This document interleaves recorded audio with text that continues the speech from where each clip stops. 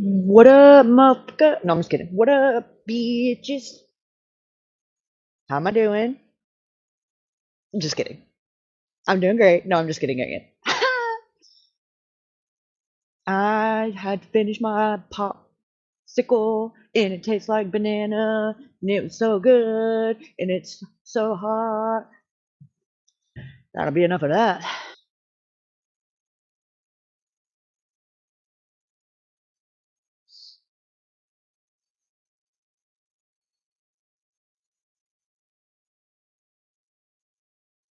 What up, motherfucker?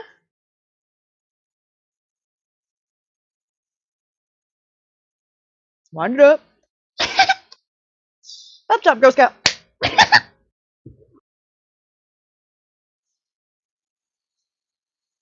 Little baby wieners.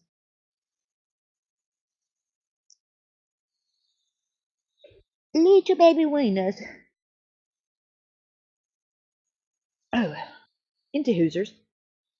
So, you guys, uno momento.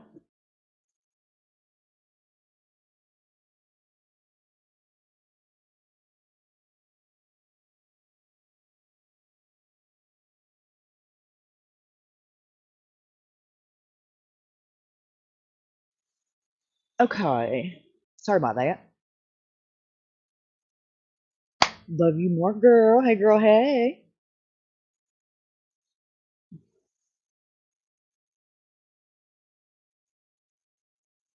And,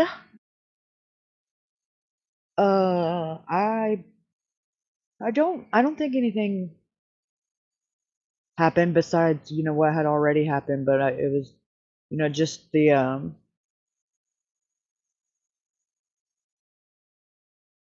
I mean, I know exactly what she's feeling. She's looking over her shoulder, and every noise you hear, you think that's somebody out the door, and it very much so could. And there's no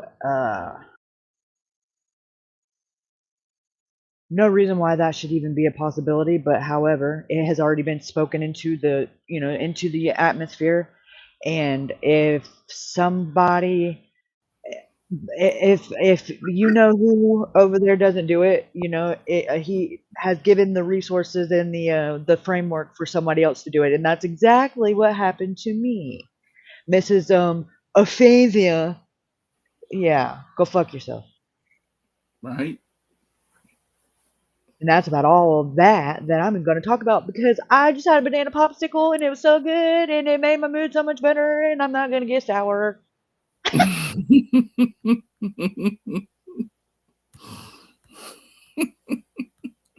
I don't get much sleuthing done when I'm ranting. Got to delegate, man. Right. Fuck it, it ain't a banana fudge, but it's banana.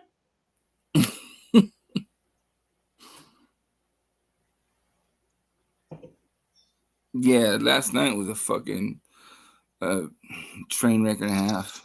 I didn't get Oh, hardly any sleep. me neither.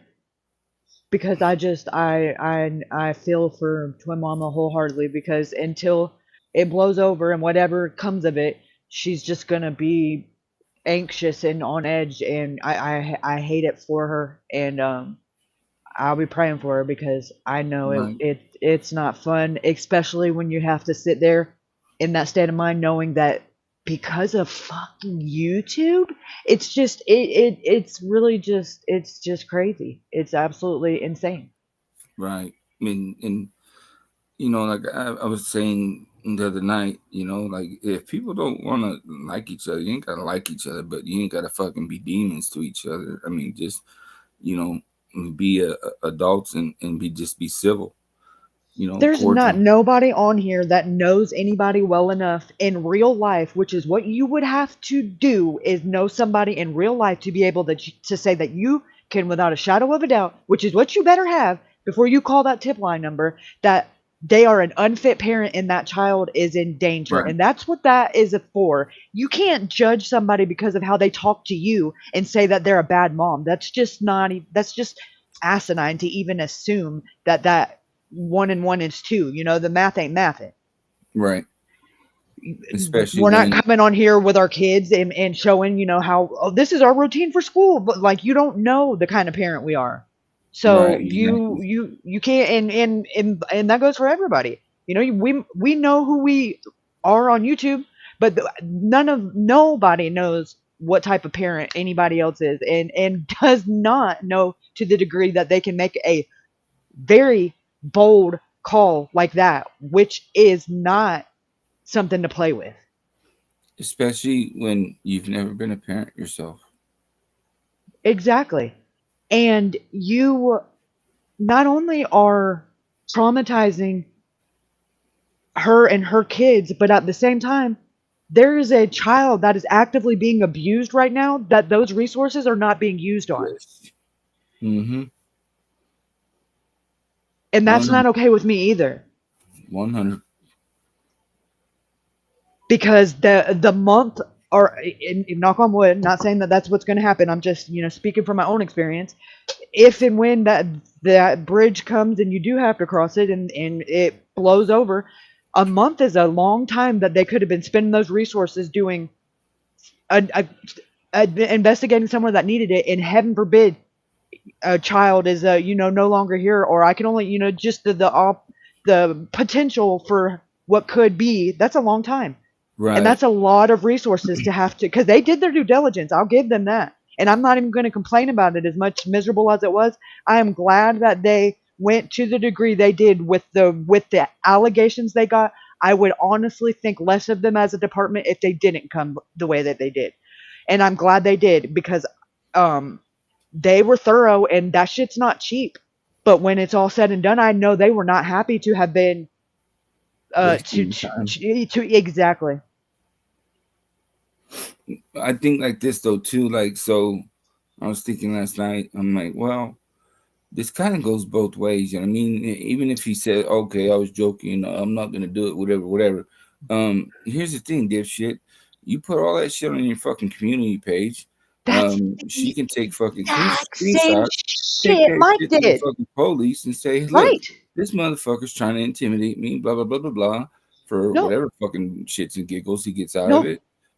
Well, Do this something. is what the same shit Mike did. I mean, Mike went to the whole degree of doing a live stream and had the same hotline. It was for my local police department.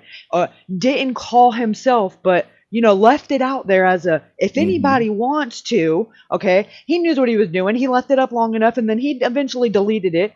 But I don't necessarily think he thought anything would come of it. However, that's not. He's an idiot. That's not my Yeah. problem. But the thing where I'm at now, where having the person prosecuted, the reason why that has come to a dead end is because the reason um, I would have to have some kind of solid evidence and proof that the person who we know, Justice for Harmony, uh, Mm-hmm. she called with the knowledge that she was telling a lie.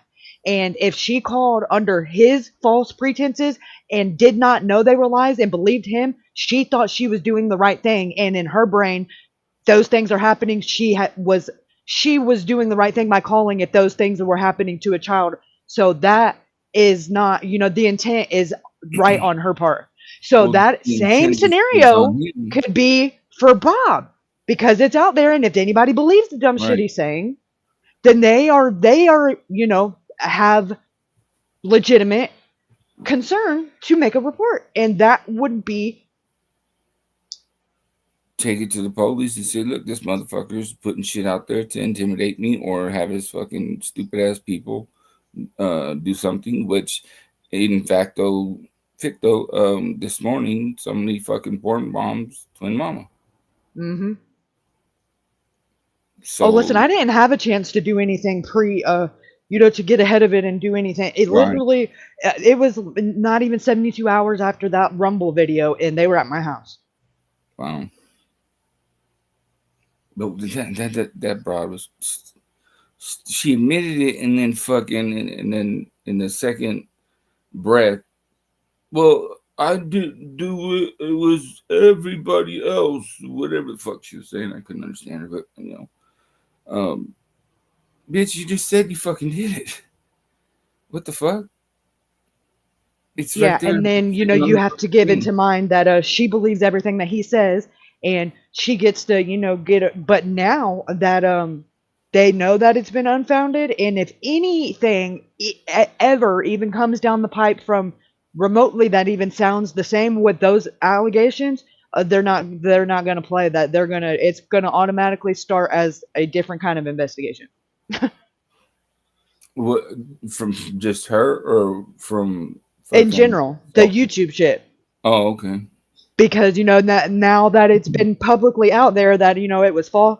Now the cat's out of the bag. Those allegations ain't true. Now everybody knows it. So now you are knowingly making false reports, and Right. there's no and that's documented because they already have that you have been aware of it. Because I send them the fucking clips of me cussing her out on Twin Mama's panel and everything.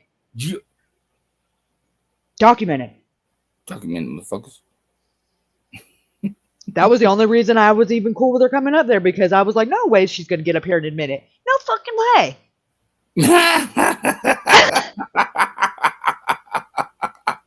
Oopsie.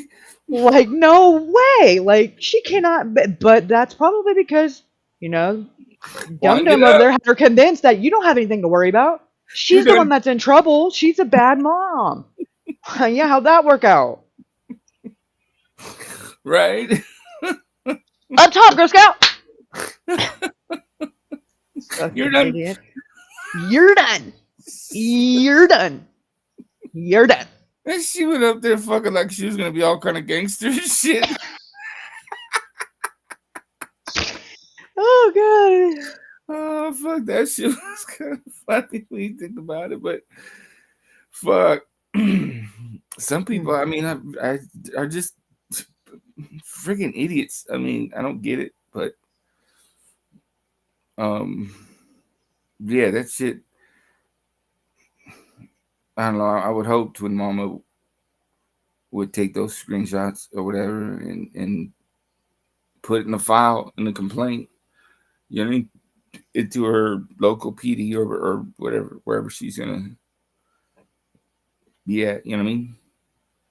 It's kind of like a double-edged sword, though, because if you go ahead and you ring the bell first, then that's going to guarantee you're going to get an open investigation. So if that's the way you want to handle it and you don't have nothing to worry about and you just want to get it out of the way, that's pretty much the way that I went about. Well, I mean, I didn't have a choice. They were here. I mean, I could have. Right. I didn't have to comply, and then they'd have came back with a warrant, and then it'd have been so much worse. They were coming to investigate regardless, and I had nothing to hide, and I know that those people can make or break an entire situation, regardless of my fitness of a parent. If I rub that lady the wrong way, she could ruin my entire fucking life with just one signature.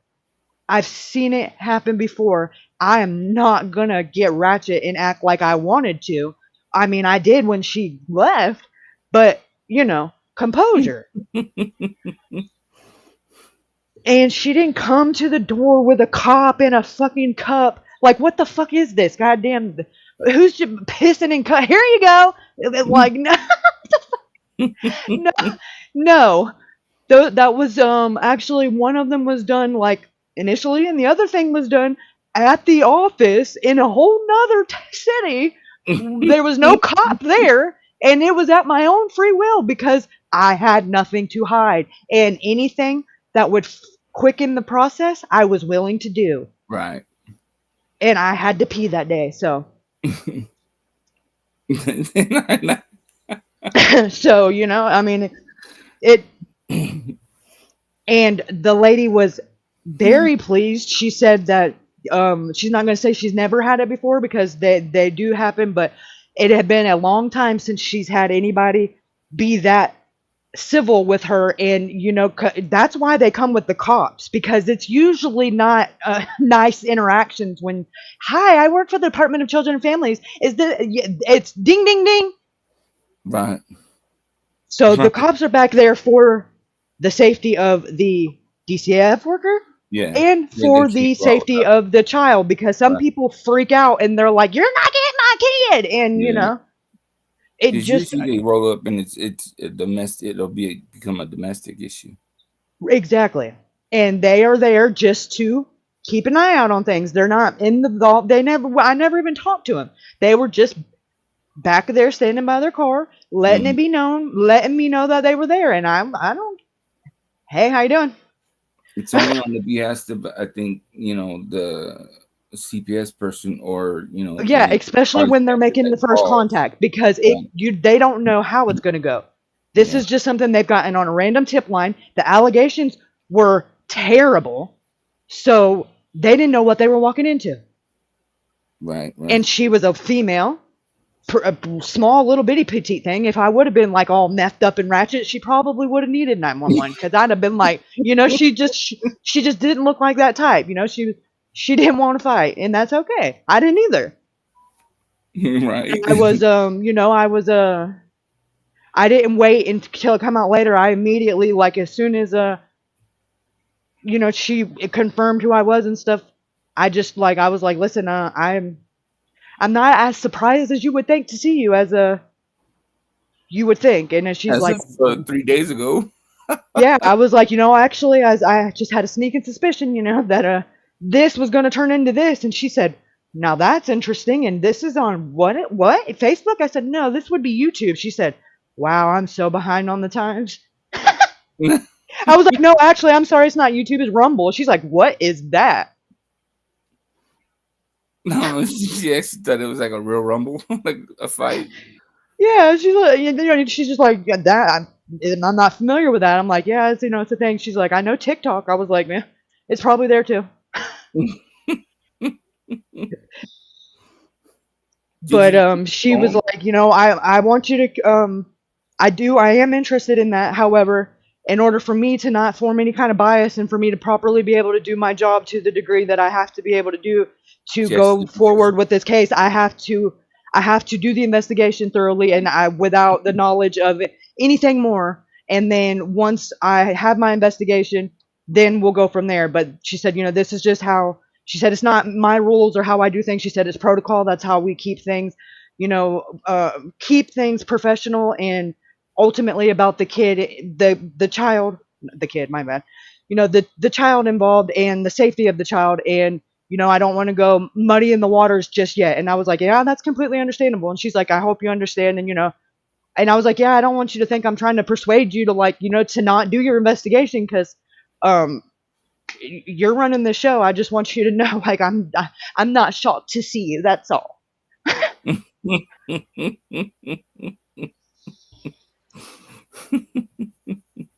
But the investigation itself, it was embarrassing. I mean, I have neighbors and everybody knows who the DCF worker is. They just have a look about them and they got a little freaking card or in the necklace around their neck and they stand there at the clipboard. Everybody fucking knows. Right. And then escorted by the sheriff, so they're like, ooh. When I was a kid, vacuum in the freaking yard. Turn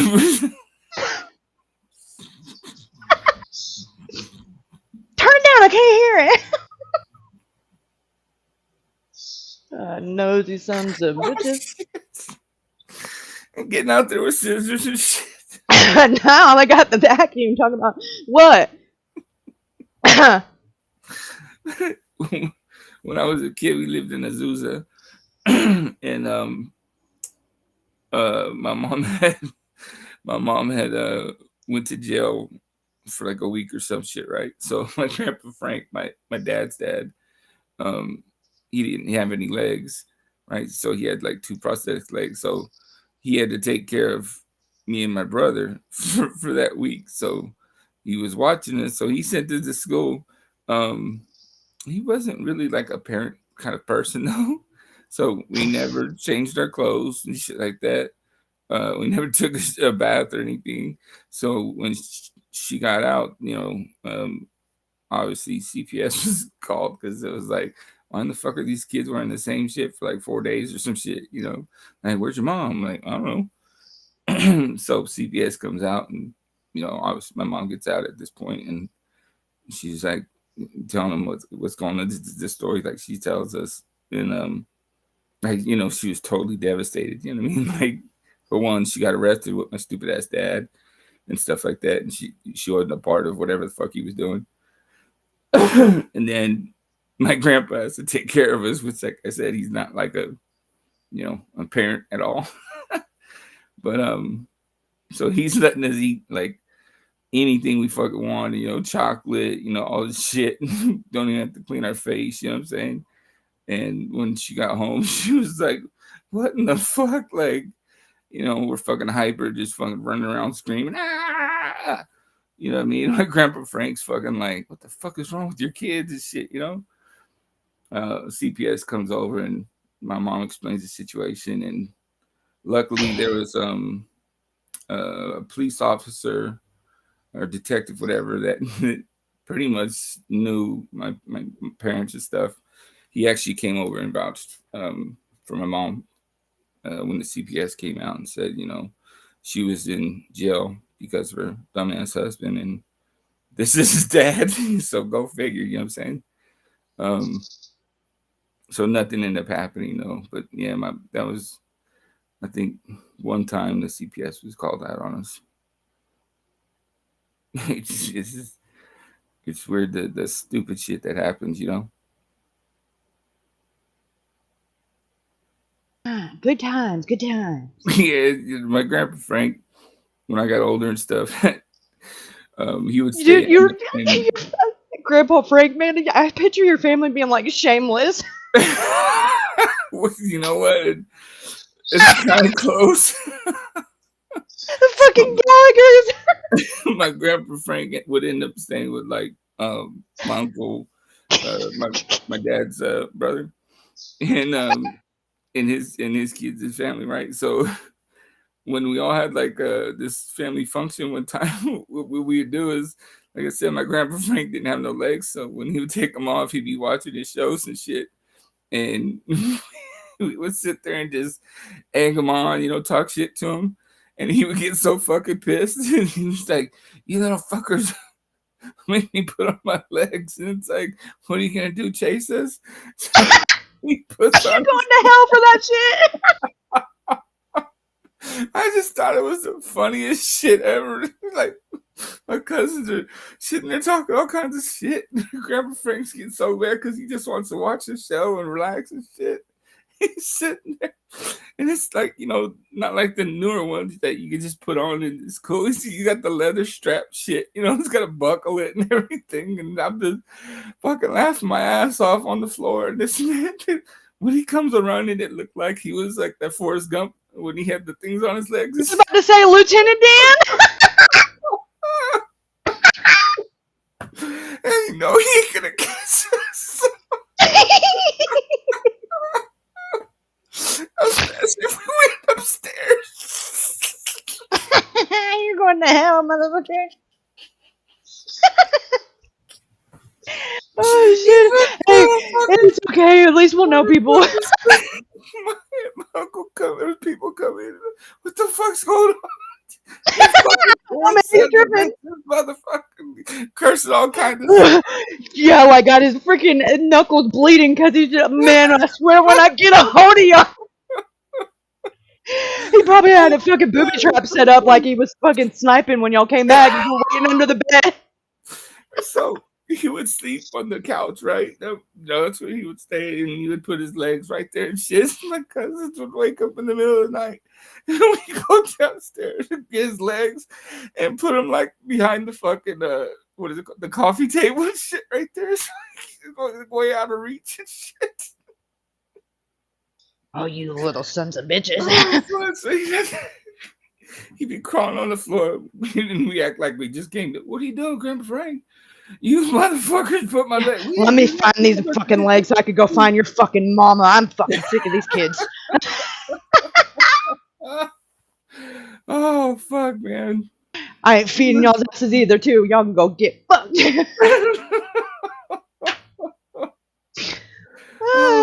Christopher. Man. Zipper fucker. He was funny as fuck. He took it like a champ. Yeah, I know. I told Chris. I told him y'all's family sounded like the damn the fucking Shameless. Freaking Gallagher's.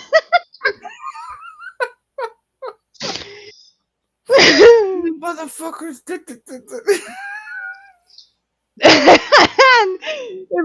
God bless America. Yeah, I mean, I'm like the youngest of the boy cousins. You're like the one that's on that. Just I don't even know why I'm even related to them. I'm just here doing good at school in the principal's office, but I'm just here getting in trouble because I don't want them coming to my baseball game. Shit. Oh fuck this shit! I just thought it was fucking. Like why are you on the honor roll? Like they're literally on a roll. Like right, exactly. Yeah, That's exactly how it was too. Like these motherfuckers are, go to jail in junior high and shit like that, or juvenile hall and stuff. You know what I mean? And I'm getting fucking principal's honor roll and shit. But I'm thinking this shit they're doing is just the funniest shit.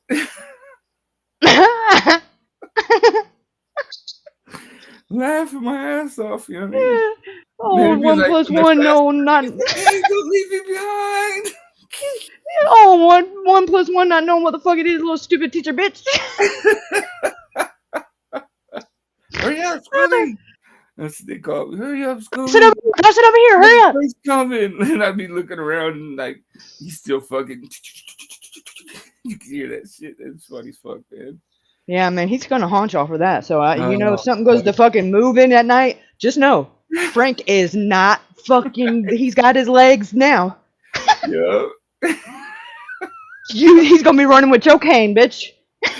Oh God, man. I don't know. I don't know what it is when you're a kid. Who's the you just bitch think now? of this shit, and then you think it's funny as fuck. It's not just as a kid. Yeah, I mean, we get so bad. Like, shut up, and try to ignore it so much. And all he wanted to do was watch stupid ass shows and shit, And finally, he would just get so mad, and it's like, why? I have to think about it now. Like, I mean, he literally had to put him on, strap him up. You know what I'm saying? Get up, and then he would try to chase us down. But I mean, he just was no Olympic Wasn't runner. quick enough. That shit didn't come off like Forrest Gump. That was because that motherfucker was used to chasing fucking ass. Right? Your grandpa probably didn't want to hurt his knuckles. He was fucking walking around on his like he was a fucking chimpanzee. Right. Like, if he did try to throw something to it, it's just a funny way of, because you got to put your, that lead foot forward. He couldn't do this. It's an awkward fucking throw. He would look like he had the aim on and shit, but it would go like way to the left, and it's like, damn. Yeah, he's fucking face down, nubs up. Yeah. When he did fall, though, you know what I mean? At least my cousins were kind enough to go and help. Well, that's why he's got to position himself. He's got to get the ball, make sure he's got something behind him, and make sure there's going to be nothing behind y'all, because when he misses, something's going to be broke. Yeah. There's levels to the shit. That's the only thing, you know what I mean? Like, if you got close to him and he was able to grab you, that's where all of the strength was. It's like, oh, shit. He's like, poor little Ting Ting.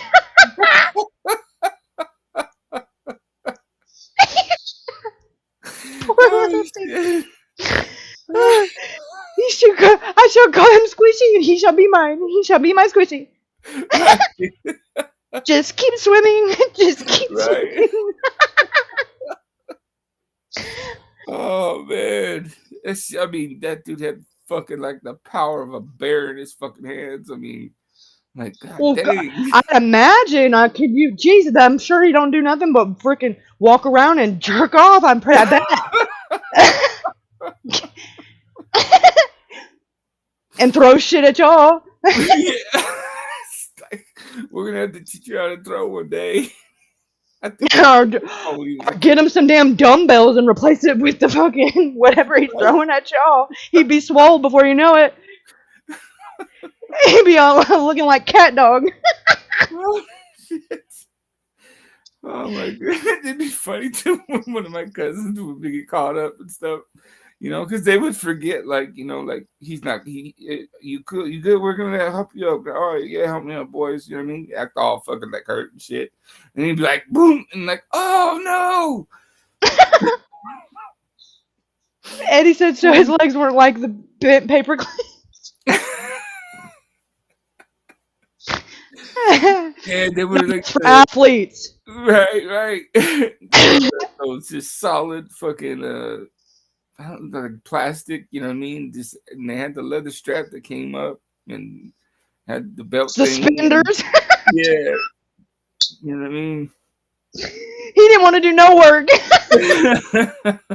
Lazy some of them. Oh shit. Oh my goodness. I didn't even know why when I was a kid, I didn't question why he didn't have legs. You know what I mean? But it was the diabetes.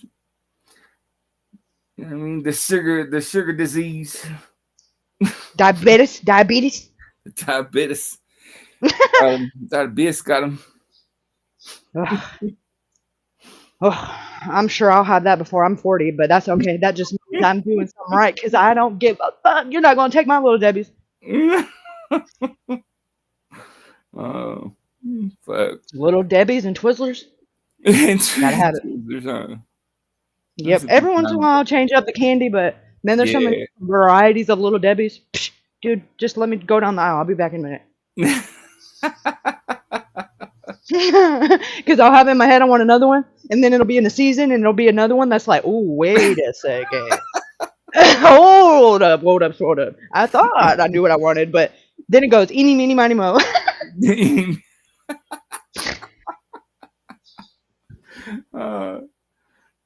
got freaking Little Debbie ice cream now, my dude. Do they? Damn. It's the best shit ever. Shoot, I remember. They don't make they don't make it big enough packaging. Fuck that. I'm gonna really write them about that. Like, Yeah, that's they ridiculous. We had to fill the whole buggy up with it. It's like, who gets a pint of ice cream? What kind of shit is Mickey Mouse shit is that, man? I eat that before I get home. There's a place out here that used to sell the Little Debbie's for like 25 cents, like for $4. Yeah, that was way before Biden. Yeah, you know what I mean? Like, what the fuck? Now You that ain't getting shit's shit $2. for 25 cents. Yeah, I'm like, hold up, that shit was like 25 cents last week, motherfucker. Like $2. He's gonna laugh at you and say, you better get two more and rub them together and hope they turn into fun. Yeah. I can't tell you the last time I went in the store and got something for less than freaking even $1. Even like Slim Jims and all that used to be. Everything now is just outrageous, man. Slim Jim Zone. Man, I'm a Slim dude. I used to be a Slim Jim eating in those little freaking like the Aunt Jemima, the little hot sausages. Man, I don't even fuck with them no more because when you pay $5 for them, they just don't hit the same. Right? Yeah, exactly. It's like, man, this shit used to be. Yeah, 2 for $99 was the shit. I can get me a Mountain Dew and 2 of them hoes and a Slim Jim and still get some quarters back. What? Right? Not now. You still no. Like, You be lucky to be. You take EBT or what? Yeah, if they ain't got that shit outside the door, we ain't getting out. Don't let my AC out either. My dad, do you hear that? The payphone's ringing. Like, God dang, why? I swore next time I wasn't gonna park over here. Cause his ass ain't gonna run across the parking lot. But if you park right there, that he's gonna get out.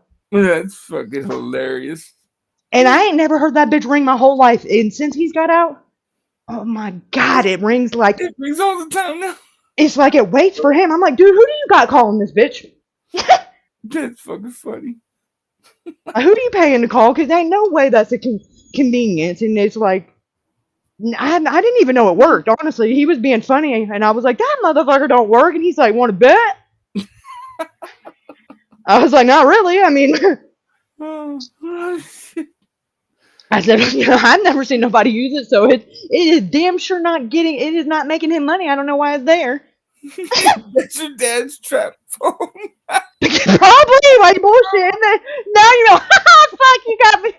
Damn it! I'm in a conspiracy now, motherfucker.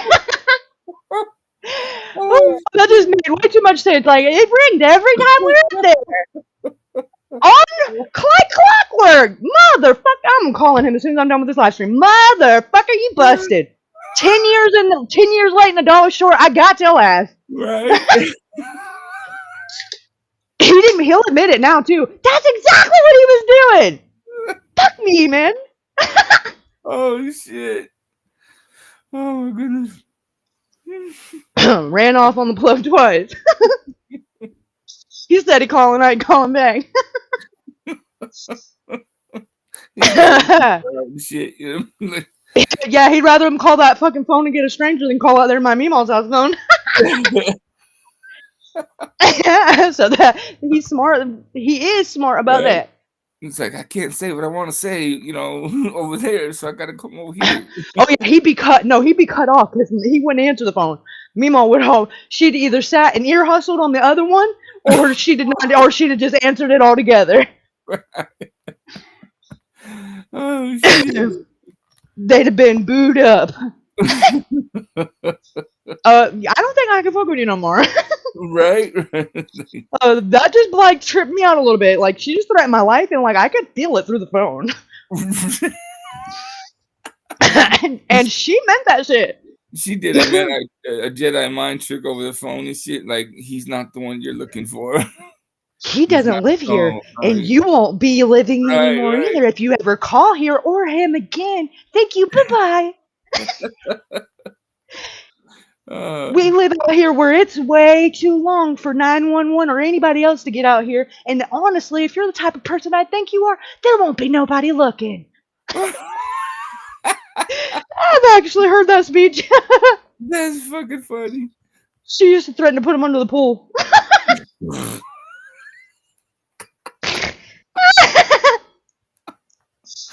Oh shit.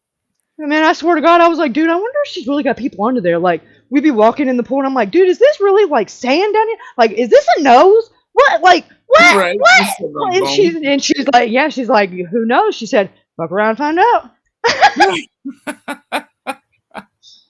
It's ashes, and what the fuck? Like, I'm like, how would you even? Then I get to thinking about it, like, how would you do that? And then put the pool back. She said, "Are you questioning me?" No, ma'am, I'm not. Nope, no. Did I tell you you look nice today? What time's Family Feud? Come on. Right. 7 o'clock, same time it does every night. Fucking idiot. You look real good today. Yeah. She's like, nah, don't. She said that flattery ain't gonna get you nowhere. Yeah.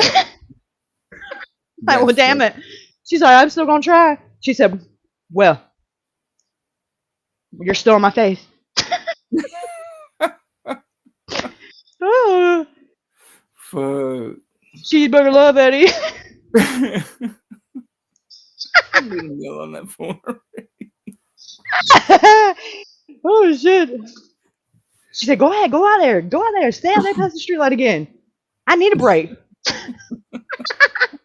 Fuck. Can I have my phone charger? No. I'm like, what the hell?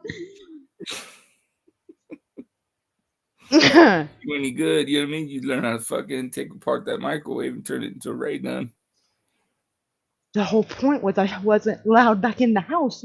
I was outside with the dog. You could have turned it into a time machine. The first time I got back in the doggy door, but the second time she said she put the doggy door on before she locked the front door. Damn! She's like, yeah, I already know your little ass. Fuck. I'm like, Gizmo, come on, help the bitch out. He's like, oh, don't drag me into your shit. Fucking little bitch. So is this how many cameras does Metro Nashville Police Department? Well, I was counting them. Like I was literally like doing it like I don't know if there's an old-fashioned way, but when I tell you what I was doing, I had like pen, paper, and my phone and my laptop, and I literally was like starting at the damn motel, and I'm like, there's one, write it down, there's one there, right, and then when I got right about to the end of his journey, what his journey would have been, right. I run across, I get a brilliant idea, you know, let me see if there's like any like database of this. Oh, there fucking is. Oh man, so it was like a relief, but honestly, you don't even know how much time I spent doing that shit. So honestly, I was a little perturbed. I had to let it simmer for a couple of days before I could even come up here and talk about it because I didn't want to talk about it. Because I was like seeing double and shit, and I'm like, and I had missed so many of them. I had like 47. There's 127 in the metro, like in the downtown Nashville area. Wow. So it's pretty safe to say there's not a freaking crack or crook or cranny in that place that they are not recording all times, all angles. So there's no reason why we should not know exactly what happened to Riley the minute it happened to him, Every and step of the way. every detail in between. There's no point where Riley should have been anywhere from the time he stepped off of that tour bus or whatever Mizzou bus in Nashville that he's not on camera Right. doing whatever he was doing all the way down. I mean, even in the bars, probably the only time he wasn't when he was in his room, and that's questionable because Nashville does some weird shit. And I don't think he was in there very much. Right. How long were they there before that happened? I think they had just got there Friday, if I'm not mistaken. So they got there Friday, and I think they probably all got checked into their rooms and got dressed. I'm sure did some pre-gaming because, hello, I've been that age not too long ago. So, and then I'm sure they got on the phones and was like, probably didn't. They probably just like, whatever we see, wherever the bitches are at, that's where we're going. Right, right. Well, no, all of them, I guess, were with girlfriends except Riley, so that kind of changes things too. Yeah, that's what they said, but they also said No, they that was fraternity sisters were there. Yeah, well, not necessarily, but they all went to Mizzou because it was so it was a formal, like, where they all, like, almost like a, homecoming thing where, I mean, you don't have to have a date, but it's like, well, you're fucking lame if you don't, Right, right. And Riley had a date, but for whatever reason, last minute, something came up and she didn't go. Right. And it almost makes me wonder if, like, her mom, not necessarily maybe knew, but moms have intuition, maybe I've kind of wondered, like, if she didn't have something that just, tell her that she didn't want her to go, and thank God, because, she's, like if she knew that there might be some bullshit, hazing type bullshit. Oh yeah, I mean, I'm sure if anybody, it didn't take long, for us to start Googling the stuff and seeing it, but I think just in general, because she's not in the sorority or anything, so she just didn't like, from my, just didn't like the whole vibe of it. You're a girl, then, I mean, you go to the same school, but you're not in this fraternity, so that already makes you a target for these hazing shits anyways. And then, you're a bunch, and it's just, everybody knows there's going to be drinking. That's all that's going to be done there, and everything in between. And everybody can say, oh, I'm not going to do anything but drink. Peer pressure is a mother effer. And sometimes people do things that they know is dumb, but they would rather do that than to be, you're just you're a sidewalk sissy, Right, right. And especially if everybody else is doing it, so I don't know that, but it just seemed, it seemed a little odd the way Chris put it with, she had a spontaneous mom, mother-daughter weekend, and I'm like, what? Like, okay, like, that's weird, but and it kind of could have been like something like, that shit happened last minute, and these motherfuckers was like, like making a joke of him and shit, and did some stupid exactly shit. Exactly. And Chris kind of had to, kind of led on to that in one of the interviews that he did. I don't think it was the last one, maybe the one before that. He kind of alluded to that a little bit, as saying, that maybe it wasn't necessarily, they didn't seek out to prank him or to mess with him, but like you said, because they all got a buzz.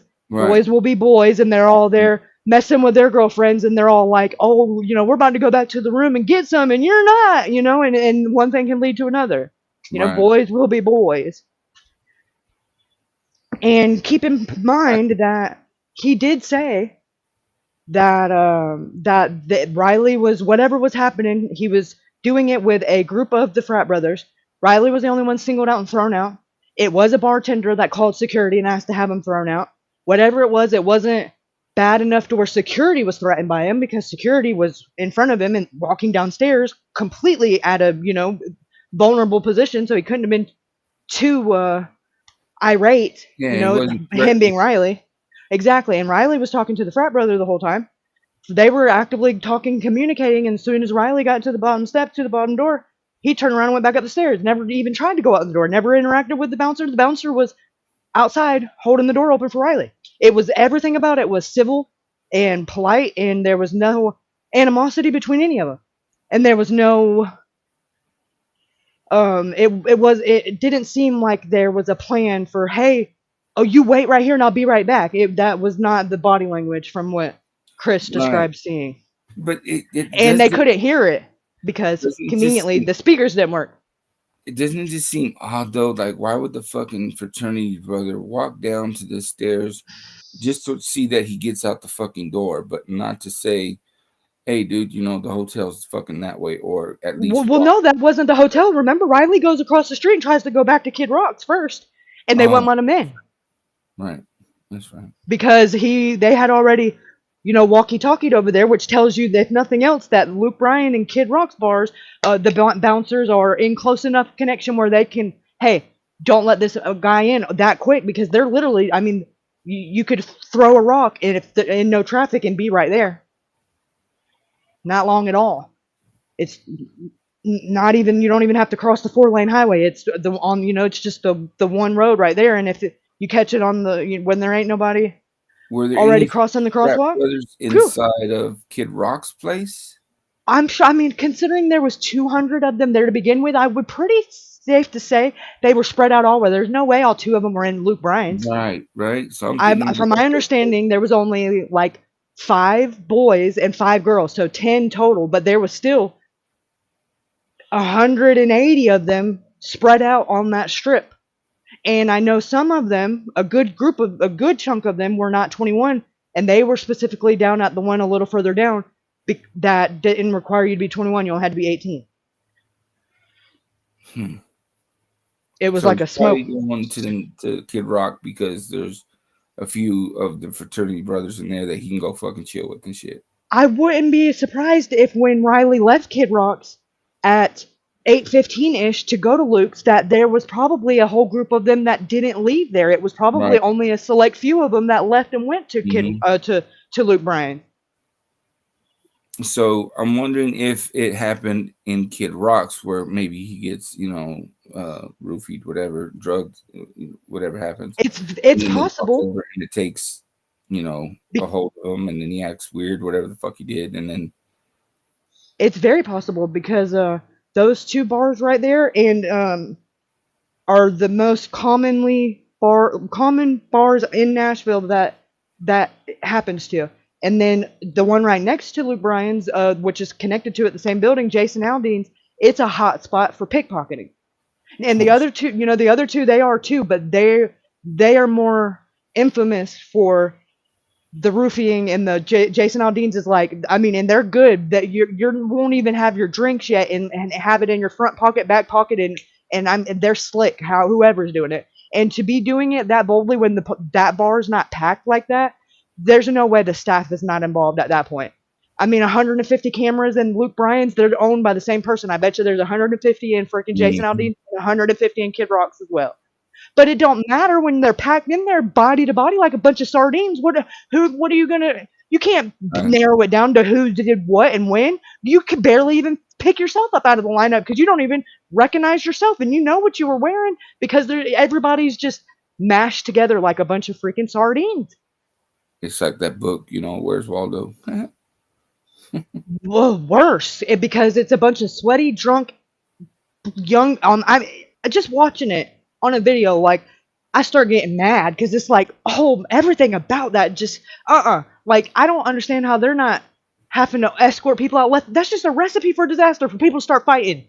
Like, it Right. just, everything about it screams not a good idea. It screams Roadhouse. We can't even be Roadhouse because you can't even throw no chair or nothing. There's not a little room. Like, the fire marshal going to walk through there and just be like, what the fuck? Right. Call fire But marshal. apparently they don't have those kind of regulations and stuff because millions of dollars mean you don't have regulations, I guess. True that. I guess because there's no way, like, they should have a capacity where they stop letting people in, but they don't. It can't be an unlimited capacity. I mean, there's got to be a thing that says, a number of Patreons, I'm wherever that's listed, they're well past that. Their first hour, they open the door. That's crazy. They're not going to turn people away with money. Now, they're not going to necessarily say that you're going to have a good experience, you're going to like it, or that you're even going to make it at home, but they're going to get that cover charge. Right. And I was thinking too, like when they were talking about the tab thing, and then it turns out it's not it's a cash only type thing. I was thinking, what, that even makes sense because we've read that in some of those complaints or whatever, you know what I mean, that it was the bartender was charging extra for shit like that on some people and stuff like that, so they're pocketing that little extra cash. You know what I'm saying?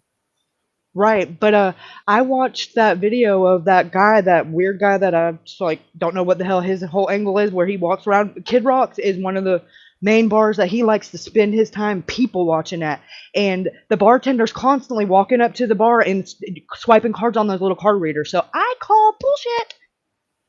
Oh, I what? mean, maybe they didn't have a tab like their group friend, but that doesn't mean that the bar does not accept him, because I call bullshit. I've seen him swipey all night long. Oh shit.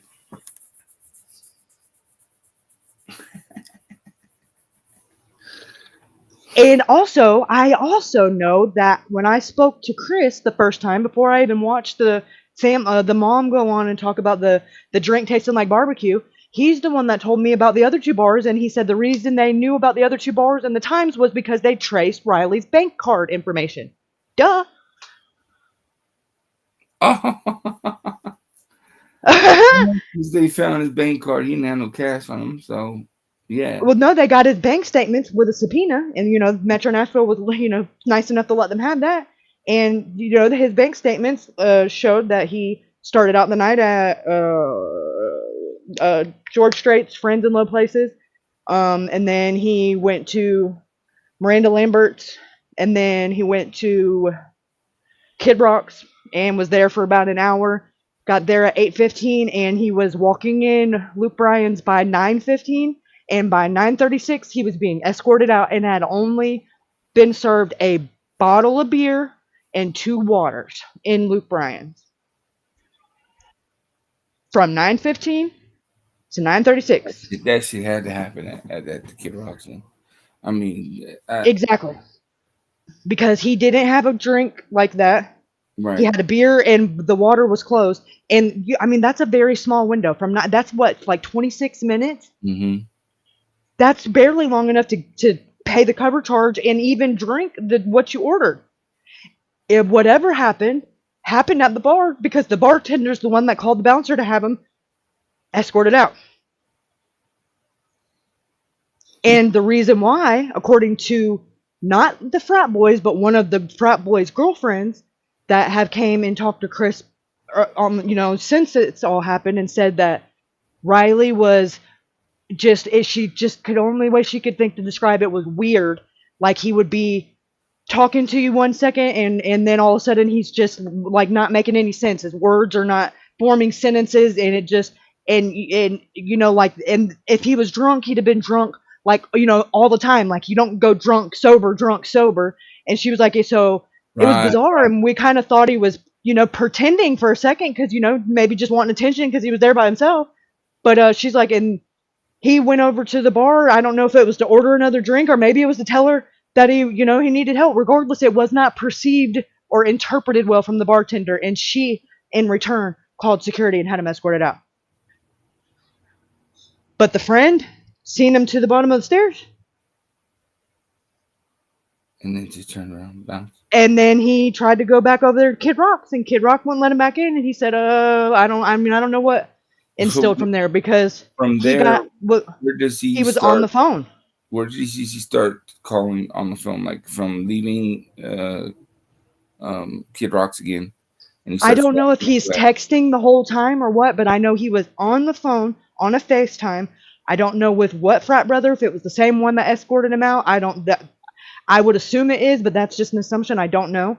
But he was on the phone with the frat, or FaceTime, I'm sorry, with the frat brother, which means frat brother could see his face, he could see their face, when he was crossing the crosswalk from Church Street onto Gay Street, right there onto the bridge. I don't know if they were talking the entire time that he was walking down that ridge. Well, I know when he got there at 9:52, when he's on that body cam footage, you don't see his phone in his hand at all. Right. But that doesn't mean when he's seen the cops, he didn't just say, "Hey, hold on a second," and put his phone in his pocket. Right. Because he was running before when the You cop hear does, turns around, you can hear his boots. He yeah, was, I mean, he wasn't sprinting, yeah, but he was lightly jogging. right. Yeah. He sees the cop, he straightens it up. Hey, how you doing? And Right. then when the cop turns back around, he's gone. Yeah, that's the weird thing too. You know what I mean? I And think he dipped across the road and went up those steps and met whoever he was on the phone with. Because I've been like really, really, really analyzing the 911 call and the last ping itself. The brothers are the one that called 911 says his phone pinged outside the sheriff's department at 11. how would But the he ping on Life 360, yeah, the Life and 360 says there's no network connection from 9:53 on. how would the kid know about the fucking it ping on his cell phone? Right, because the family, that's something that is like, in Right.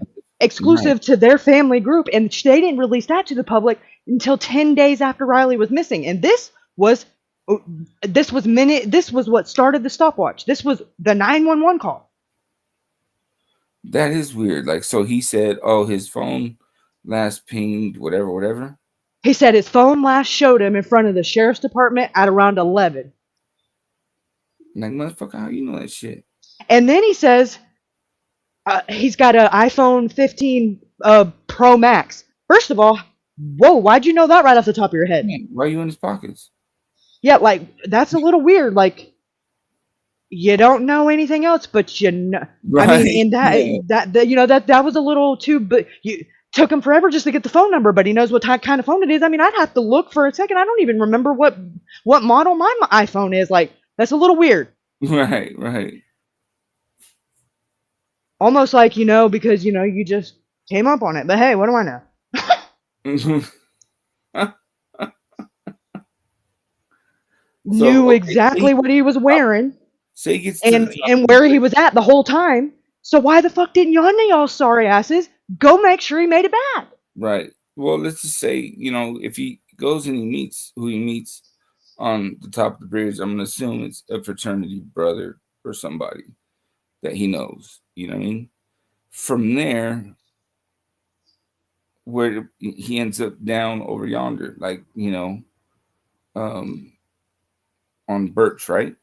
He could have genuinely been lost and going to the wrong tempo, because right there is where that would lead you. Right. So But I don't understand why the phone call would not have cleared that up way before he got down there to no man's land. Clearly, he was sharing his location with whoever he was on the phone with. They were well aware he was going the wrong way before he was. maybe that would explain, like, hey, dude, just fucking go to this bridge. We're right here. We'll wait for you. Once you get here, we'll fucking take you back to We'll the get some, hotel. yeah, and right up there is where they have a little hub, the charging ports. Oh, we'll hop on some scooters and we'll go back to the bar or go back, but apparently they all went back and partied because they didn't come back until around 3 in the morning, and we're all being loud and panicking and freaking out, and because the one hurt his hand, and they were emotional about a hurt hand. Well, what the fuck did you do to your hand, pal? Mm-hmm. Now, Uh, is there? Oh, I'm pretty sure there's video of the ones that were with them. You know what I mean? For the most part, going back. oh, What time did they of go back to the hotel? course. Of course, but you know what? That doesn't show any. I mean, the family hasn't seen any of that. They're just taking Metro's word for it. When I don't feel too confident about doing that at all, especially knowing what I now know about all these motherfucking cameras everywhere. Right. There should be no, I don't know. That's not acceptable. All the fucking funding you got and all the cameras that everybody can see, because they all got these little blue lights that fucking flash and say police. Uh, They're not discreet, they're not hidden. So why are you fucking being stingy with what's on the footage? They're supposed to be there to help you do your job. What are they there for?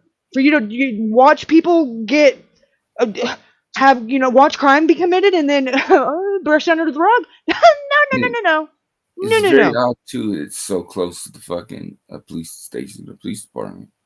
That's just the icing on the fucking cake. Not to mention the 4, not 2, 4 different police officers that are in uniform, actively on duty, that walk in front of that camera in that 2.5 hour time period that we get to see the footage.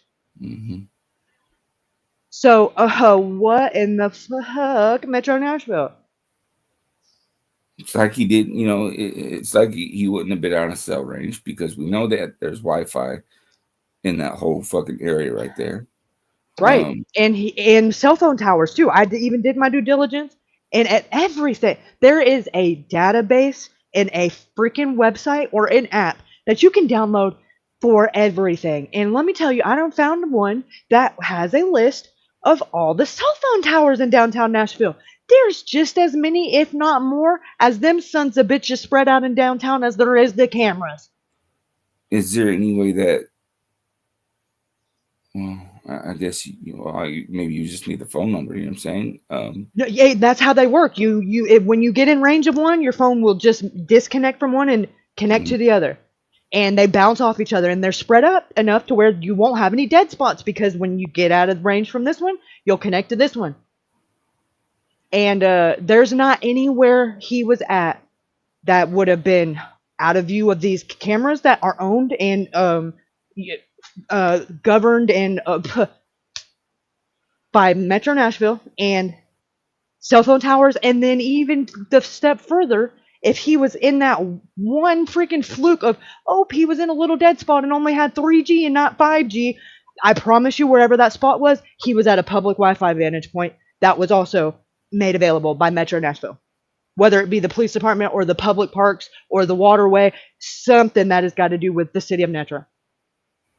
It is very convenient for tourists, and keep that in mind. Tourists don't like not having no Wi-Fi. Right. Or having their phone not work. They can't take pictures and there ain't nowhere in that downtown where it's not ready to go. 5G, fast LTE, no buffering, good to go. Can you hear me now? Good. That's why a lot of the homeless people stay right there, because the Wi-Fi. Right. You get to the other side of that bridge into no man's land, and it's God damn, what the hell? Start turning your phone upside down. What the hell? Designed like that on purpose. We don't want it to be convenient for you guys, because we already have a problem where you won't ever leave. Can you imagine if we made it any more fucking comfy for you? Right. So on these cameras, is there any footage like from any of these other cameras? They are not even. I have not heard anybody of any public or investigative nature, any news, even speak about them. I've talked to Chris about him. What do you say? He was blown away. I mean, I even did my due diligence and walked him through how I was doing it with, here's this one. So I'm not just assuming that they got this list of domains. Like, I went and confirmed everywhere that they said there was one, and went on Google Earth and mapped it myself. And I'm going to share it with all you guys now, because if not, then I'm going to just be pissed at myself for all the time I wasted. So we're just going to do it, okay? Right. Now, do you know if they did absolutely get an attorney? Yes. Okay, so they acquired an attorney and 2 private investigators. And 2 private investigators? Yeah, at the instruction of said attorney. One didn't just come from Philadelphia, did he? No, I guess not. I don't know. They were being very tight-knit with that, which was understandable. So, but apparently it's not going to be. It's not going to be like we're going to band together and do this with Metro Nashville. So it's got to be we got to get our cards in play, not show our hand, and apparently play dirty if that's how it's going to be, because they're prepared to do either or. They just tell me what to do so that I don't fuck this up, and let's get this ball rolling. So now it's like quick chess. I mean, right? Because I think after the case is closed, you have the Freedom of Information Act, but if they don't log all of this as evidence, because they don't have it technically, if it's not criminal, they don't have to. That they need to get it now. And I told Chris that. I said, I can't stress enough, like, if there ain't nothing else that's more important, footage from every camera that they have access to, and everybody has gave it willingly that they've talked to. So it's there. I don't care. I mean, if it takes you the rest of forever to sort through it, you could delegate. I've even offered my help and his phone data. And I said that is the most important thing, because why he ended up down there is way more important to me than what happened when he got down there. Because there's no way you can make one make sense without the other. Mm-hmm. Right. And, and I told him, I said, I tried to explain to him in a way that is, because he's not tech savvy about the stuff that me and Ashley did with Alex's phone data, and Right. Tried to stress enough, like, the police can get it, they have it, it's in the phone, but if you don't get it, if you don't make them do it, they're not gonna just be forthcoming with it. I mean, it's just safe to say that they're gonna do it the same way they have everyone else. So let me tell you, like, it is absolutely available, and it's very intimidating, and it might be a bunch of mumbo jumbo, but I got you. Just get your hands on it.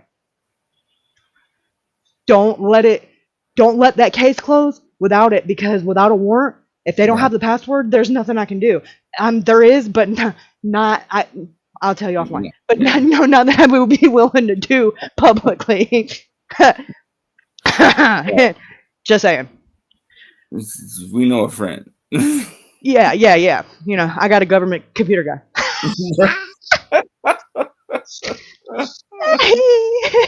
Right. I have to give him some food stamps. Like, we about to make you streets burn on. Yeah, like, come on, man. Honey buns for some phone pings. After this day, shit. Honey buns for hacks. Right. Cause you should back chat.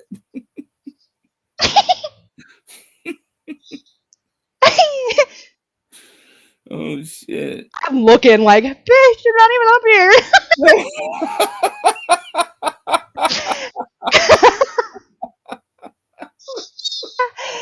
What the fuck? Yes, I am Kaylee, my favorite color is mocha. Oh shit. I like to smell them too. Shoot. Ooh-wee. Well, that was awkward. So let's embarrassing. Okay, where are we gonna start? Because I got like 1, 2, 3, 4, 5 different tabs pulled up, and they're all different. I'm gonna start with the video. Chronological order, like either from him, from the bar. Okay, well, this is what I got. I have the first tab. I mean, it is all the cameras that I have, and then I even have a legend, because like I'm professional and shit, and and I have them all mapped. The next ping, I have this little map thing, like, that's just open to where we can use it if we don't need it. So that's just like there to be there. Anyways, the next one I have is the way that, like, the steps that Riley would have took from the motel, or the hotel, sorry, my ghetto ass motel. So, the hotel, his steps, and the 4 bars, and the walk for it at 11 minutes, half a mile, or whatever. I have it up on like the Google map where you can actually, like, I mean, we ain't walking, but we can like virtually walk. Then the next one I have, or the next 2, I'm sorry, is that one's just a dud. Sorry, that one's a new tab. Don't need it. Closing it. This one is the Tennessean article from whenever the hell it was posted about the 127 cameras, and there's even a video that shows the live feed room of all these fucking cameras. And oh my god. So we know they work. Oh, they work. And I even paused it and screenshotted this and sent it to Chris, like, and zoomed in on the different camera screens on their little preview where they're showboating. Is every fucking weird that we don't know what happened to. Right. Yeah. There's no blind spots. Like, The amount of money that went into this project says there better not be no fucking blind spots. Yeah, we ain't fucking playing pin the horse on the donkey, motherfucker. We know. No, we wasn't playing that when the tax dollars paid for the shit. Mm-hmm. Like, what are you doing? If anything, we're overlapping motherfucking shit. Yeah, like why are we even asking businesses when we could just use what y'all got and be Gucci? That businesses is great. It's awesome. Bonus, but it's not necessary. It's not. I was blown away because right, you know, and the public fucking paid for them, so exactly, and that's what they're for. They're supposed to be there to protect. And this because the police have been underfunded and they be understaffed, so this is supposed to pick up the slack. Well, why are we still slacking? Right. Because you won't look at the footage that you have. Like that's really weird to me. Like, dude, you would have to probably like put me on reprimand to go home, and I would be in front. I wouldn't move from in front of these cameras. Are you kidding me? Well, if you got if you got a company that can do telemarketers, you can have a company that do fucking televiewers and shit. You know what I'm saying? If he could quit being an asshole and saying everything is no foul play, I'd help him out. Shit. You know what I'm saying? You know, you can't tell me that you couldn't just delegate or just try. I mean, that would be fine at this point. Just fucking try. You know, just try.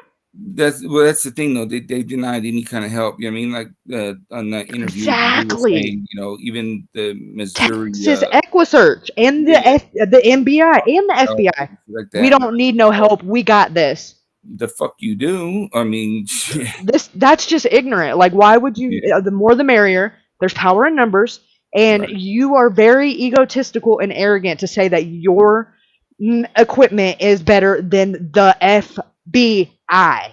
Right. Fuck off with that shit. What they should have did is they should have interviewed you, and you should have said, "No, we got this, motherfucker." Shit. Right, but I don't know why that is the other way around. Like that is crazy to me. Like.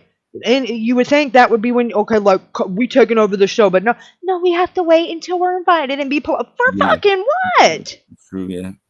Well, I guess it probably back when these laws were written back in the fucking cowboys and Indian days where shit like that happened, it'd be like, oh, shit, pow, pow, pow, pow, pow. Right. Until they're invited or until it is actually deemed a criminal thing, and then the FBI, I believe. Yeah, but by the time that they are allowed by jurisdiction to be able to do that, there's no way you can tell me that vital evidence is not gone. And if they are corrupt, they've had plenty enough time to cover their tracks. Mm-hmm. And like the dude was saying, you know what I mean? They have found 2 bodies before they found Riley's. Right.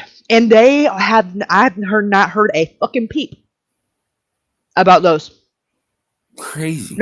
No cause of death, who they were. I've never heard any families come out and talk about it. Not a word. I honestly don't think if people in the cameras wouldn't have actively been there searching for Riley, we wouldn't have never even heard about it.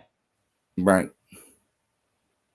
The cameras were all over it because they thought it was Riley, and that's the only reason why they came out and said, "Oh, we don't know. It just he had shoes on and I think a tattoo, but yeah, anyways, it wasn't Riley, but let's go ahead and since you're trying to focus on this now, we'll go ahead and, oh shit, here's Riley. Everybody look over here. And now nobody's asking about these other 2. Woo, that was close. And sheriff was like, what's going on over there? And news camera goes over and it's like, you better get your badge and do your job. You get your badge and do your job, bitch. Yeah. He was right here. You know, we did our job. What the fuck you guys doing? Fucking idiots can't do nothing right. You know he was going. You know that current was going to bring him right up there where everybody's searching. Are you Are you an idiot? And how are we going to explain to him how all them people was in there way less time and they had all their clothes on? How? Oh God! But we gonna double down. No foul play. Have a good day. No questions. Thank you so much. Jeez. Fucking bald-headed idiot. Would have been the shirt.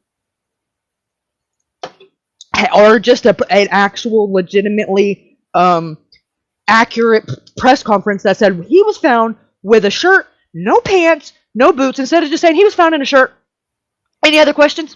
You know what? You know, that brings a good point. You know what I mean? Like maybe he answered the questions the way that they were asked, and maybe And it would have been the intelligence of the reporter to ask the questions in a but specific he's the manner. fucking chief of police. You know what I mean? Right, the chief of police. You knew when you got there that he didn't have no fucking pants on. And he technically, you're right, did not lie. However, he failed to mention and lied by omission because not only did he do that to us, he pulled the same bait and switch with the parents. The parents didn't find out he didn't have no fucking pants and boots on until he got to the funeral home. What? Well, so yeah, if he says he ain't got no pants, whatever on TV and shit, people are gonna be like, "Hold up, dude. How is this no criminal bullshit?" Like, right? How is this not suspicious? Yep. And he wanted to already hopefully have his little clean toxicology back. That way he could rubber stamp it and don't give a fuck what y'all speculate about. He's on to the next one. Right. And he did not anticipate the family to oh well, we're just gonna get a second opinion. Oh, you motherfuckers. Right. And they did that when they found out that he was only in his shirt and had like, hey motherfucker, why is my son naked? And why was I not made aware? And better yet, why did they not bring the family in to identify him? He was identified by the night. If they didn't know that he didn't have pants on, that means to me, and I don't know this for sure, that they didn't see him until he got to the funeral home, and he was not, and they probably had picked out clothes for him. And hey, where's the rest of his clothes? This is all he had. I would imagine that's how that went.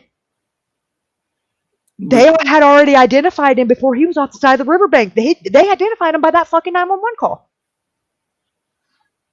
But the family would have to be that like the identifier. I'm sure they did right there on the scene. I think when they had him, they just unzipped the top of the body bag. There's cameras and everything everywhere. The family doesn't want to do it, or they see the shirt, but they didn't get to go in and be with him. There's no way. They didn't even. He had 2 necklaces on whenever they got to the funeral home. What? And I mean, to that Metro Nashville obviously overlooked that because it was still on him. The Apple Watch was taken for evidence. What the shirt wasn't. Right? Check, I already got that one. Well, yeah, and it's been in the water so long. I mean, that's probably what their dumbasses think. But they can't be that simple-minded. I mean, they might be. I don't know. Fibers are like very small things, and they don't just wash away like you think they would. But so the phone call, the 911 phone call, you had made a good point. Which one? They're both fucking sketch. The one from the barge that found Riley and shit. You know what I mean? How seemingly calmly, it's like, oh yeah, we found the dead body. It's that boy. Yeah, like, how the fuck do you know? Just another Wednesday. Yeah, exactly. You return the body, like motherfucker. You had to move a bush. It was not motherfucking kid. You know what I'm saying? And not to be vulgar, but if he was in the water for 14 days, they shouldn't have been able to just look at him and know anything. Not even the family. Right. He should have been very progressed in the stage he was bloated. That's why he would have came to surface, and that should have been very hard to stomach, see, and almost impossible to identify other than maybe just the shirt. Right. But I mean, you're pulling the log off the top of his head. Like, you couldn't have paid me $1 million to do anything other than scream and call 911. Like, hold on, let me check under the hood. Like, what the fuck? Yeah. Did you have gloves on? Like, and how are you not affected by that? Just even if he just didn't have no decomposition and it was just a dead body for a minute, how are you not? It was just another Tuesday at work. Yeah, and honestly, like, I don't want you to fuck my day up. Don't bring you, like, I'm back at work now. I'll come and show you where it's at. But you can just hear it in his tone. Like, don't bring anybody, no cameras, no. My boss don't want you, fucking up my hustle. Right. I'm thinking it just seemed a little bizarre. Very bizarre. You made a good point. Like some of the conversation, it was a short conversation for one. You know what I mean? And it sounded chopped and screwed. right. You know what I mean? Like maybe they chopped that shit up of maybe he did mention he was naked. You know what I mean? Absolutely. Exactly. And because you would think that the police would have more reason to not mention that than he would. Right. Because So you're not going to tell me he didn't know that. But knowing that they're going to release the call, they don't want to put that in the call. That call was released so late in the game, you know, and so it wouldn't be far fetched to say that hey, let's go ahead and cut a little this, buff a little this, and and I've never heard that guy doing any interviews or talking to anybody. Everybody else has been all over TikTok and everywhere else. Can't even find the guy's name, and he made a public 911 call and works for a company that should be very accessible. But you know what we don't hear? Well, first of all, 911? Where's the address of your emergency, and who am I speaking to? We don't hear that either. You're right. You're right. Yep. But we hear the frat brother. I mean, he spells his name out and everything. And but you know, it's just funny how they pick and choose about. You know, there's no set procedure, or they would both they would have the same information. Like they're just winging it every time they pick up that phone. If I call the sheriff right now, you know what I mean? They're going to be like, you know, you're going to get a busy telephone, and then you'll go to the cold case hotline. I'm just kidding. Sorry. I had to. You know what I mean? Shit, I call that shit live. Yeah, I called that shit all motherfucking day before I realized I was calling the same number, so thank you for that, fuckface Ruben.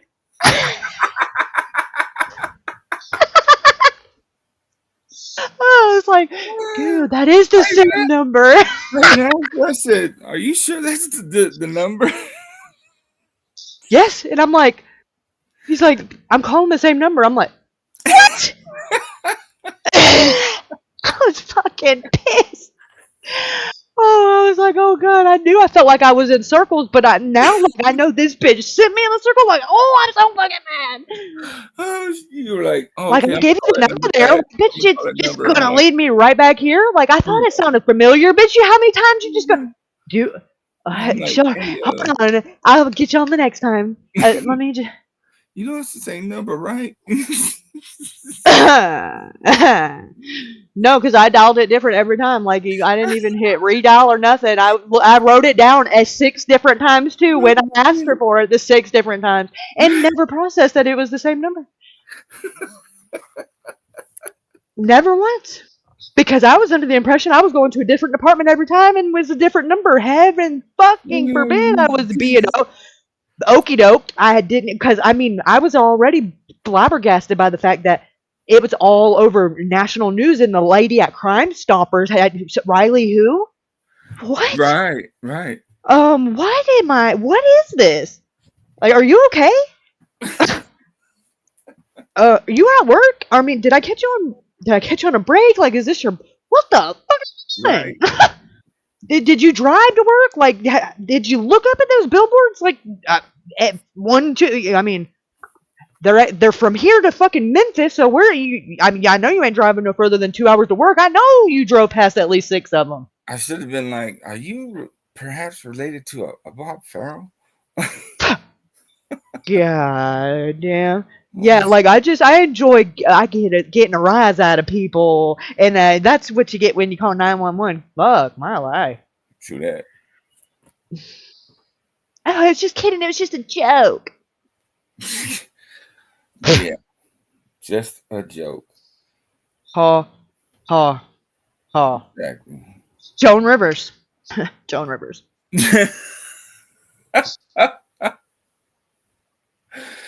Joan fucking Rivers.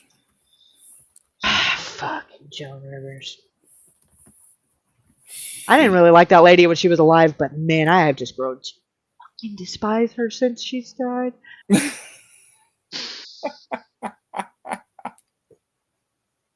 I'm just like, oh yeah, you think you're funny, and and she didn't even do it, so they should be ashamed of themselves for that.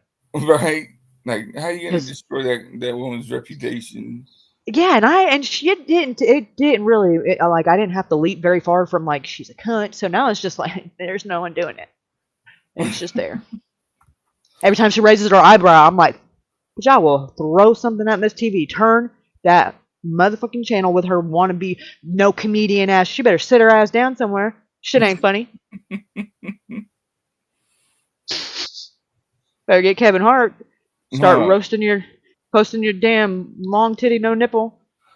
Hotspot said you got a 6-year-old missing. Say what? What? Who? Who's we? Don't say it like that. You just made my stomach sink. I don't know. I mean, that's still sad regardless, but like, please don't define we. Yes.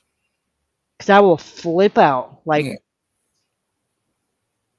Yeah. Yeah. I change it all the time.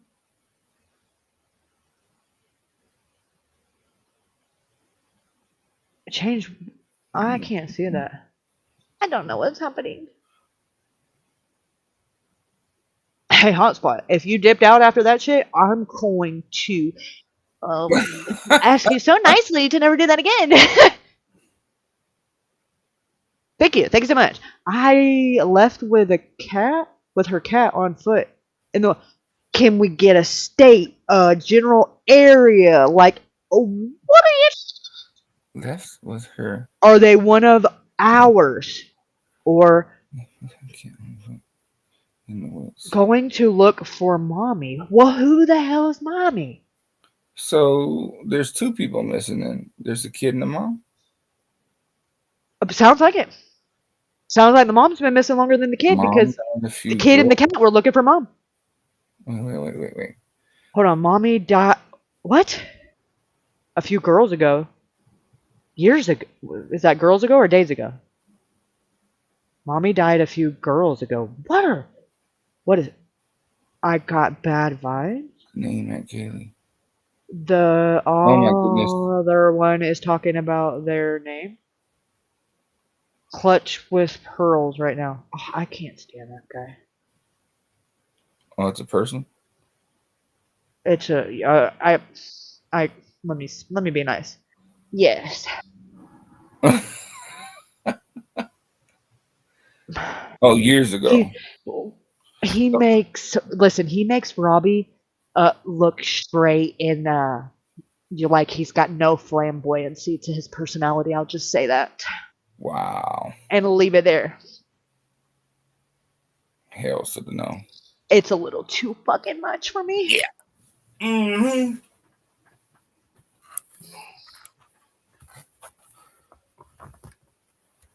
Clutch your pearls, boo boo.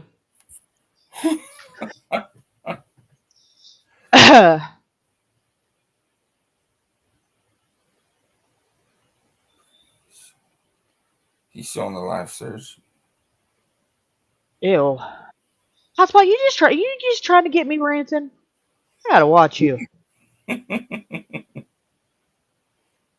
I bet you he's not talking about nothing. He ain't talking about that kid or anything else of what's it called? What's a word that's like more gooder? Interesting or of I don't know. Like, there's a smart word, but I'll Google it later. He ain't talking about anything relative. Of substance. There we go. Boom, boom, boom. Right. Higher power of substance. Because I'm not a fucking idiot. Dude.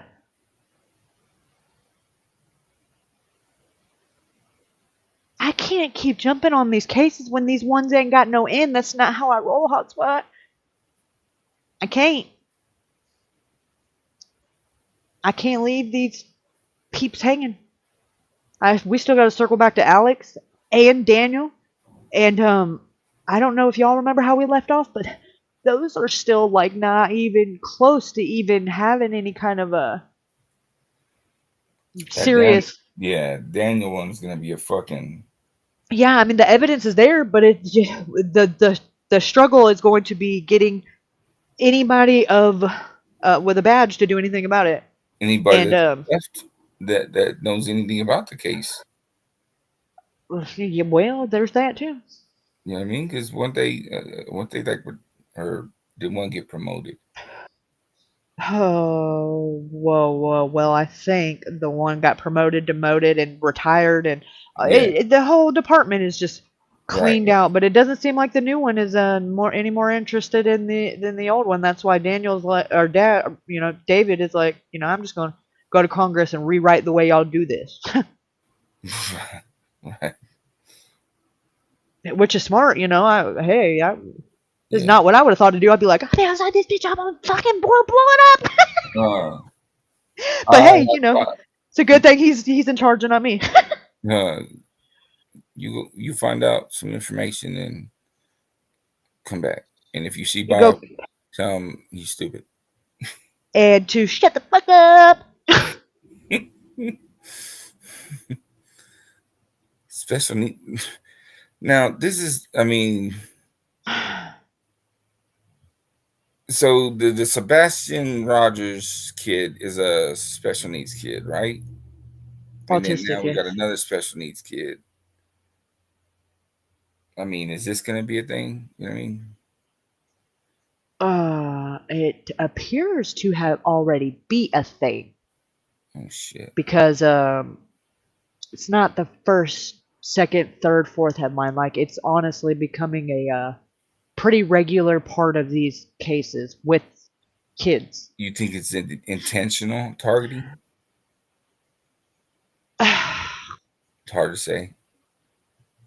It's really hard to say because there's some of them that it's just the negligence that, and because of they can't speak up for themselves because of said condition, or it leads to that, and then the parents cover it up. Or there's the other aspect of it, which makes them more vulnerable and they're easily preyed upon, and both of those things are in high occurrence right now. I've watched this documentary about these chat rooms that these autistic, like, kind of preteen boys are drawn to, which is a Roblox and what's the other one? Minecraft. Oh Well, yeah, yeah. they have online chat rooms, and when you think that, oh, you don't have anything to worry about because I didn't teach him how to do it, and he's autistic, and anyway, like, that is not the case. That is the opposite. They are smarter Mm-hmm. than the average kid, especially on stuff like that. Right. And the only thing that they lack is social skills and the ability to detect they're in danger. Correct. So that is a recipe for fucking disaster. Because the parents think that they have nothing to worry about, so it's not being monitored to any kind of significance, and the child does not think that they have anything to worry about, and they are it's a terrifying thing to even think about, because I watched several stings of where they thought they were gonna, they thought they were meeting up with 15-year-old autistic kid, whatever, and they were literally coming across state lines, and that in itself is bold. That means they're not taking them for ice cream when they get these kids. They're if they're willing to do that and catch, that's fed time. They're not there to take them for ice cream and bring them home. Right. I hate to be the bearer of bad news. And the police are only getting the few that were dumb enough to get caught. Can you imagine the ones that are just Right. it's scary, and it's getting more and more scary because COVID was a very, very, very drastic thing to turning everybody to this No. digital world, and now everybody is Yeah. a target, and ultimately is at risk, because even parents that didn't let their kids online and have social media, there's only so much you can do and so much you can find to do when you're stuck in the house and can't even go to school. So they all went against their better judgment, and, oh, here, fine, just take it. And once you open that door, there's no, okay, now you can't get back online. Now they know it exists. Good luck. They might, you can say no, but there's Wi-Fi everywhere. There's no controlling it. There's no.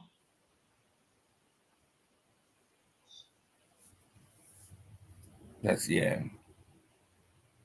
And there is, but you have to be that. Stop trying to be their buddy and worrying about making them uncomfortable, and make sure that they don't have access to things, and that you see everything they're doing regardless of how uncomfortable that makes them. Would you rather them be uncomfortable and sucking their teeth at you, or you be on the news looking for them because you go to get up for school and they're not there? Right. You just got to find a middle ground. I mean, I don't even know what the hell. Mine's young enough now where I don't have to worry about that. No is no, and you ain't going anywhere at school to where you can little friends gonna let you get on Wi-Fi, and we're Gucci. But I know that's gonna come. I'm gonna have to cross that bridge real soon because he's got stepbrothers that are never not on some kind of device, and I can't dictate what they do because I'm not their mom. Right. So war is coming. I'm putting on my face paint now. I know, like. But I'm not just going to blow the red flags because it's like go ahead, like run up, get done up. Right. Right. So let's check out this video footage, and Yeah. see what we got going on here. You know what I mean? Channel hopping hooker. Yeah, she's channel hopping. Channel hop and let us know what's going on. And I think she's gonna go there and drop bombs on Bob, and then come back, and then go see what's going on. Drop bombs on Bob, come back. I expect a full update when I'm done with this sleuthing. Thank you so much. Okay, thank you. Bye. You're released. You're done. Yeah, you're done. You're done. Go tell him he's got a little baby wiener. Wind it up. Wind it up, and up top, Girl Scout. Make sure you hashtag them all. Yeah, hashtag that shit. Hashtag so I know it's real. So much my brother said that shit to me one time. He said, tag me in that shit so I know it's real. I said, what the fuck did you say to me? I was like, dude, I've been trying to call you for all week. He's like, no, you didn't tag me. But I called you. Tag me so I know it's real. Right. What the fuck? I don't even know what you're talking about. He's like, put the little @ symbol in my name. I said, or you can put that little green symbol when you see me and swipe that bitch right. He's like, no, man, I can't do it. You're fucking up my Fortnite. Fuck you, fucking up my Fortnite. Yeah, man, why don't you get a fort? It's ridiculous, man, because they don't even leave the house. They play with each other in different rooms, and it's the most disgusting shit I've ever even. Get a life, Flamos. That's hilarious. It's really not. It's pathetic. Because they got their little gaming headsets on, and they're like cussing at each other. I'm like, dude, y'all just go in the same room. No, because then he'll be screen peeking. Oh shit! This is like, yeah, what a lie. I mean, they work. This is after they get off their job. Right. But I guess they could be out in bars being dumb, like being in fraternity. So whatevs, I guess. Instead, it's cheese puffs and joint roaches everywhere. Like that's all they work to do. I'm like, what? Hey, it's your money, whatever, your life. Right. I could be out. Yeah, they could be. It could be worse. So I won't say that out loud because then they might give them ideas. They say, I'm quite certain they don't know it exists. They live a sheltered life, but that's great. It's great because the world sucks, and it's going to hell in a handbasket. And they would smell their little green asses coming. Oh my god, I would smell like it. Just everything about it just says, "Come here, my precious." Yeah. They don't go outside enough. Dang. What? I mean, they're pale, but yeah. What the? Are they vampires? Kinda. I don't know why I'm talking like I'm not much more. I'm pretty pale too, and I go outside. Hey, It's I just didn't in write my this article jeans. right here. How to sharpen a knife in 35 seconds. I was like, dude, what the fuck? You in Tennessee? Oh, well, let me find out, bitch. This is one of my Because if you let me graduates. do all that camera work and you wrote this shit, dude, I'm gonna be stabbing you. I See, was almost big mad. one of my graduates and stuff, you know, they went on to do better things. I'm like, what is that? Are you talking about? This ain't even about knives. No, or a tornado. What the heck? You better go back. Haha. Should just be doing what it wants. Stop telling me about the tornado. I mean, I'm sorry, but I'm. 127 Yeah. Front Street. Okay. And look at all these. Fuck! Look at that footage now. Give me a You can fucking count the break. fucking blades of grass. Give me a fucking. Are you kidding me? Like, Ah! I don't even have my fucking glasses on. Dude, And that I'm shit's like, clearer than the Birch building that I've been what the fucking. shit? And I mean, this is with no, this is from. I don't even want to talk about it. I really don't. Play Oh, that wait a beautiful second. I video. think those are IP addresses. Oh, I'm gonna be just kidding. I'm not gonna do nothing with it. Let me take a note. Yeah, folks, easy. I don't know. Yeah, I don't even know what that is. IP, Because Leapy. I know a friend that knows a friend. Yeah, I don't know. I just probably called that government computer guy. I heard he works by the hour for honey bun. Right. One honey bun per Kebra IP or whatever. Dude, where's the effing? This better be it. I don't. Yeah, look, there's so much more. Wow. Where's the That's fucking ridiculous. video?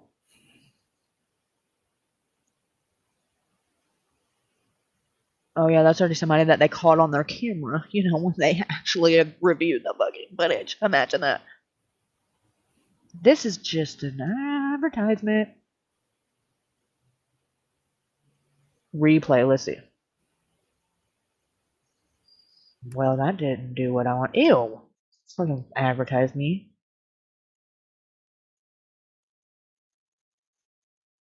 Let me like go out and go back because it already played the video. Now it's like trying to. You already watched it, bitch.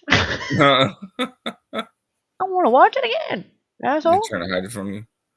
Like, oh no, she's on to us. No, they've just been like, you've been on this page too long. Watch this tornado. Clearly, you're bored. What is? Wow. And you took a screenshot of that and you sent it to oh boy. Oh yeah, Good, yeah. no doubt. Because I was like, dude, that is every angle that we have been curious about. Like, and I mean, crystal fuck HD. Yeah. Look at 4K. Did he say like what the fuck? Like the guy just said like I He ain't got said, my glasses on. Shit. he said, unfucking believable. Right. Because that's just what they were showboating to the news. Can you imagine what they got in there behind the doctor, or fucking Wizard of Oz behind the curtain? Right. What the hell? Like, And you don't know nothing. There ain't a time you don't know any. You know everything that's going on in that that strip. Especially the closer you get to that police station. Yes, and it's shit. Trust and believe they're wired for sound at them damn bars too, because they 127. I on Riley's trip counted and located 40 of them on the walk, and I'm almost positive half of those were businesses because they were not flashing blue. So between this and that, there ain't a blind spot in Nashville, and I can say that with confidence. Take it to the bank. Right? No way. There's more cameras than there are crosswalks. Oh shit, huh? And them motherfuckers are everywhere, and they chirp like birds, apparently. Yeah. I was super like, dude, do the birds ever sleep? And somebody was like, that's the crosswalk. I was like, oh, that makes sense. Why? And they're Right. like, for blind people. I was like, if you're blind, why are you crossing the street by yourself? Like, Echolocation. I guess. I mean, I thought it was birds. I was like, dude, the birds go to sleep at night here. We don't have birds at night. Like, what the fuck? Why the birds wouldn't even sleep in this place? So I guess the crosswalk, you idiot. I'm like, oh well, I am gonna stop saying that shit out loud. No, because I was like, damn, dude, it's like late. All right, let me pull up the shit that I sent to Chris because I sent Chris the video because I was watching it like I was messaging him actively and I was like I knew he was watching it and long enough for him to be watching it and I was waiting for him to message back because if not then we'll catch each other like and it'll be he's busy and I'm busy so if I see that he's active like I'm just like oh shit let me go ahead and catch my advantage because if he's active and on there like he'll mess as much questions as you have like he'll go back and forth and sometimes I just take him up on that challenge. Right. Take advantage of it. You know what I mean? Yeah, absolutely. I mean he answers that every day but if I can catch him and actively engaged I get way more questions in because sometimes I just be like all over the place and sometimes he's probably like uh I'm not even done reading the first one yet like hold on. Right. Sorry, yeah sure I'll be right here. Cut and shoot CL. That's not real cut and shoot, is it? Does she have a wrench? Oh, on my phone it does. On the laptop, she It, don't. Oh, it don't show the flag. That's weird. It shows the flag on my phone, but not on the laptop. Cut and shoot, is that that's really okay. you? I see the wrench on my TV and the flag. Just saying. I don't know. What did I text you earlier? Are you false flagging? Put it in the back chat. Code word. It's me, the flag. Girl Scout. Fake and shoot. Wide them up. Little baby wiener. Right. Any will suffice. Uh, proportional. Oh, what the fuck? I That's don't like right. that. No, this channel cut shoot got me onto. It's fucking awesome. Dude talks about true war stories and shit, and What about talks. wars proportional? That's the comedy of it. You're watching comedy shows about war, and I thought I was 50 Yeah, Shades of fucked up. it's hilarious. It's called the Okay, Fat okay. Electrician. The Fat Oh, Electrician. well, I mean, I got one of them. Plumber's crack. Or Larry the Cable Guy. Right. Dude, I've seen him a lot of stuff. Holy crap. Okay. Wrong link. That's about being roofied. Still interesting, but not on topic, Kaylee. So sorry. Oh shit. Because I'm like, oh, that's interesting. I don't remember that one. Oh, yes, I do. Oh, that's interesting too, but no, not what I'm looking for. What the effing? Okay, yeah, we're getting closer. Metro S. No, that's not S. Metro COB shared concerns about police surveillance. Wow, 7 links. Wait, oh yeah, I forgot about. I got more stuff. I was googling some shit because that's what I do. Investigative What? judge, bitch. Say what?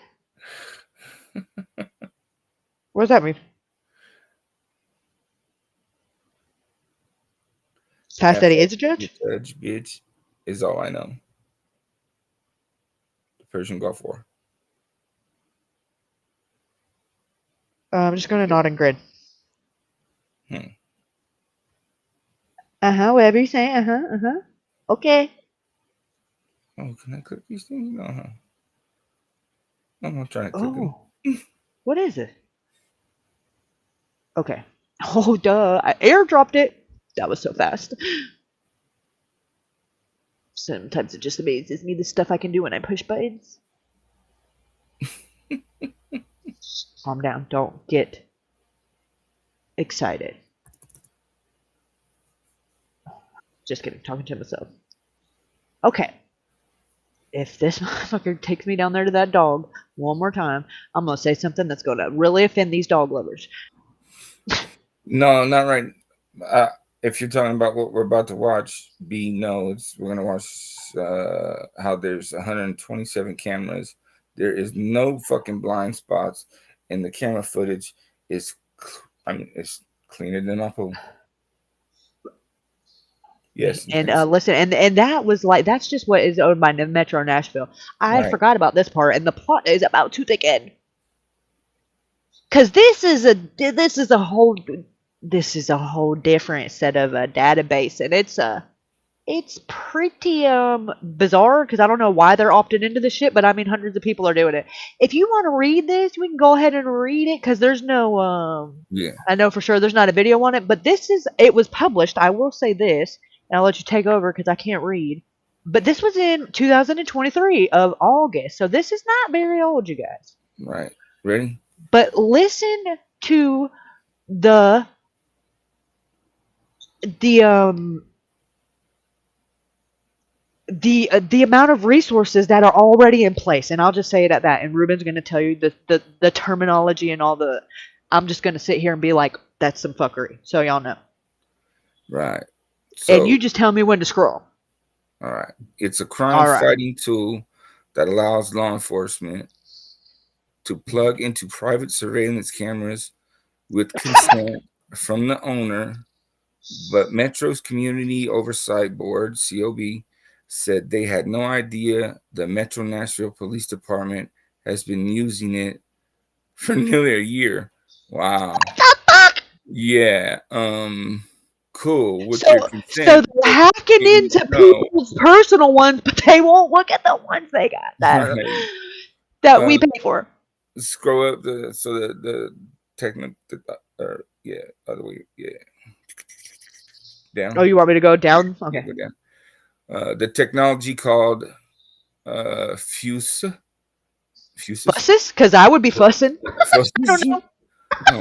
Fusus gives law enforcement access to private citizens. Oh hell, fucking no, to private citizens and business owners surveillance camera video with the community members' permission. The community member also controls the level of access, which includes live streaming and recording capabilities. Let's scroll down.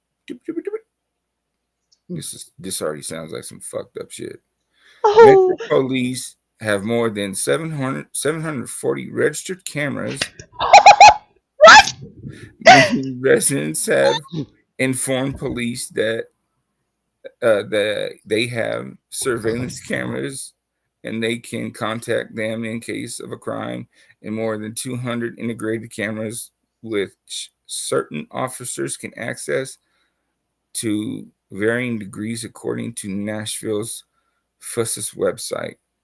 Yeah, and it's lit up blue because it's a link, and we're going to click it after we get to the rest of this article because, oh, the plot thickens. What the fuck? Oh, yeah.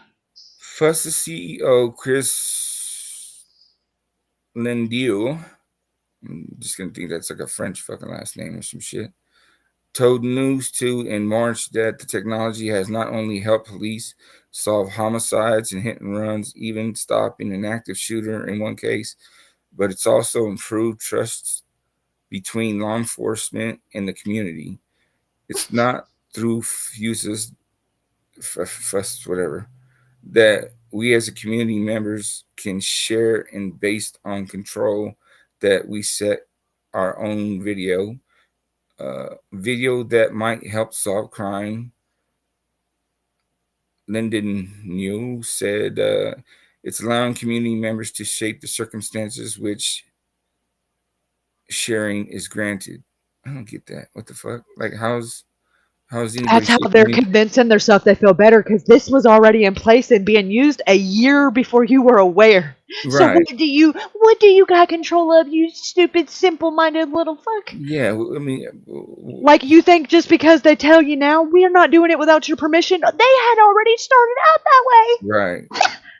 That's some fucked up shit. That's what. Like, but this is what Metro is got. They are not dumb by no means. No, they're crooked as a motherfucker, though. Oh, you ain't lying. I mean, you can't tell me between the 700 and that's a Yeah. thousand cameras, and that ain't that big of an area, my guy. Keep going. There shouldn't be. They people should not be freaking. They shouldn't be.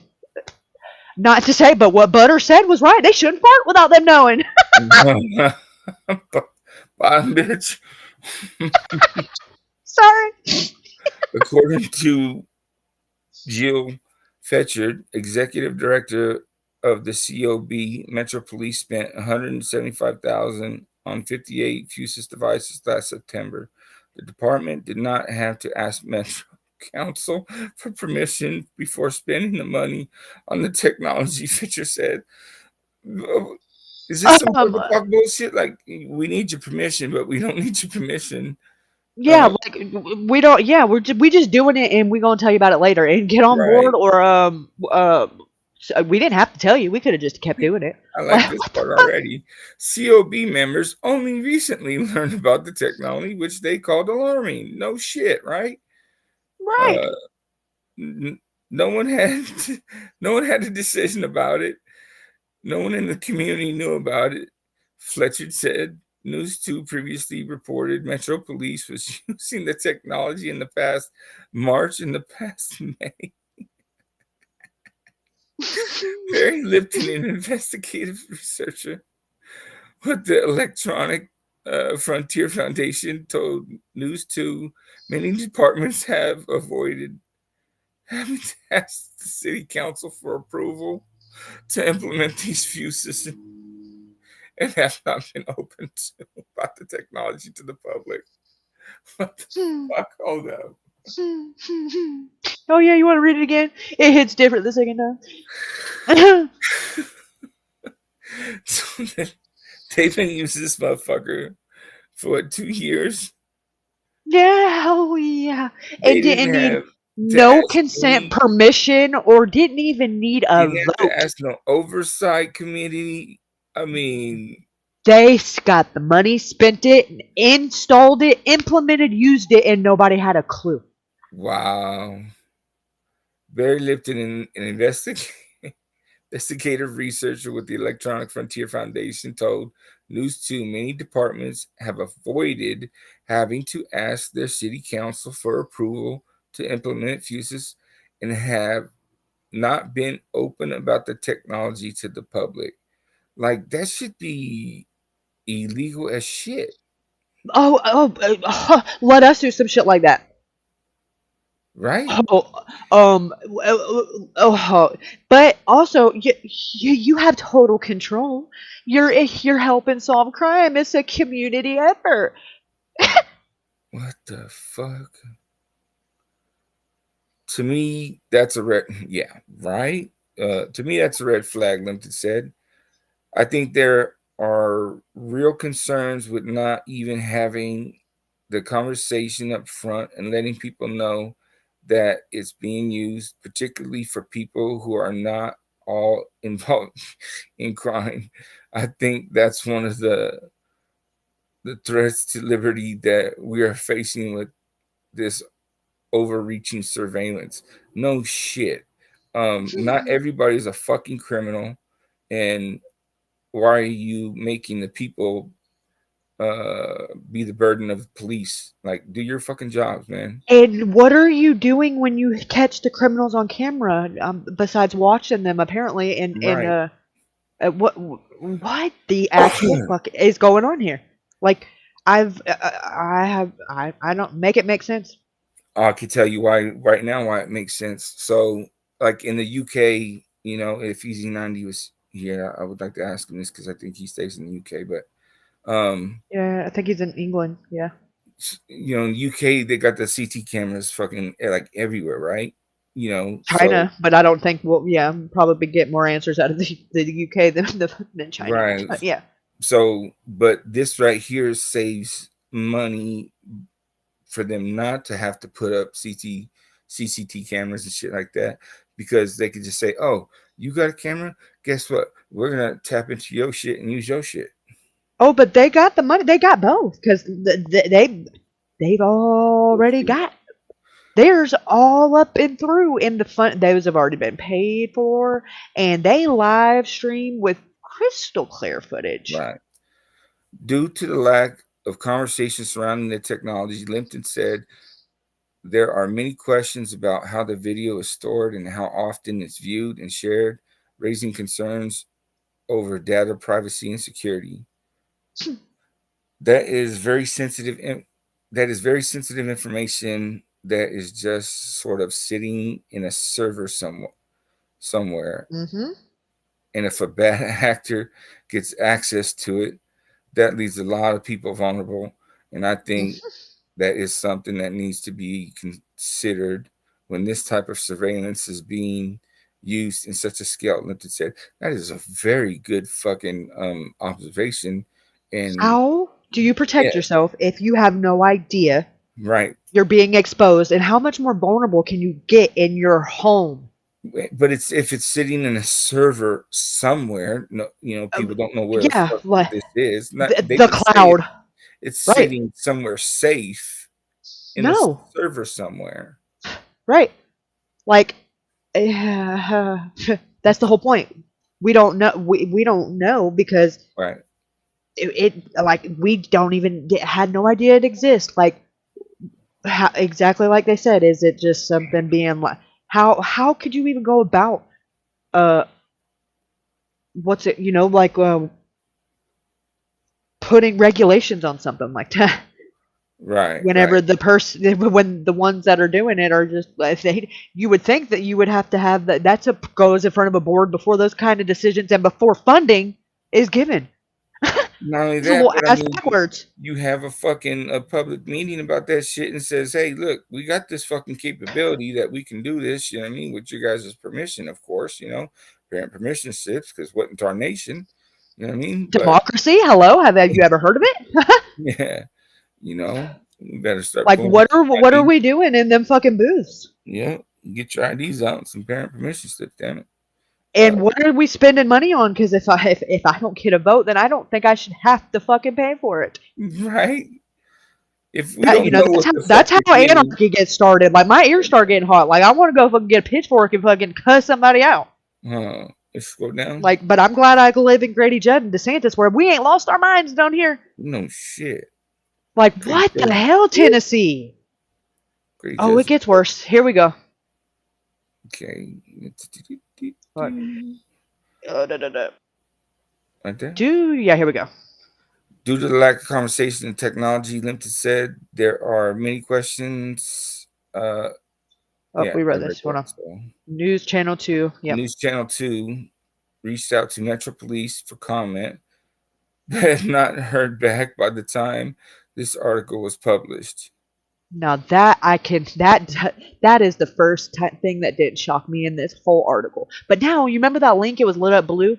We're gonna scroll back up and we're gonna click it and we're gonna go check out what the fuss is about. I've already done it. And, oh my god.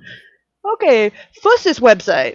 So I wonder if there's like a way that you can check if your camera, if it's like being used by somebody else. What are you talking about? It is a open. We're about to access them from right here, Ruben. Well, let's do this thing. No, like live feed, all of them, all the time. Oh shit! Help keep Nashville safe at the expense of you not being. Right. Like Well, that's what it should say. if this is true, then you know, and they're fucking doing this shit anywhere that it was a crime and shit, and people had any kind Look of at this. surveillance on it, motherfuckers, you guys should already have gotten them. There shouldn't be They no do. ifs or buts about it. You know what I'm saying? Look at that number.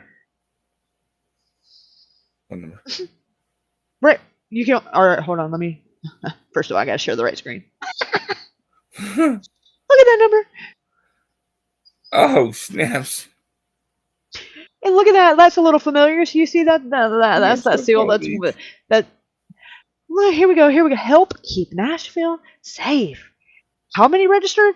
That article a year ago said 700 something. So they done gained a few since then. Wow. Okay, let's keep going. Here we go. Go ahead, take Nashville over. is a new public safety program enabling the people of Nashville to help keep their community safe. Your participation will be greatly enhance emergency preparedness by enabling police, fire, and public safety professionals to better assess and rapidly respond to criminal activity and emergency situations. It will also enable investigators to easily gather evidence in case of an incident. Motherfucking incidents, you guys not gonna call on shit, no. Register your cameras.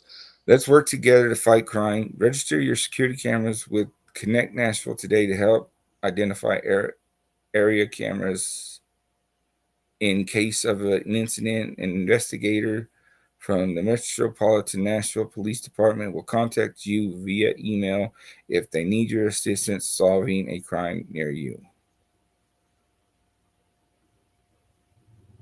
Camera registration takes less than 1 minute via our secure online portal. Registering your camera does not allow the Metropolitan Nashville Police Department access to your live video stream. It only enables investigators to know a camera is present at your location and easily request video evidence should an incident occur.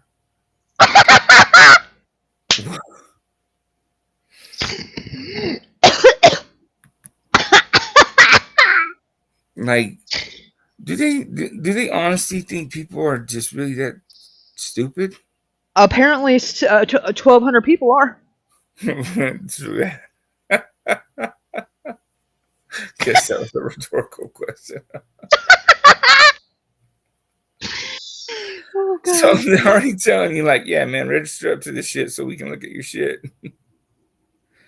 But we can't watch your live feed. Bullshit. They don't need your permission. All they got to do is walk by, see it, and go to a judge with a warrant if there's a crime taking place. Don't be a duck. Right. Right. Is there more to You this? are no longer necessary in this process. And I hope you realize that when you register that, all you're signing is a waiver, signing over your rights to have a vote. You have just signed off on the search warrant, my guy. And with a sealed stamp. And you're not even the criminal. Right. But heaven forbid you incriminate yourself. I mean, usually how it works is like this. Okay, a crime happens in my neighborhood. You know what I mean? The homie got cameras. You know, I don't know if I have cameras. You know, maybe the white lady does, but so it's like if a crime happens in this neighborhood, and it's like, okay, homie, check your shit, and I'll ask the lady if she has something. Maybe she might check her shit, and then it's like when the police come, it's like, look, homie, I got some shit up on the white lady shit. I mean, you want to check it out or what? Yeah, So, like the Sebastian's case, door to door, and this right, camera's got ring camera, this got footage. They weren't just we know the camera's registered, so right. we'll just You go know what I take mean? we'll just go take a peek. Right. And instead, they're just gonna be like fucking, turning that shit on, spinning it, towards me when I'm taking a shower and shit, and then Yeah, somebody there's gets no find way out. that you can. It's no longer you're no longer in control, and you can't say that. Oh, heaven forbid, there's a bad actor. Well, that's his way of saying a bad actor started this thing because it smells to high heaven of vulnerabilities, weak spots, and all the way Yeah. around things that are just not in the benefit of the people that are ultimately supposed to be protected by that same badge and seal you see right fucking here. Not that I'm trying to promote this dude because I really don't care for him, but Tom Cruise did a movie called Minority Report, and this is kind of getting close to that bullshit. But Edward Snowden is a terrorist. Right. When he said, "Look, these motherfuckers are doing this shit already." And they're watching every move you make. Mm-hmm. They have more intelligence on people in our own state than they do in Iraq, anywhere else. Like, and for what? Just because you can? And guess who was a big proponent and signer of that? Oh, BZGZ. Obama. And Michael. Oh, you mean Michelle? No, Michael. Michael Obama, his husband. Oh my God! Stop it! I was like, what? Oh God! Oh, stop it! So this is in Tennessee. I wonder if y'all might want to check your cities out and see if they're putting this bullshit. Yeah, because they didn't know here either, Right. and it was already implemented and in place for a year whenever they stumbled upon it. I'm gonna have to ask the white lady. Yeah, California ain't far off from Tennessee, my guy, as far as democracy. Fuckers, man. We got what was that broad's name? That was Senator something. Sorry. Damn it. He's a fucking shitey son of a bitch. Oh my god. The nephew of that drunk ass chick that ripped up Pelosi? Yes. Nancy Pelosi, her nephew. He's the governor of California. Oh God. I pray for you. I suddenly just pity you now. I know. Somebody knows his name. I can't remember right now. It's gonna buck the shit out of me.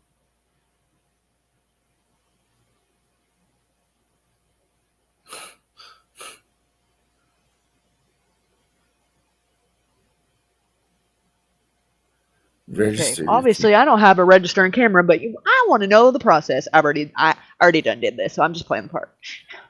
And I'm not allowing it to do shit. Like, I'm blocking it. As soon as it pops up, it brings up a thing that says they want to know your location. What? Absolutely not. Block. But in order to register your camera, you have to accept that immediately. As soon as you get into the secure, you heard what he said, the secure form to fill out just to let them know you have a camera. It wants your location, not your camera's location where you're registering at. I promise you're not registering next to your camera. Right. Stay in your lane. I thought you weren't. Why do you need to know my location if you're going to ask me by email if you ever need it? Right. Right. Something smells a little fishy. You not getting me like that. But apparently he's already got 1,200 people like that. Any live feed cams available on Nashville? Shit. And wherever the fuck you're at on your phone when you make this when you register it, and it takes less than a minute for him to fucking just go ahead and get you to sign the keys over to your whole life and everything dear to you. I wonder if you can even register your phone. Oh, well, you see, look, 60 seconds. They take pride in that's how fast it takes them to gain access to your shit. No. 60 seconds to sign over all your civil liberties. Okay, Nashville Police Department camera registry. Register your security camera to keep our community safe at the expense of your own privacy. I'm sorry, it should say that because, but it doesn't. Right. Time to complete 60 seconds. Help the Nashville Police Department quickly investigate incidences around your location. Because one of the two of them is getting paid, and guess who it ain't? You're paying for the cameras, and apparently, you got to help them do their job too. What the fucking fuck? Right? Do I get half of your fucking salary? Since what? Especially because you're not using the footage to actually solve the crimes. You're just watching them and eating fucking donuts. Apparently, fuck this shit. I don't like it at all. Registry does not give the Nashville access to your cameras. It only helps investigators get in touch in case of a criminal incident. It doesn't say that you can cancel it now. The fact that the first thing it does is want your location. This is Metro. I am on to y'all little shiesty asses. registry does not is only accessible to authorized public safety personnel. Because, that's so much more comforting. The fuck does that even mean? Get started. It wants to know owner, first name, last name, email, phone number. Next. You didn't get me like that either.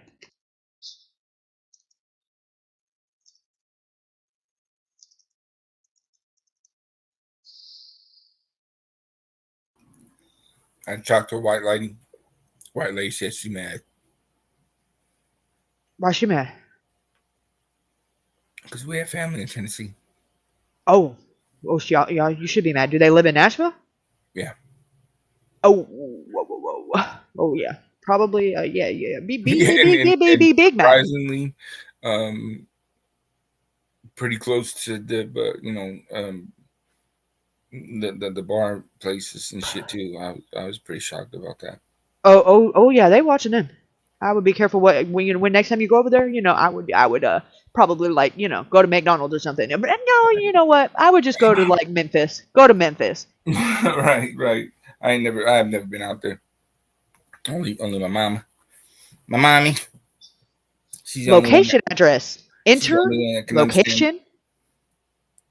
Okay, I don't know if this means right now because they already got it because you had to hit accept. I don't know if this is pertaining to the camera. Now it wants to know residential or business. But if you got my location, you would know.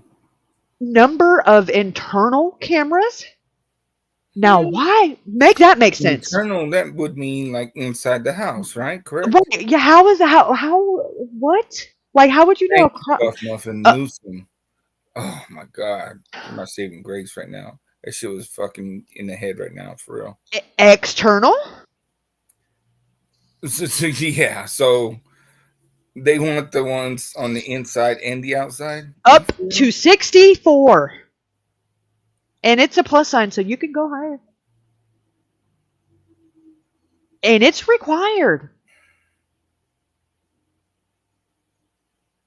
Can't submit until you fill out both. We want to know all of them because crimes that someone breaking in a car, we want to know about the cameras inside your house too because we're going to call and ask for your permission. Right, because the crime happened inside the house, not. And wouldn't that mean that for that to have happened, I would be calling you? Correct. That's what I said. Smells to high heavens. They're trying to get into. No, they're not trying. They've already done it. They think they're Tom Cruise. They've done it. So I'm not going to listen. I'll give credit where credit's due. They did that shit and have convinced people that they given them a pat on the head in your community service. You good little fucking idiot. So I wonder if they did a study to say, okay, you know what, we did this. A study. Did it make this is the study any safer? You tell me. That's been implicated for a year, and is there any less crime? I can guarantee you there's some.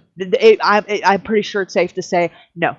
Right. They're not using their cameras that we paid for that are located everywhere on to stop solving crime. Why they don't need the ones inside your fucking house? Mm-mm. But they sure of hell have made sure to get him, and then went the shadiest way about getting him and made sure it was already implemented, paid for, and in fact, before they made anybody aware of it. That's fucking crazy. They don't need you. They just don't want you causing a stink now that you know, so they make you feel included in the process. And ultimately got it in black and white that you consented to it. Right. If you tell them no, I'm not going to give you my camera, video, and shit, and then they find out somehow that a crime did happen. What do you mean find out? If there's not how would they know if there's a crime committed if you don't call 911? Right now, you're going to be implemented in that crime. You know what I mean, or implemented in or being on camera and not reporting a crime. Yeah. Right. Impeding investigation or some shit like that. Right. Because fuck civil liberties. They're just trying to get us like gacho.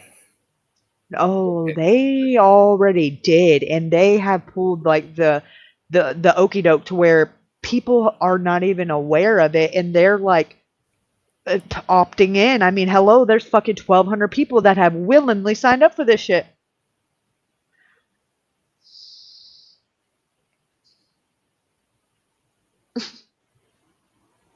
But tell me that they don't know what happened to Riley again?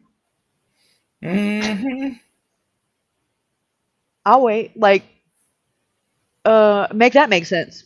Right. Because I got on the books, on the record right now, 12, well, let's go ahead and say 1,500 cameras with live feed, crystal clear, crisp audio, video footage round the clock. Can we see some of that footage?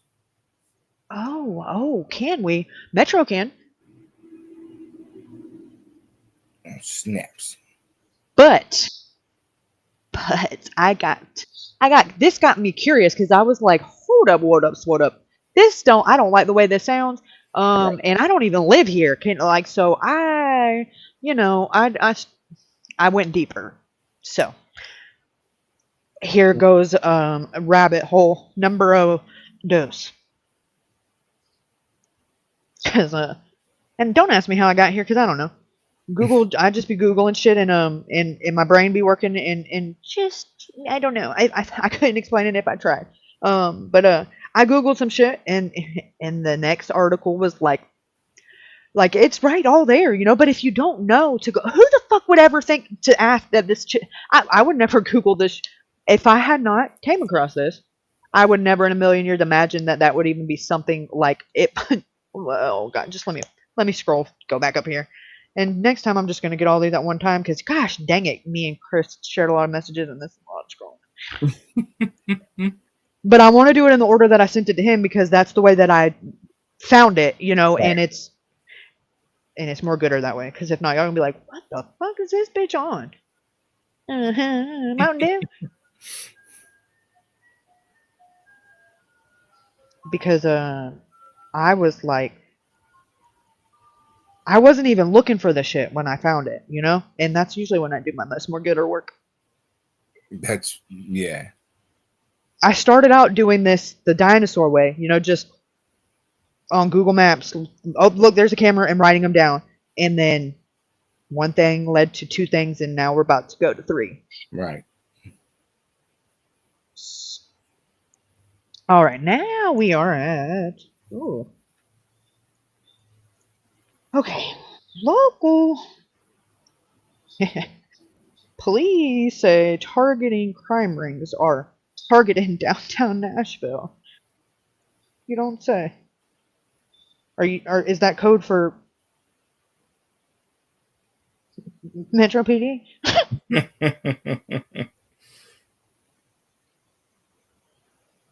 All right, airdrop.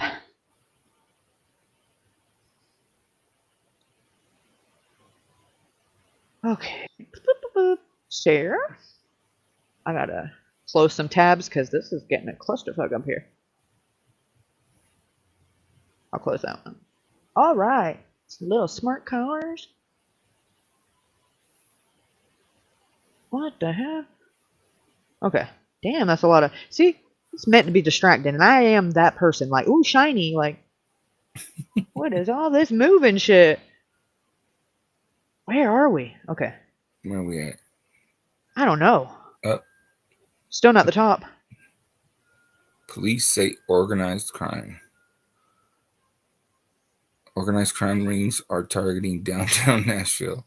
Really? December 18th, 2019. Oh, yeah. 2019. Updated to 19, 2020, 2001, 2022, 2023. Oh my, that's about 5 years they've known about it, and ain't even tried to put a dent on it. But they got cameras everywhere. I mean, they know that it's existing because they're watching it. Right. But let's hear them. Nashville, Tennessee, WKRN. Leaders of organized crime rings have their eyes on Music City, according to everybody does apparently. Huh? I said everybody's got their eyes on it. Right. They say pickpocketing and drugged drinks are at the top of their latest concerns. There's a lot going on here. This is a place, there's an opportunity, and they bring in people. People take advantage, and they are gone, said Commander Gordon Howie. That's a fucking weird name. The latest shift in downtown crime trends, he says, is women targeting men. Oh shit. Who claim they are drugged and robbed. What? What the hell? We get a tremendous amount of reports about men in particular that have had encounters with women, and then for one reason or another, they wake up in a hotel room or somewhere else, and things are gone, and they don't remember exactly what all happened. He explained. I'm not surprised because I mean, I don't know, not too many years ago, like in Brazil and stuff, they would say kind of the same stuff they say in Mexico. Don't let them open the bottle. You open that shit yourself. You know what I'm saying? Or you don't get a draft drink. You know what I mean? Because they'll drug you. Then some cute ass chick come up to you and like, oh, okay, let's go here. You know what I mean? And they take you out, and then you wake up and you ain't got no organs. And then the trap house, the same concept, except we call those a chicken head. Thank you so much. Thank you so much. Commander Howie says the criminals are coming from Wisconsin, Minnesota, and Memphis, and seem to have their eyes on specific targets. How? Now hold on. Pause. How do you have such a handle on this that you know where they're coming from, but you can't stop it, or do any? How do you know who they are if you know where they came from?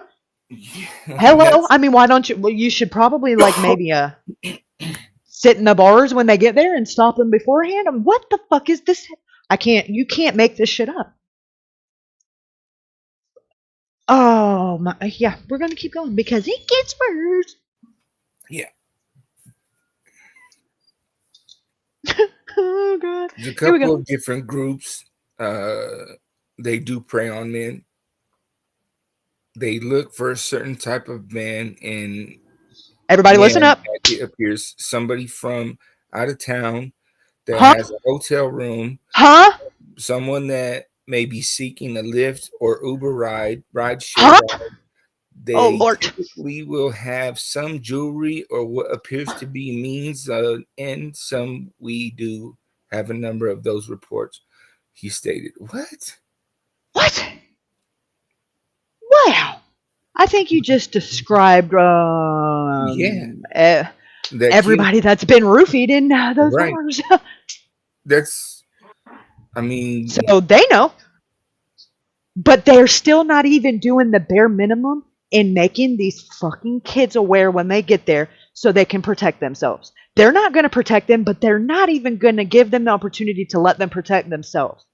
Right. There should be posters, flyers, every hotel, every bar, every pole outside, but there's not one. There's not a single bit of warning or caution, nothing, because that might fuck with their tourism, and that's what it boils down to. While police have arrested some of the women for theft, prosecuting for drugging victims is difficult. One of the problems, Howie says, is that the victims don't get tested. He said they have collected surveillance video from some of the establishments. They are also looking at a ring of pickpocketing groups hitting some of the most popular bars on Broadway. Now, how are you going to know? We're looking at a group of pickpocketing rings. No, a ring. A ring. If you're looking at them and you know who the fuck they are, like, and we know you're if you got eyes on them, we know you got eyes because you got eyes 150 in the bars, and let's don't even get started on outside. We just went over that out. Don't get me ranting. Oh, you motherfucking seen it. Looking at, what does that mean? Looking at a ring, a group of pickpocketing rings. I don't know. Maybe they're going to elaborate. Let's see. Let's see. It used to be we hardly had anyone pickpocketed downtown, but then all of a sudden, about November of last year, we started having a group coming out of Miami. Explain. That wasn't mentioned before. It was Memphis, Minnesota, and Wisconsin. So clearly you keep in a very close. How do you know where they're coming from? But you don't know where. What? But you're. So that means you're watching them come from wherever they're coming from, and watching them commit the crime, and reporting about it. Right, so that people will be vigilant and maybe detour these rings from right, because why don't you run up on them when they're doing it? Considering you already have them on footage doing it before, that's probable cause went out the door, bud. But that might scare people, you know. That's wow. That's funny. And that's bad for business, you know. Heaven forbid, you know, it's a bunch of sardines in there. Or because they ultimately are making more off of being, you know, on the other side of it. And I said what I said. Let's go down. I guarantee you they're getting more kickbacks from the shit that they make off of all these I mean, come on, just one of the average iPhone that's in somebody's back pocket, they're making out like bandits every single night. And every night there's a fresh pool of unsuspecting, drunk idiots. Yeah. Right. Because they're coming from all over the world. It's never the same set of demographics, and they are all oblivious to what they are walking into. But Metro Nashville know, the locals know, but the locals are so fucking sick of it, they don't want anything to do with Broadway. They stay far away from it. The homeless know, they're getting in on it too. Cole, like, hey, come this way. I'll get you if you ain't been got already. Right. It's absolutely unacceptable. Because those criminals and the homeless people, they didn't take an oath to protect and serve. Those motherfuckers in the badges did. Right. Time to nut up or shut up. Shit or get off the pot, my guy. Like, give up their jobs and shit. Yeah, because this has been it has taken time to get this level of this is fucked up. Yeah. And I don't even feel like I've scratched the surface.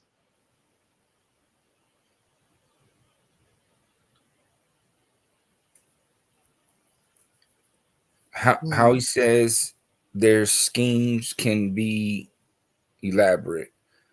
We've had reports that they are changing clothes, putting on wigs, and going back into establishments. So we've identified a lot of those folks. He says they have been working with law enforcement in other states to close in on the criminals. So they watched them change from a man to a woman, but they let them go. But they watched them go across state lines. So guess what? Now it's not my problem. Jurisdiction says I can't do it. To close in, motherfucker, to close in the jurisdictions. They're sitting there like, what do you want me to do? The only thing I got is video of them doing something in your state, which means I'm out of jurisdiction. So guess what? It's a bunch of I can't do nothing but watch. Because we can't disrespect jurisdiction, you know, but we got this. The only ones that can override all of that would be the FBI, but we don't want their help. We actually would prefer you stay the far as fuck away from all this as possible. Thank you so much. Right. Let's see. Let's go down. Let's see what else this motherfucker is gonna fucking make us baffled. We ain't even a quarter of the way in. Look at the scroll bar. It goes for a minute. Let's do this. Oh, they've been arrested in Brentwood. They've been arrested in New York City. Yeah, where they let him out with no bail and just let him head back out. Woohoo! Oh, no shit, huh? They have no bail now. Yeah, so you know. And what are you really going to get? How are you going to get any kind of? The crime wasn't committed in New York. Are they extraditing? Oh, right? I guarantee you they're not. Correct. Because if they were going to do that, they wouldn't spend the money to go get them from all those states when they could have just not let them leave their state to begin with. Hello, there's a thought. Yeah. So his best advice is to be more aware of your surroundings, have someone with you, keep an eye on your belongings as well as your drinks. Carson Bendabaugh at ACME Feed and Seed says, fortunately, they have not had any reports of such incidents at their downtown establishments. Yeah, probably We because it's not have owned by TC invested, Restaurant Group. I said what I said. huh? Probably because it ain't owned by TC Restaurant Group. I said what I said. Right.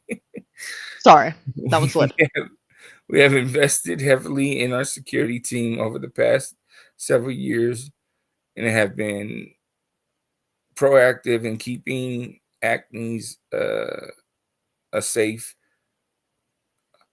hospitable guest experience. This has helped.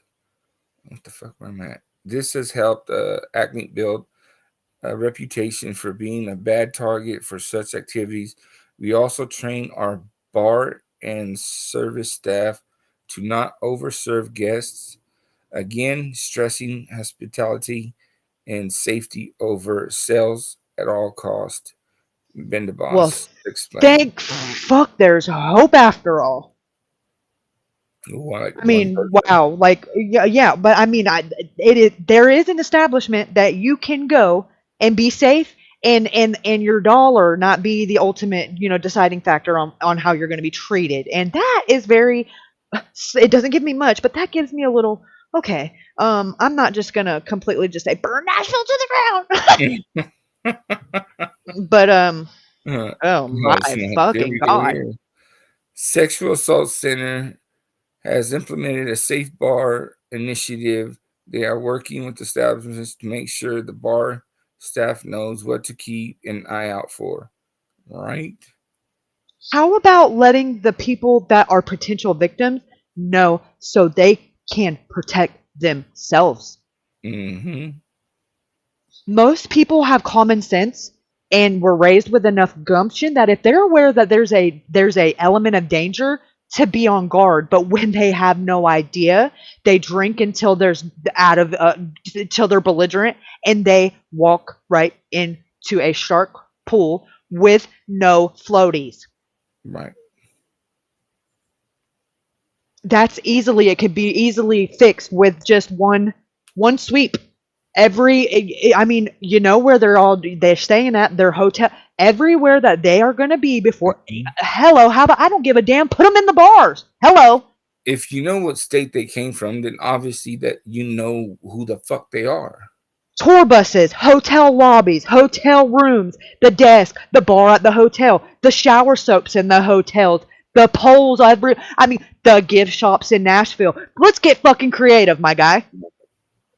I Let's, mean, let's go down and see what else but this that's not what they want to do, because heaven forbid somebody, um, you know, see that and say, "Oh, maybe I don't want to go to Nashville. Maybe I'll go somewhere where I'm actually fucking right? safe." No shit. What the fuck? That's more. They would rather. That is more of a risk they're not willing to take than to let people come in and be safe and have fun and be able to do both. Because apparently, you know, ethics are out of the equation when you start getting in the billions of dollars. Mm-hmm. And that's just sad to say, because all the way around with the music business, the more zeros it gets, the less hero it'll ever be. Right. The more zeros it gets, the less heroes you see. Yes, because it just becomes, oh well, now your life is a number and that number is big, so bye bye. I have Right. enough money to shut you up. It sucks to suck. Go away, you peon. You're a little gnat. Right.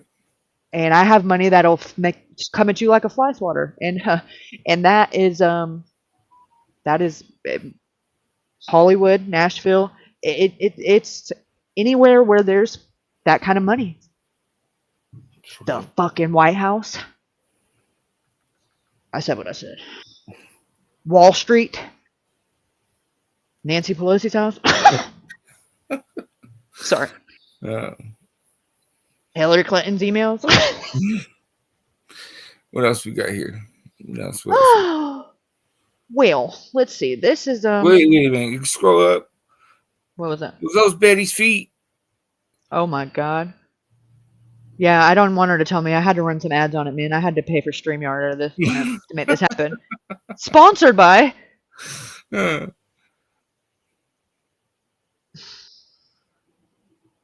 a toe ring near you.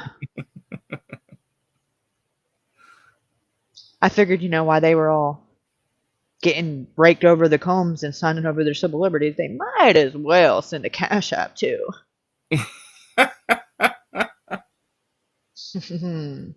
Just kidding. I mean, not really. You can send me cash apps, but I won't take your civil liberties. But if you live in Nashville, you might already not have them. Right. Sorry, but not sorry. That's just the. What else? What's it called? So, CO. God bless America. That was weird. That was my hair. And I just like.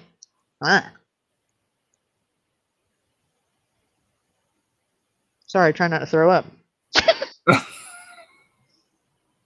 I don't know how that happened, but I just like inhaled it and Oh snap! You've been watching that? It like tied a bow on my tonsils. Oh god! He's trying to get Tourette's. You're done. That was 50 Shades of Fucked Up. Wind it up. Yeah. What happened? I don't want to talk about it. There's a lady in the tramp like a fucking spaghetti and meatball dinner with my damn hair, and it's still attached to my head. Thank you so much. Say I don't have talent, and you're a liar.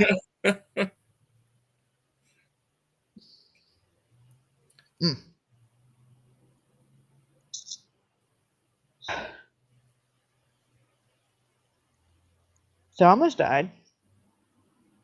Huh? I almost died. Yeah, I almost died. Yeah, because I don't know that it wasn't good. I mean, it's still attached to my head. That could. I mean, if it would have went any further, I don't know. I don't know that I'd have had enough sense to just cut it and not just panic and. That was I just don't. I was very scared for about 2.5 seconds. Like my booty just just grabbed this seat. Oh, my life flashed before my eyes. Oh shit! And I realized, oh, you can detach it.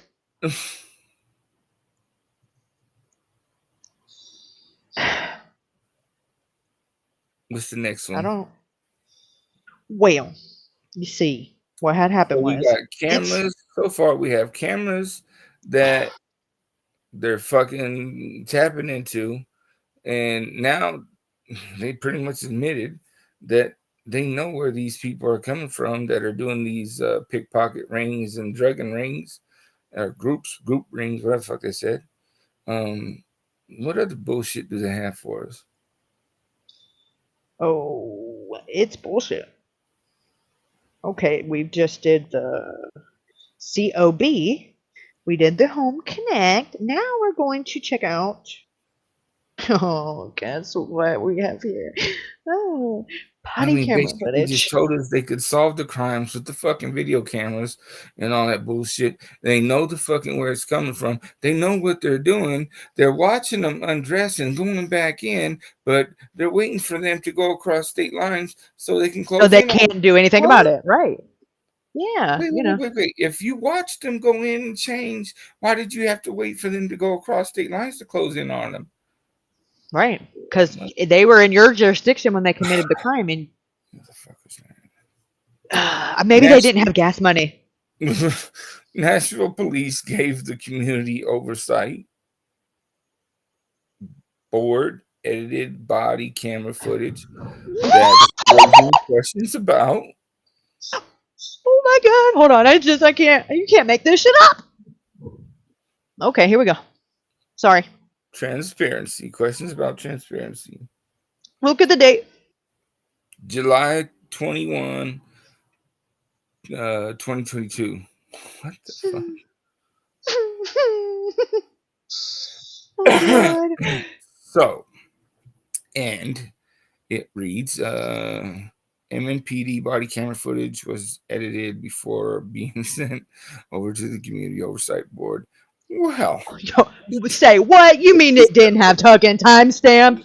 yeah, if that little snippet Just right there that tells this whole thing's gonna be some fucked up bullshit. I was gonna say, I think it's safe to say if you see that Metro Nashville seal, it's gonna be some fuckery. Guaranteed.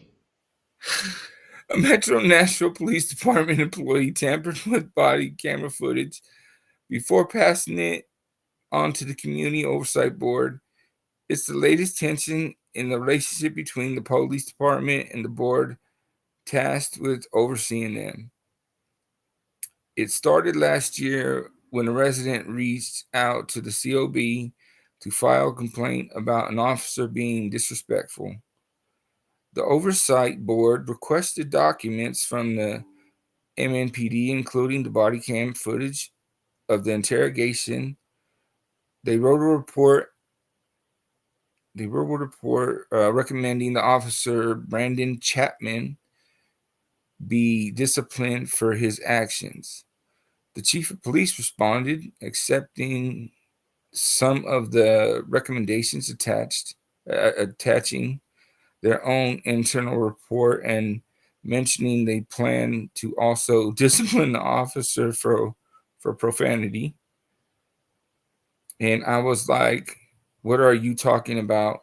Says Jill Fitchard. Let me see that. Fitchard, head of Metro Nashville Community Oversight, or MNCO.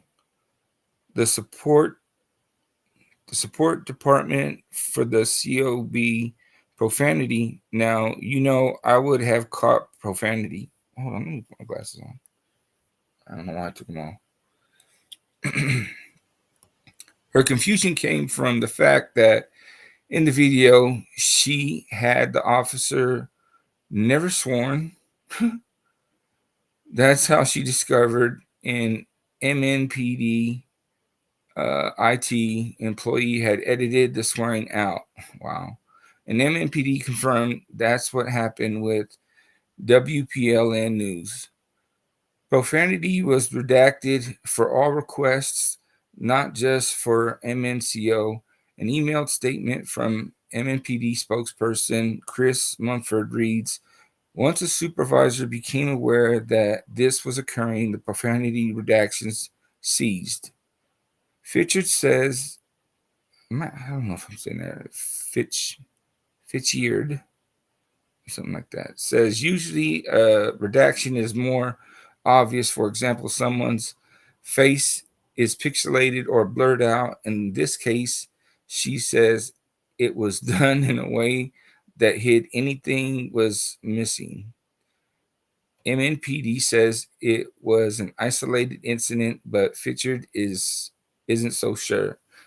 It just opened up in my opinion, a Pandora's box of questions, concerns. Fitchard says, not only for us, but I'm sure for those who are watching the complaints and are concerned about theirs as well. Makes me have to think, do we need to go back and relook at every single case that we have here?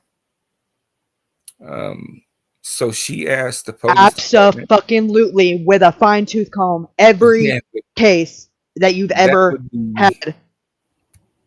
I would They say, should. like in situations like this, the ones where they catch the bad police doing the shit, like yeah, you would have to go check them for sure. You know what I mean? But those that don't have any like complaints and stuff, The chief wrote off on this shit. Everything has to be. There's nothing that can be that can be. Your judgment well, is this tainted. is why there's oversight. I don't understand how an oversight This committee. is what they do to the oversight. I don't understand how an oversight committee can be oversighted by the fucking people they're oversighting. I mean, that's the whole Um, fucking point of oversight. the same way that the FBI can be told that we have the same equipment you have, go away. So Respect. she asked the police department to do an audit of all edits on footage sent to her department. It's a hefty task. It's a hefty ask. The oversight board has been reviewing videos of police misconduct for the last 3 years. Fisher also requested an investigation into the IT employee for possible disciplinary action. No shit. And MMPD says the staffer will continue to work videos in the meantime. Wow. So the IT guy that pretty much, fucked the video and made it the discrepancy or whatever, they're just going to say, the oversight committee recommended that, there should be some disciplinary bullshit or look into this motherfucker at least. And they said, no, we're just going to let him just do his job because he's doing just a great job. Fantastic. You fucking kidding me?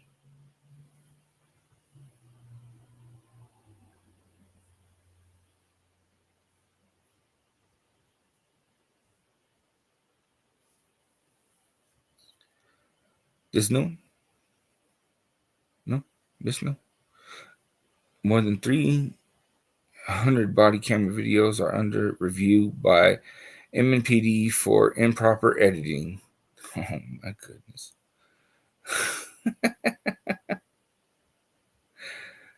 That was the beginning of the investigation. Now this is what this is the conclusion of what has been for sure been edited and has to be, Right. So yeah, go ahead. And this was let me see, let's scroll the date April. because on air. What did it say? so that the first one was July. This is what, September 14th. 2022. So it didn't take them long. Right. So let's see what they got. Oh wait, can we listen? Let's see. Oh, we can I don't listen. know. I don't know if we want to take It's 7 been about 4 minutes. years since Nashvillians voted to create a police oversight board. And those 4 years have not been without their hurdles for the community board. The latest is a discovery that police body camera footage was being edited before it was handed over to investigators. WPLN's criminal justice reporter, Paige Flager, has been following the story, and she joins me now. Paige, thanks for being here. Thanks for having me. So give us the backstory. How did the Community Oversight Board discover that police were editing body camera footage? Yeah, the whole thing started last summer in July when there was an incident between a community member and a police officer. And this community member made a report to the Community Oversight Board, reached out and said, I had this interaction. I really didn't like how I was treated. I felt like the officer was being disrespectful to me. And when the Community Oversight Board gets a complaint like that, they go through a usual process of requesting all of the information about the incident from the police department. And that includes oftentimes body camera footage. So they requested that. They did their investigation. They put out a report saying, we think that this officer should be disciplined for X, Y, and Z. And then usually what happens is the police department comes back and says, we accept some of these recommendations or we don't accept these recommendations. But this time when the police department came back to the oversight board, they were like, also, we're going to discipline this officer for swearing. And the community oversight board was like, hold up. That was not in the video that we have. We don't have any evidence that the officer swore. And that was kind of how they realized that some of the footage that they had received for this particular incident had been edited. Okay, so it sounds kind of obvious, but the purpose of the COB is to provide that oversight of the police department. How are they supposed to do that if the footage they receive is edited? Right. And that was kind of this big question when this one incident happened was, has this happened before? How many videos did this situation involve? Swearing, a police officer is not supposed to swear at a community member. And so in this situation, in this particular situation, the Community Oversight Board was kind of like, well, the police department removed misconduct from evidence in a misconduct investigation. So there were a lot of questions. What has Metro Police had to say about this? Yeah, so it's kind of evolved over time. I think in the beginning, it was sort of just like, this is an IT employee. He was doing this and he shouldn't have been. And we've disciplined him and like kind of that's that. And then there was some pressure from the oversight board back on the police department. They sort of asked them to do an investigation. They did an investigation. Turns out it was 2 employees and not just 1 employee like we originally thought. But they told us, you know, they didn't know how many videos had been edited. And here's police spokesman Don Aaron talking about that at a press conference back in August. We're going to be looking at that, and we will have an answer as to how many words may have been muted in videos through all the reviews and then the reissuance of these videos. At this point, I can't give you a definitive number. We just don't know. So we still don't know how widespread the editing was by police staff? Yeah, that's right. And we don't know, you know, this employee, the first employee has been with the department for about 1.5 years. So we don't know if it's been happening that whole time that he's been there. And then the other employee actually had been with the department for much longer. Now, police have only had body cameras for a few years here. But the Community Oversight Board is also concerned, like, if this was a habit that people were in, that maybe they would also be editing like dash cam footage or camera footage from inside police cars. So there's sort of a question of like how broad this is. How has the Community Oversight Board, how have they reacted to this? Yeah, I think the back and forth and kind of the way that the story has evolved has raised a lot of questions for them. It's been really frustrating for the Community Oversight Board. Here's Jill Fitcher talking about that. She's the director. They cannot continue to send their liaison and others, you know, with all these different stories on what's happening. They did that initially when they had Commander Laura, who was the Community Oversight Board liaison, come in and say one thing. Then at the next meeting, they had their Office of Professional Accountability Director, Kathy Moranti, come into that meeting and say something else. And then they had a press conference and they said something else. So who's not being consistent here is them. Right. And so it's them that has to try to figure out how they're going to build trust with this community. And, you know, Fitcher has felt like the police department maybe didn't take their own investigation or this situation as seriously as she felt it was. And I think there are still lingering questions about like why these employees started making these changes. And that question was also kind of has gone unanswered. Well, how important is it that Metro Police and the Oversight Board have a good relationship? Yeah, I think it's quite important in this situation. Like the cooperation between these two entities could mean like increased transparency from the police department and would make citizens feel as though the department is accountable to them, right? Like this process is there for the citizens to say, I didn't enjoy this interaction. I want someone to look into it. And that's really what the purpose of the board is. And I think it becomes really tough to accomplish that type of accountability if there's already distrust between the police department and the oversight board, and the board isn't sure if they're getting all of the relevant information that they need to do their jobs. So what does this really mean for the rest of us in the community? Yeah, but beyond kind of this relationship and the distrust within there, I think that there's also a question of whether or not community members feel as though the oversight board is able to hold the police department accountable, right? Even if that's because they're not getting all the information that they need from the police department, it could make people think, you know, I'm not going to bring forward a complaint about police misconduct if, you know, we're not going to get to the bottom of the actual interaction. I think that there's also, it sort of erodes the concept in the community that like the oversight board is able to accomplish the thing that they're set out to do. So when can we expect the review of the footage to be finished? Yeah, so the police are reviewing in total more than 300 videos. These are videos that were provided from the police department to the oversight board for investigations. Half of those are slated to be done by this Friday. The rest will be finished by next Friday.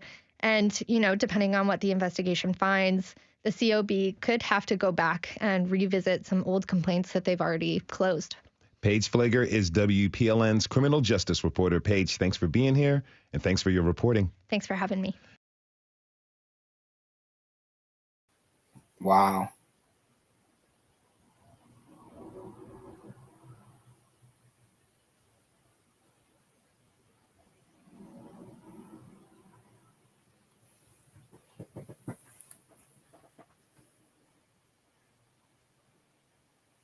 Where there's a villain, there's a superhero. I have found both in the same rabbit hole.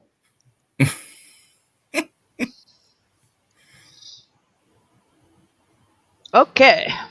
Street level surveillance.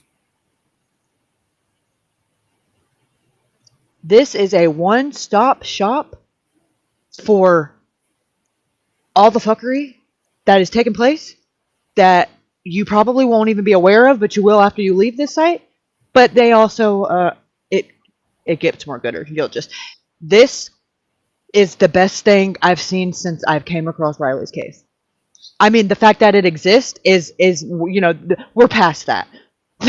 Wait, it. But however, I am glad that there are people willing to do the right thing, even when doing the wrong thing is more lucrative. So, this is a bunch of resources, and here's the about. You go ahead and read. Okay, about. Welcome to the Field Guide to Police Surveillance. EFF's Street Level Surveillance Project shines a light on the surveillance technologies that the law enforcement agencies routinely deploy in our communities. These resources are designed for advocacy organizations, journalists, defense attorneys, policymakers, and members of the public who often are not getting the straight story from police representatives or the vendors marketing this equipment. Whether it's phone-based location targeting, ubiquities, video recording, biometric data collection, or police access to people's smart devices, law enforcement agencies follow closely behind their counterparts in the military and intelligence services in acquiring privacy invasion technologies and getting access to consumer data. Just analog surveillance historically has been used as a tool for oppression. We must understand that the threat posed by emerging technologies to successfully defend civil liberties and civil rights is the digital age. In the digital age, the threats to privacy of these surveillance technologies are enormous as law enforcement agencies at all levels of government use surveillance technologies to comply. Is that what it said? To compile vast database filled with our personal information or gain access to devices that can lay bare the intricacies of our daily lives. Use of these surveillance technologies can infringe on our constitutional rights, including to speak and associate freely under First Amendment and to be free from unlawful search and seizures under the Fourth Amendment. Law enforcement also tends to deploy surveillance technologies disproportionately against marginalized communities. These technologies are prone to abuse by rogue officers and can be subject to error or vulnerability, causing damaging repercussions for those who interact with the criminal justice system. The resources contained in this hub to bring together years of research, litigation, and advocacy by EFF staff and our allies, and will continue to grow as we obtain more information.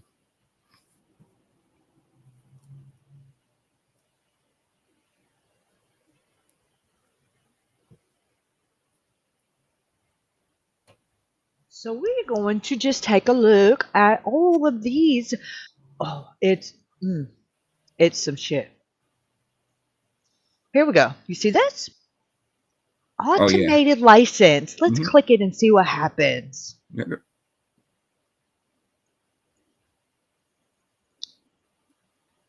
So they don't What does have that to. say? So they don't have to automatically punch in the license plate. There's a camera thing that just it reads like a 360 degree of license plates that are around, and it'll red flag, a license plate. Say if you, your registration's due or some shit, or a stolen vehicle, something like that. But I'll read this license plate reader. Is there any way that you can make it bigger a little bit? It's a little bit small. Thank you. Thank you. Automated license plate readers, ALPRs, are high-speed computer-controlled camera systems that are typically mounted on street poles, street lights, highway overpasses, mobile trailers, or attached to police squad cars. ALPRs automatically capture all license plate numbers that come into view, along with the location, date, and time. The data, which includes photographs of the vehicle and sometimes its driver and passengers, is then uploaded to a central server. Vendors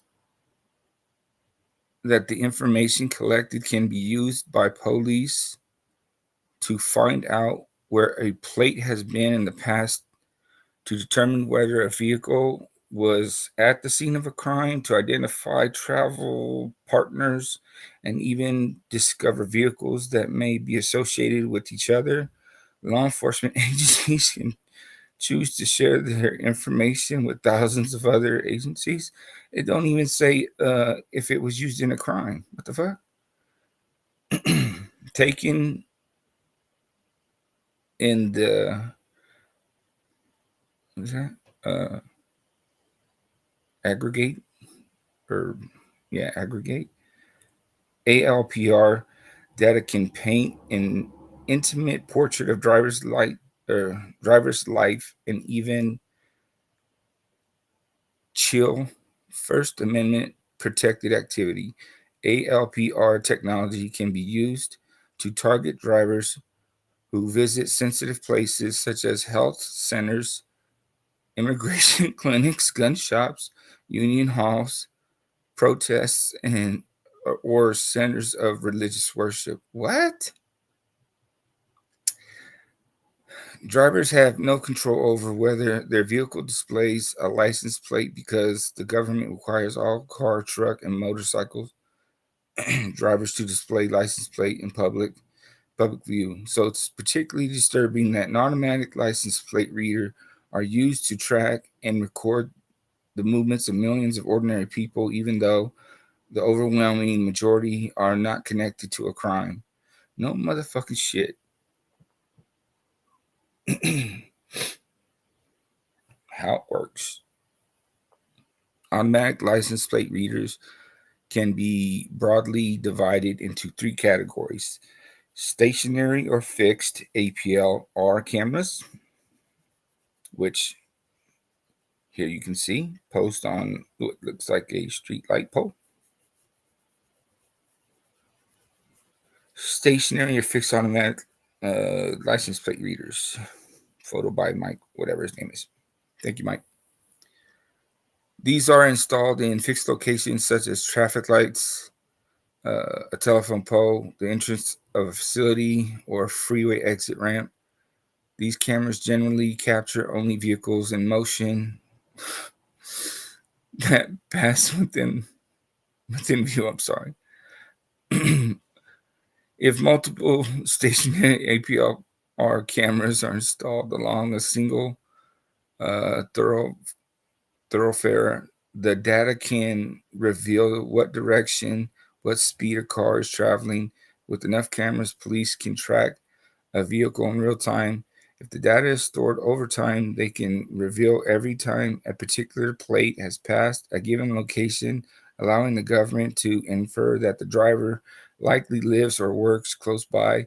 Smaller municipalities often install ALPR cameras at the entrance and exits of their town to creating a virtual gated community no one can visit without being documented. Police will sometimes disguise APLRs as mundane objects such as traffic cones or CA or cati. I don't know what that word is. Cacti. Cati? Yeah, like Oh, cactus, cactus. but Duh. Yeah, yeah. yeah, my What the bad. fuck? You know Like, what I'm who's gonna touch that prickly thing? saying? AL, ALPR cameras are often used in conjunction with automated red light and speed enforcement systems, and also a means of assessing toll on roads and bridges. Mobile APLR cameras. This is what I see around all the time right here. And this is how they got me. Oh, I didn't say that, did I? Oopsie. Mobile automated license plate reader. Mobile APR are often attached to police patrol cars, allowing law enforcement officers to capture data from license plates as they drive around the city throughout their shifts. In most cases, these cameras are turned on at the beginning of the shift and not turned off again until the end of the shift. In addition to capturing images of passing vehicles, mobile APLR cameras are effective at capturing license plates of parked cars. Wow. For example, a patrol car may drive around a public parking lot capturing hundreds of vehicle plates in minutes. No shit, like through a mall or something like that. Police can also use APLRs for gridding. This involves APR-equipped vehicle systematically driving up and down every block of a neighborhood to capture intelligence on residents. Geo! Also, private vendors like Vigilant Solutions capture plate data with mobile APRs and then sell that data to police agencies and others. What the fuck? ALPR trailers. Watch your speeds. I see these motherfuckers all the dang time. Walnut Creek Police Department ALPR trailer. ALRP Ps are also available as trailers to police that can tow to particular areas and leave for extended periods of time. These collect data in similar fashion as fixed APRs without police having to permanently install the cameras. The Drug Enforcement Administration has purchased these systems in the past, disguised as speed enforcement trailers in order to track vehicles in areas along the U.S.-Mexico border. Trailers or even vehicles equipped with APR have also been parked by police near gun shows and political rallies. Wow. ALPR databases. More of the ALPR data is stored in databases for extended periods of time, often as long as 5 years. The databases may be maintained by the police departments, but often they are maintained by private companies such as Vigilant Solutions or Flock Safety. Law enforcement agencies without their own ALP systems can access data collected by other law enforcement agencies through regional sharing systems and networks operated by these private companies.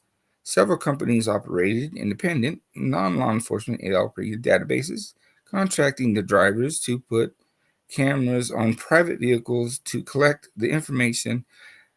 These data are then sold to companies like insurers, but the law enforcement can also purchase access to the commercial data on a subscription basis. Now, hold up. Why does this not sound right?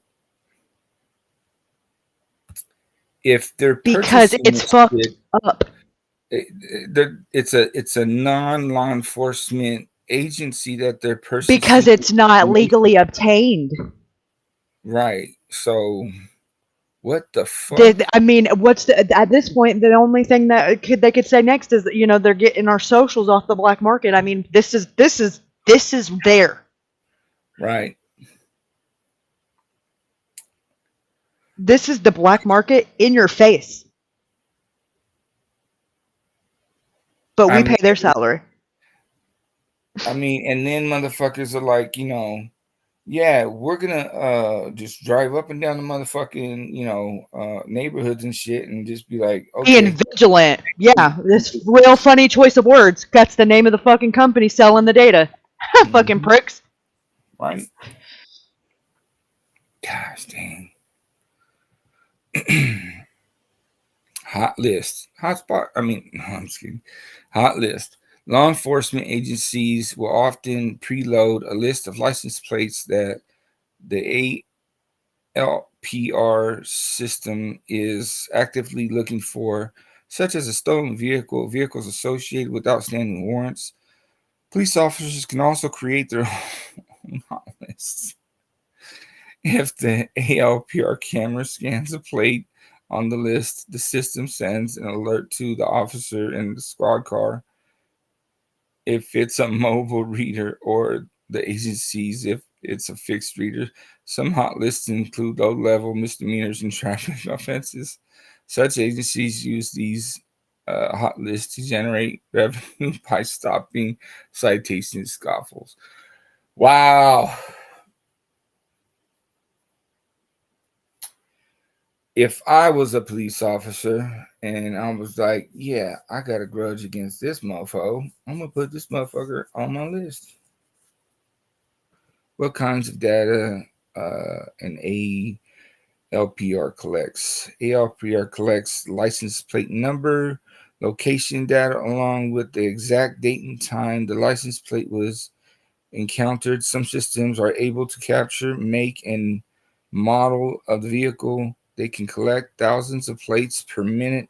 One vendor brags that its database includes more than 6.5 billion scans and grows at a rate of 120 million data points each month. Yay!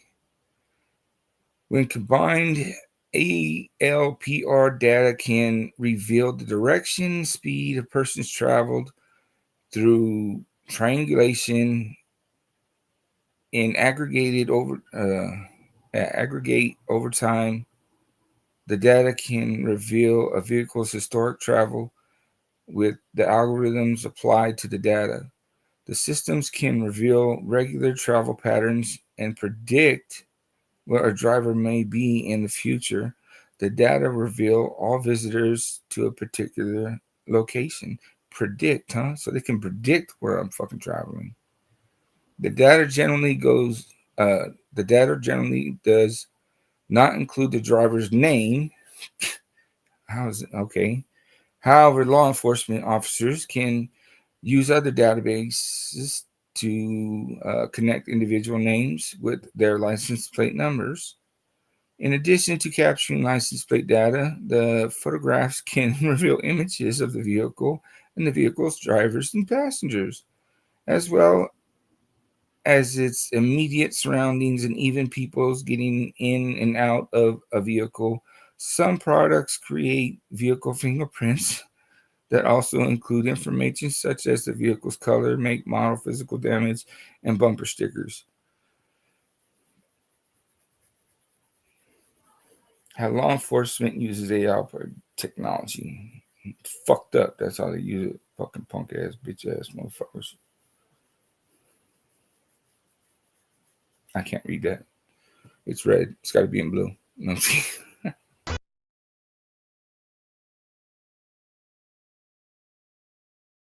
So every one of them little dots were literally you seen, you know, every minute, every, you know, those all, that was just 8 days. That's crazy. I mean, I knew they had these scanner readers and shit, right? But like, they make them seem so much more, you know, so much less invasive and so much more, you know, for the safety of us. Well, like they try to, but when you read the shit, you know, out loud, Like it's that, right? Yeah, it's like like, exactly like once again, one of the things that you're doing for my safety, but I didn't get a vote. Like you're telling me after it's already integrated and bought and it's already in motion. Like fuck it, how we feel about it, it doesn't matter because you know you're telling us about it after the fact. It seems a little ass backwards. right. You know, like, well, that is the tip of the iceberg. Oh, listen, this is when I'd be like, I need a rabbit, like I'm in a rabbit hole and I just need to play the game. That's because I need to come up for air and like, oh my god, we're so fucked. You know, like that's just where I'm at sometimes because this is what's already in place. You know, Right. and we're fucked. This gets a little bit more uncomfortable, you guys. So I'm not even gonna say warning because they didn't.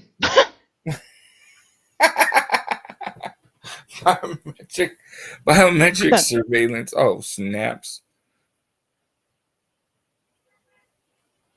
Something honking at me, motherfucker. Fuck you. Oh, I'm in my house. I'm tripping.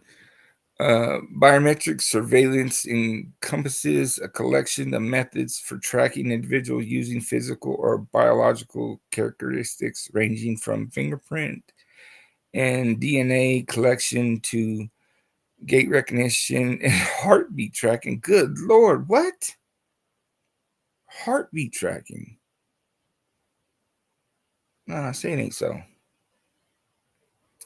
These methods. This is the real scientific way of saying facial recognition. Right. These methods rely heavily on algorithms to identify certain characteristics from a sample, like the image of a face or the sound of a voice, and match it to other particular sample or group of samples. Biometric identification can be flawed due to issues in algorithm, gaps, and biases in the training data, and problems with the samples used. For example, gait analysis, the use of a walking pattern to identify a person is dependent on movement that can be very based on the level of fatigue, footwear, environmental conditions, and health of a person.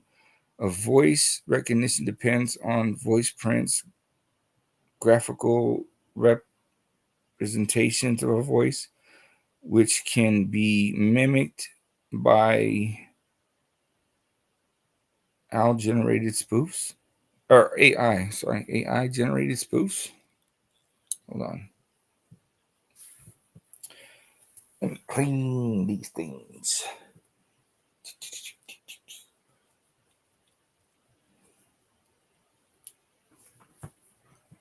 Because biometric features are unique and irreplaceable, this type of surveillance is particularly concerning.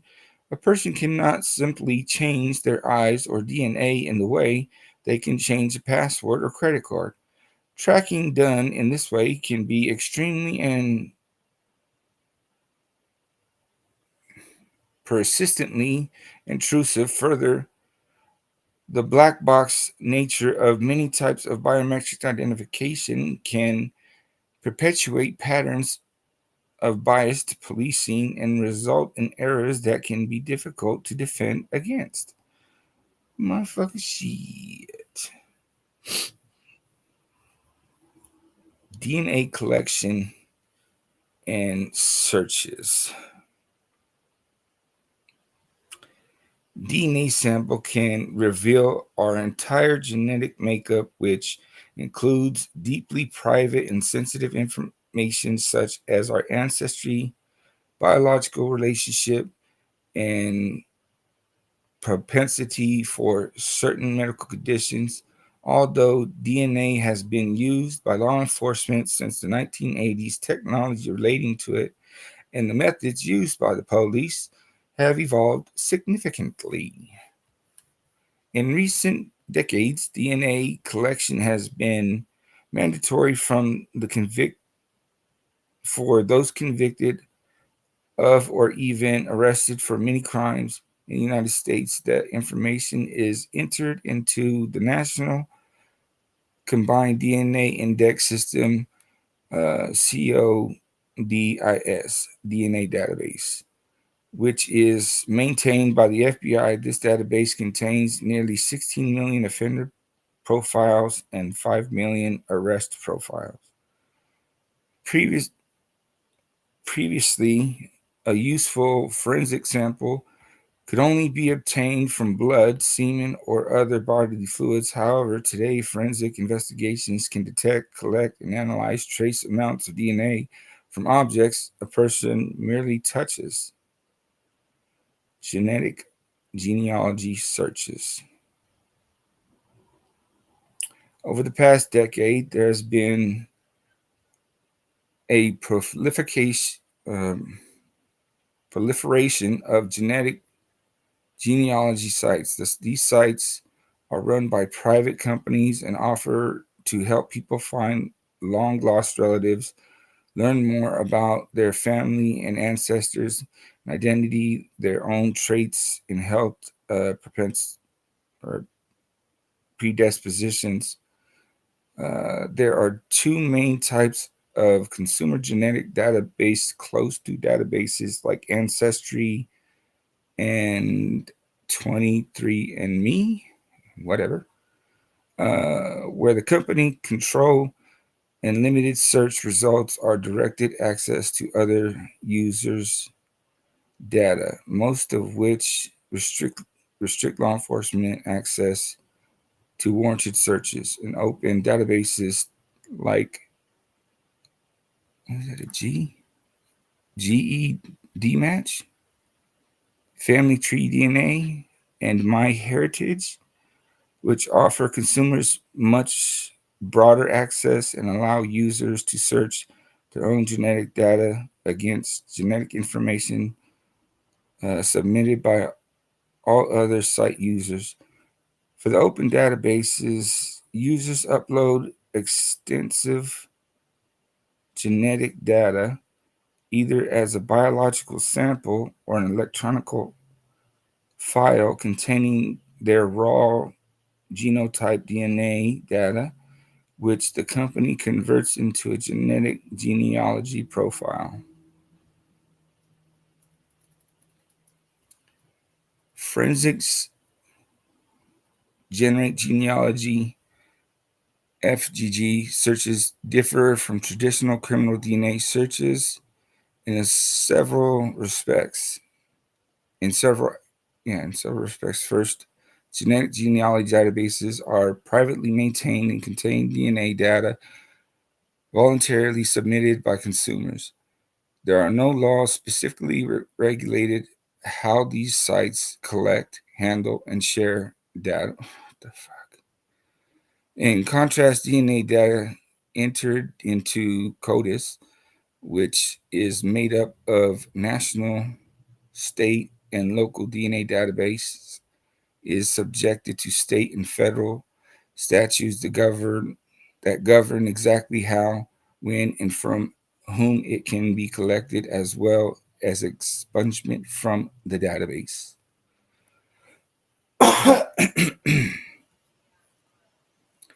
Second, genetic genealogy databases collect and store significant more and more revealing genetic data than the limited information collected and entered into CODIS. CODIS profiles typically consist of one or two at each of the 13 to 20. What does that say? Loci that are part coding parts of the human genome. In contrast, genetic genealogy profiles are made up of more than 500,000 single nucleotide polymorphosis SNMPs that can reveal family members and distant ancestors, as well as predict a person's propensity for various diseases like breast cancer and traits like addiction and drug responses. Both STR and SNPs can be inherited from and passed on by anyone. This means that while both CODIS and genetic genealogy databases can identify some biological familial relations, the latter can also predict indirect and very distant familial relations. The latter, I'm sorry, not latter. Police uh, Police have used FGG searches in a number of high-profile cases, including ones implicating innocent people who are then subject to police investigation and interference with their lives. Although the most famous example of an FGG search is that which identified the Golden State Killer in earlier search in the same case pointed to a different person as the likely perpetrator in 2014. A similar search in an Idaho cold case led police to suspect an innocent man. Even without FGG DNA matches, have led officers to suspects and jailed the wrong person in 2012. A California man spent 5 months in the jail after a database search linked his DNA to DNA found on fingernails of a murder victim. Although he was in the same hospital when the murder occurred, prosecutors believe paramedics may have transferred his DNA to the murder victim when they responded to the crime scene hours after dropping him off at the hospital. That's fucked up. What the actual fuck? Wow.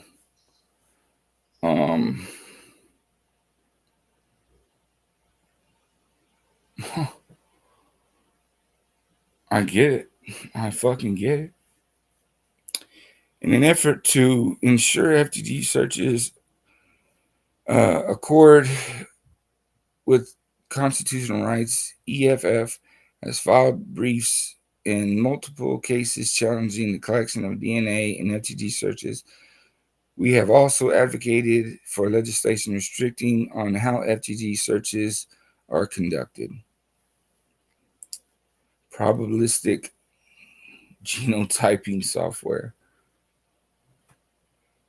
Although DNA is unique, DNA samples used in criminal prosecutions are generally of low quality, making them particularly complicated to now analyze. A new generation of software called problematic genotyping software is often used these days to determine whether a suspect's DNA matches samples found at a crime scene. However, this software is fraught with issues of accuracy, human imputed biases, and opaque processes and algorithms. When the results of this software are used in criminal cases, defendants should have the right to evaluate any DNA analysis tools, sources, code. It is critical to determine the weight that should be given to such a tool's results and whether these programs are reliable enough to be used at all in the criminal justice system.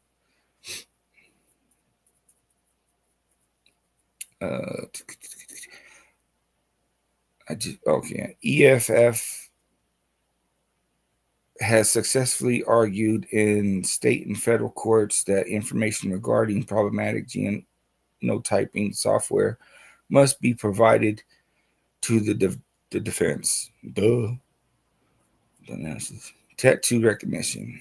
Well, this is old. I mean, this is just gang enhancement. Tattoo recognition technology uses images of people's tattoos to identify them. reveal information about them, such as their religion or political beliefs, as associate them with people with similar tattoos. The technology is being actively deployed by private companies with the support of federal agencies, state law enforcement, and universities. Researchers test and train the technology using photographs of incarcerated people from social media, raising critical issues of ethics, privacy, and our First Amendment rights. Tattoo recognition is a form of biometric technology in the same category as face recognition, fingerprinting, and iris scanning.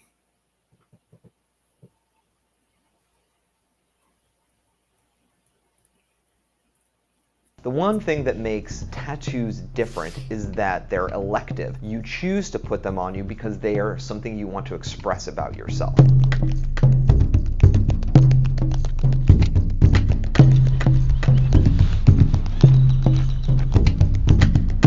In mid-2016, federal and local law enforcement were on the lookout for gang members in a few U.S. cities. He has a large tattoo on his head, scars on his back, tats on his both legs and his neck. If you comb through videos like these released to the public by the feds, you'll notice how interested cops are in tattoos. What you got on your chest, man? Because gang members often get tattoos, it's nothing out of the norm for a gang arrest. Officers make a record of the tattoos just as they do for fingerprints.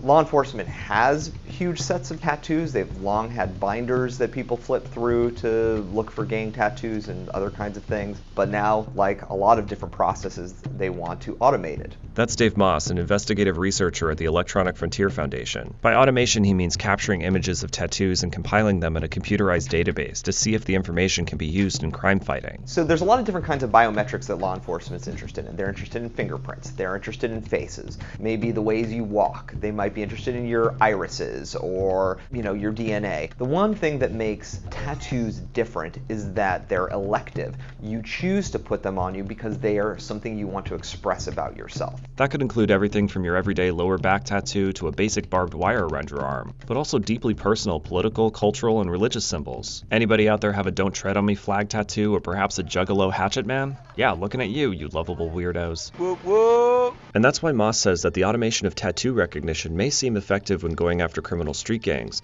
but it also ushers in a new world where innocent people without gang affiliation may be unnecessarily under the magnifying glass of law enforcement. You know, those people who have the power to charge you with a crime? So, for example, the six-pointed star. That's something that you usually associate with Judaism. However, that is also the symbol of a gang in Chicago. So if they're entering the six-pointed star into a gang database saying that people who have this are more likely to be members of the Chicago gang than people who, are expressing, pride in Judaism and get a six-pointed star may find themselves marked that way. And beyond that, some gang members leave gangs and move on with their lives. So later on, they may be the targets of harassment by the cops over the meaningless ink on their skin. But aren't tattoos a public statement to the world? Something that says who we are without actually having to say it? You're walking down the street, you put your tattoo on your arm, it's a publicly available thing. You lose your right to privacy when you walk around in public. I mean, I wouldn't, to an extent, yes, you're out in public, you are showing things off, but a lot of the tattoos we saw are tattoos under people's shirts, on people's chests, on people's private areas. Moss is talking about images used in research by the National Institute of Standards and Technology, or NIST, a government institution who partners with the FBI on biometrics. Please look at the blue light. Easily and accurately ascertaining the identity of individuals is what biometric systems are all about.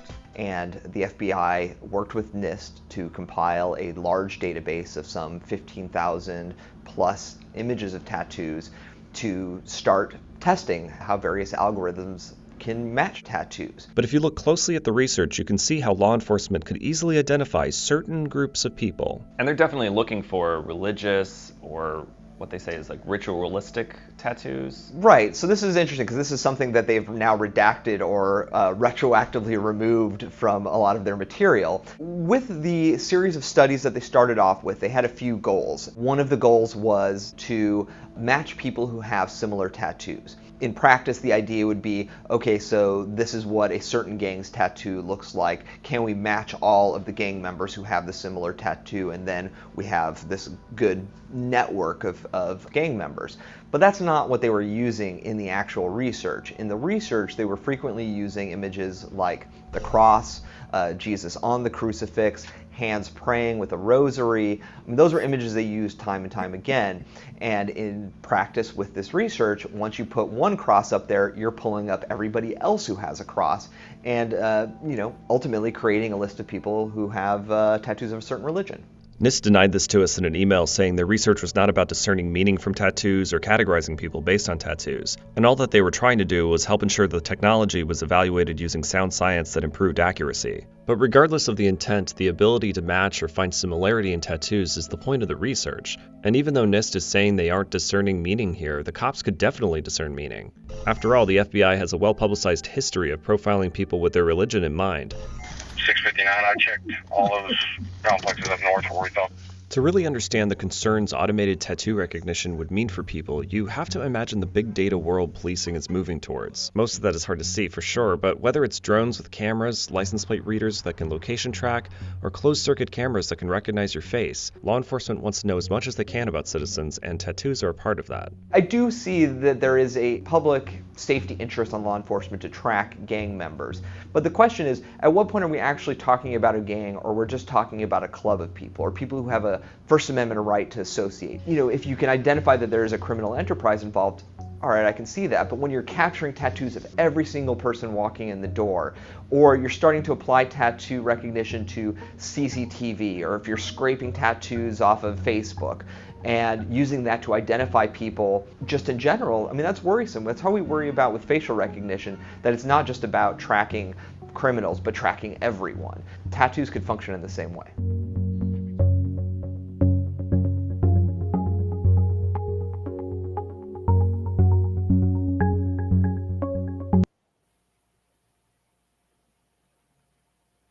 Some crazy snibblets.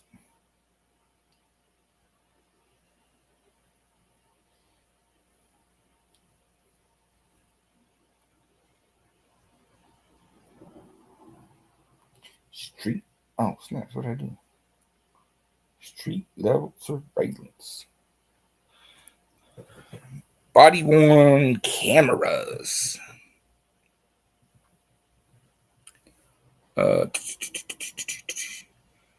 Reformers often taught police use of body-worn cameras, BWCs, as a way to prevent law enforcement misconduct. But far too often, this technology becomes one more tool in a toolbox already overflowing with surveillance technology that spies on civilians. Worse, because police often control when BWCs are turned on and how the footage is stored. BWCs often fail to do the one thing they were intended to do: record video of how police interact with the public. EFF opposes BWCs absent strict safeguards. How body-worn cameras work. Jigga jigga yeah. Houston police officers wearing WatchGuard body-worn cameras. Body-worn cameras are small devices which can be clipped onto a police officer's uniform or worn as a headset and turned on to record video and audio of law enforcement encounters with the public. The video is often saved with time and date stamps and GPS coordinates. Some body cameras offer real-time video streaming. Others offer Bluetooth trigger options. For automatic recording, agencies can select inputs that trigger body-worn cameras to automatically turn on, such as turning on a cruiser's sirens or driving over a certain speed, or when nearby dashboards or body cameras are switched on. A new wireless holster sensor can activate cameras when a gun is drawn. I know, I seen this one, it's pretty tight.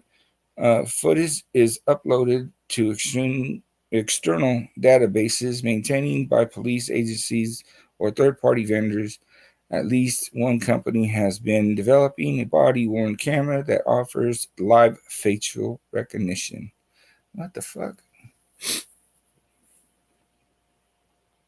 What kind of what kind of data body-worn cameras collect? When police turn on body-worn cameras, they collect video and audio footage of people in the vicinity of the officer. Some also include data and timestamps as well as GPS coordinates. The footage often captures faces, which can be analyzed by face recognition technologies. How often law enforcement use body-worn cameras? No shit, huh? This should be a good one.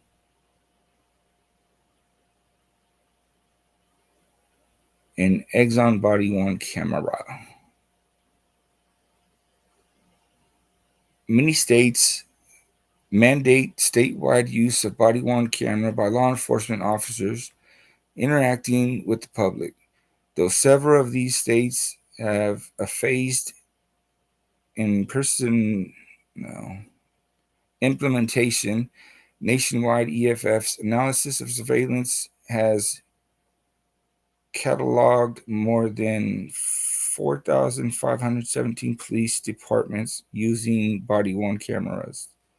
Police can collect video footage when they detect or when they decide to stop and frisk someone, search property, conduct a car stop or a chase, conduct a witness interview, issue a summons, or make an arrest. I mean, just say fucking anything. What's the point?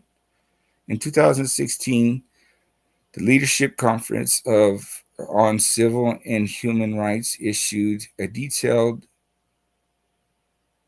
scorecard comparing the wide variations in body-worn camera practices across the county. The scorecard was updated in 2017. Some police departments make their policies easily accessible, but often do not. Some limit officers' discretion on when they should and should not record, while others do not. Some address personal privacy concerns, prohibit pre-report viewing by officers, limited retention of footage, protection of the footage from tampering and misuse, allow individuals filing complaints to access footage, or limit use of biometric technologies such as facial recognitions, but many do not. These motherfuckers, man. According to 2017 database, 52 of 68 police departments in major cities have body-worn camera programs with policies in place, with 49 making them available on the department websites. At least 4 departments, Cincinnati, Las Vegas, Parker, Colorado, and Washington, D.C., provide the individuals who were recorded access to all of the footage.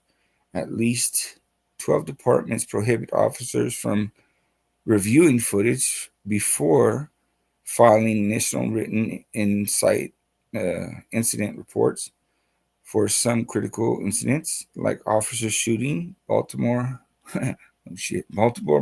County, Boston, Cincinnati, Montgomery County, Maryland, Parker, and Seattle limit the use of biometric technology with camera footage. Who sells body-worn camera technology?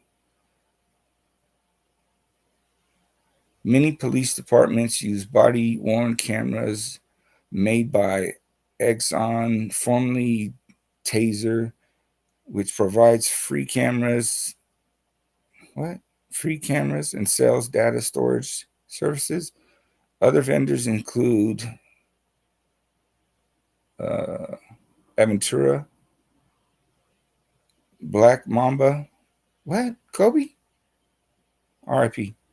Brickhouse Security by Brimtech, Coban, Data 911, DEI, Digital Ally, Flywire, Global Justice, GoPro, Hotspot, damn you, HD Protect, Custom Signals, L3 Mobile Vision, Law Systems,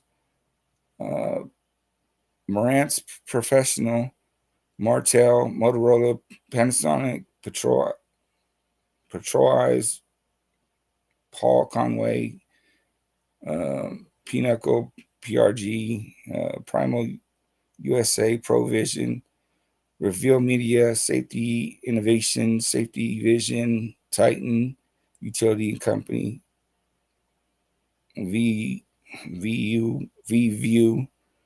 VP360, WatchGuard, Wolfcam, Zepcom, and Zentronics. In addition to selling body cameras, some vendors also provide data storage for the footage. For example, body-worn camera maker VView owns the cloud-based service Veripatrol, and Exxon owns the cloud-based service company Evidence.com. Some companies such as Utility Incorporated and Motorola partner with Amazon website services or web services for storage of body camera footage. All right. Some body-worn camera providers such as Exxon ask police departments to sign contracts permitted the footage to be stored in proprietary systems. Attorneys for criminal defendants may have to agree with Exxon's restrictive terms of service to access documents produced in judicially mandated discovery. Threats posed by body-worn cameras.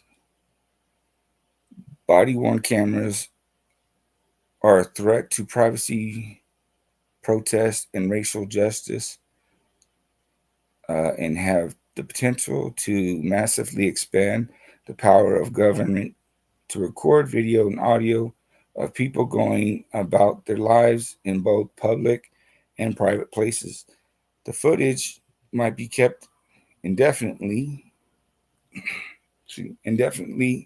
routinely subjected to face surveillance and used in combination with other surveillance technologies like stationary pole cameras. Thousands of hours of body-worn camera footage can be algorithmically analyzed, converted into metadata, and stored in searchable databases. Police use body-worn cameras at protests could discourage people from making their voices heard. True that.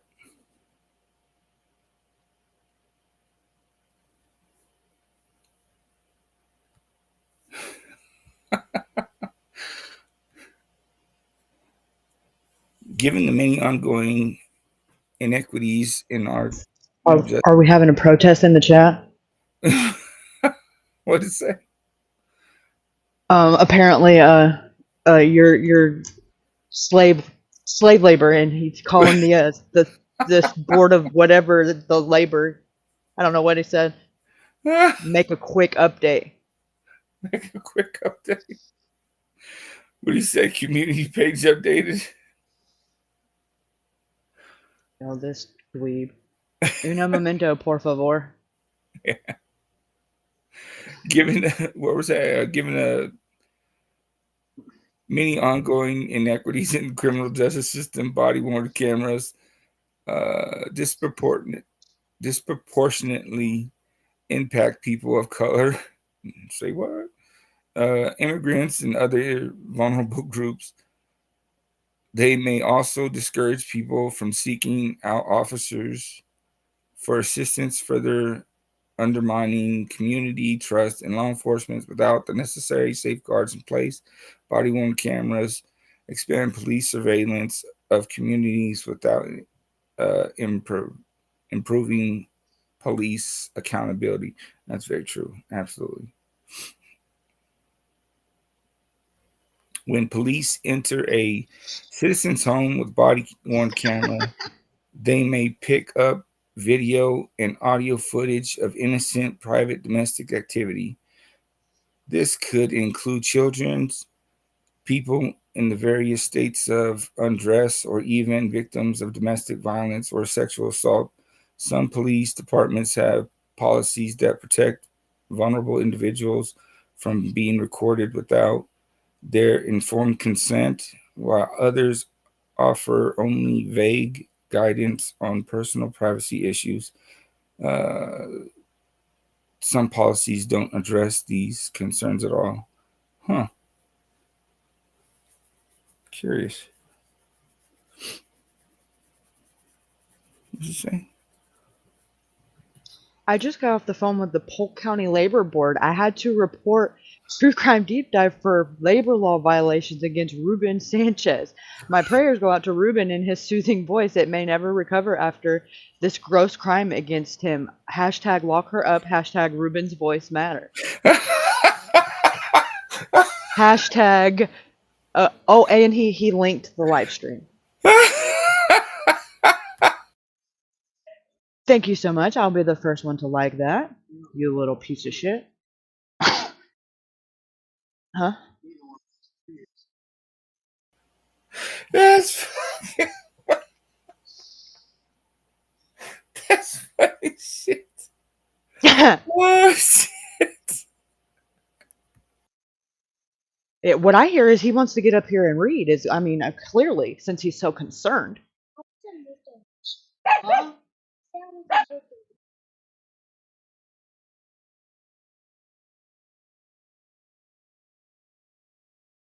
That shit's funny. We know you have that call center voice that's right, built to last. Oh my goodness. Chris, I've seen your little remarks. You can't read, so you better just hush. Puff, I'll accept it.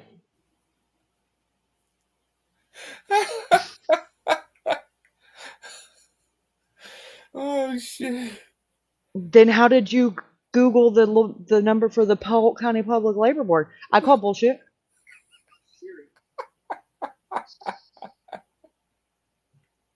I'm about to throat punch Eddie. So this is just a Tuesday, Thursday, whatever the day it is that ends in Y that he gets on my nerves. Fucking twerp. Well, listen, they should already have my information on file. Jim's already called him 117 times this week.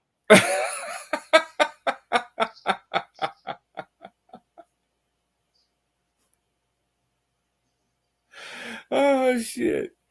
That's fucking hilarious.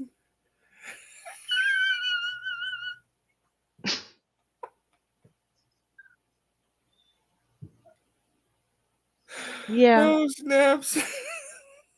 It's not going to end well for him. He's going to be the next one that I don't look for. Dick with ears. Oh snaps. Just check my community page. No, what do you mean? It's on the screen. Right. Coming to you live from a distracting troll near you. Hair flip.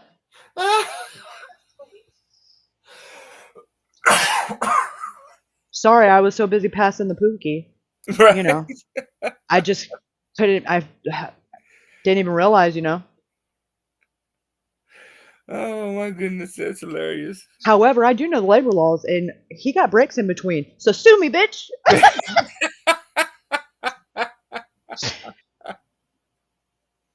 And let's just be real honest. We know he's working under the table anyway, so fuck you. Right. Trying to get my nationalization here. Yeah, damn bitch, and you fucking with my food stamps and everything. You ruin everything. Everybody's fucking with people's food stamps. Good Lord. Lord. What's next? Right? Someone's gonna call INS on me or what? Oh man, listen. If the labor people come and get me, I'm telling them that Eddie is like elite. His whole freaking family tree is come across the border, and I'm gonna send ice right back over to you. So what, rubber? I'm like rubber. You're like glue. Whatever happens to me, and listen, we know where your roots come from. Oh shit. So either send me a package in the mail, right. or I'm going to like snitch on your whole cartel. That's what I just said. Fuck around, find out. He's just like, I don't want no stamps. I just want food. No, I just want the good shit. So stop being greedy. Mexican. Go to the post office. Send the fucking package. Thank you so much. That's fucking funny shit. I noticed Fumbler hid. Yeah, that's because I already told on him, and Bambi's got him in check. That Eddie doesn't have a wife or kids to do that. I'll call his PO.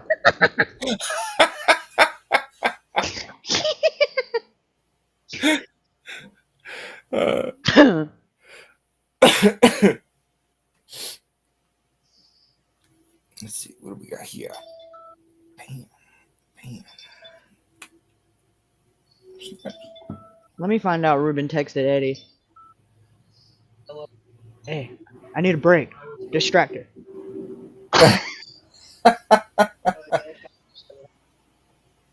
Co-ops while we're learning about co-ops.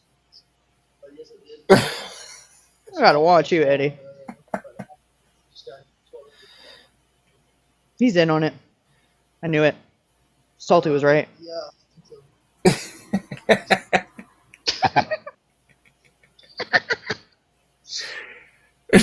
Yes, he ran, didn't he? Oh, snaps. Yeah, we started talking about reading. He had to gizzo. Please do not call on me, teacher. Can't call on me. I'm fuss as fuck, boy.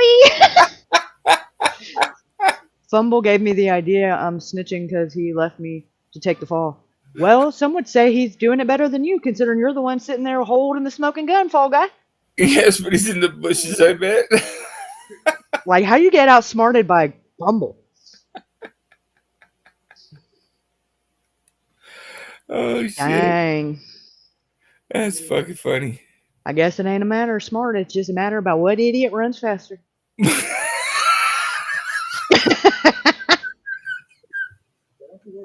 And Eddie's ass is too fast, but his dumb ass comes back every time because curiosity kills a cat.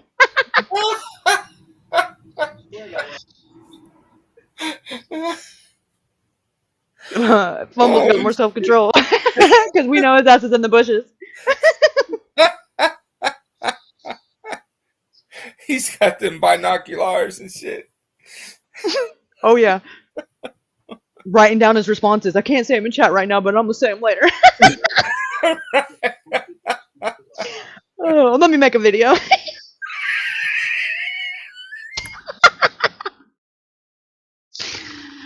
Just kidding. He's probably like in the pasture doing like whatever he does in that thing. Or driving around that fucking thing that ain't his, you know? No. No, that's just the truck, not the Can-Am. That's just a freaking display from the damn Bass Pro Shop. Come on, don't you know that's how the cool kids do it? Whoa. Maybe he just needed a lighter.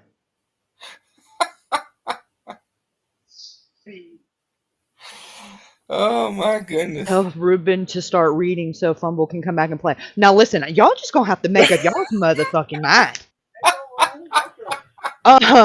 I mean, you just want to come up here and run this shit? Hello. I mean, first I'm abusing him, but now let him read again to bring Fumble out the bushes. I could just call his damn phone and say, bring your bitch ass out of here. I mean, what do you want, Eddie?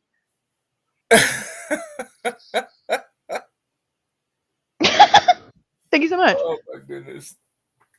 He canvassed his face in the driver's seat of the side by side to make everyone think that he has one. Well, I mean, only the cool kids do that, so duh, what's the big deal?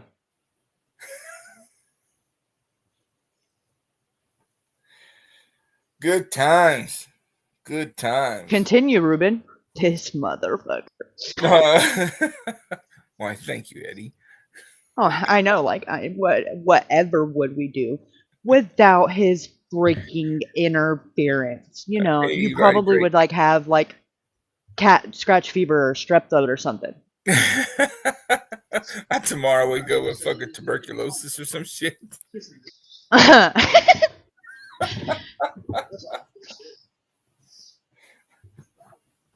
Blame it on Eddie.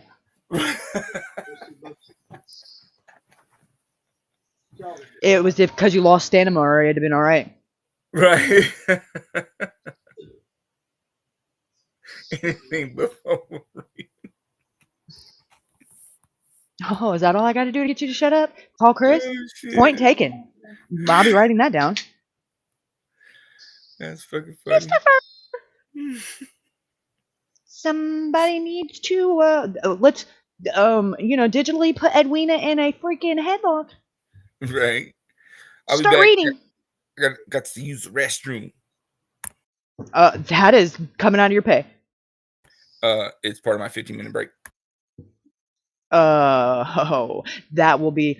You better drink water from the toilet while you're in there. Just say it. I mean, come on. You've been to jail. You know the deal. Never drank no goddamn toilet water. I don't mean from the bowl. I mean from the fountain on the top, weirdo. It's the same. I wouldn't know. I never been. I just heard stories. See what you done did, Eddie? Now you done let him get away. So now what? It's never going to come back. So better get your ass up here and finish reading, you little dick with ears. What are we doing? Apparently being railroaded by Eddie. But how are you? You know, I don't know what you're doing. But that's what I'm doing because he's like a little freaking gremlin. Ugh, eye roll.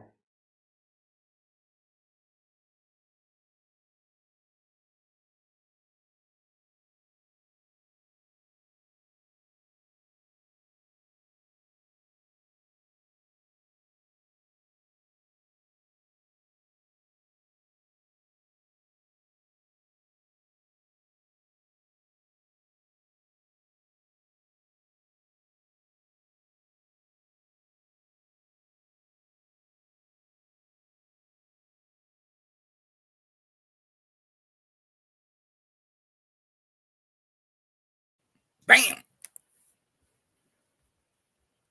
I'm cooking supper. He will be back if Ruben starts reading again.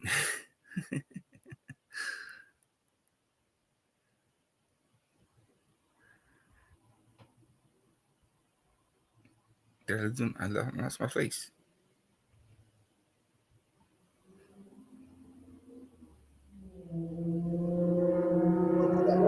What in the hell slowing shit down? Okay, these is where the rabbit hole got. Okay, I just got to be strategic in which one I. Yes, ma'am. Be strategic when I drown this dog. Kason, did you stop yelling like a banshee? Thank you so much. Thank you so much.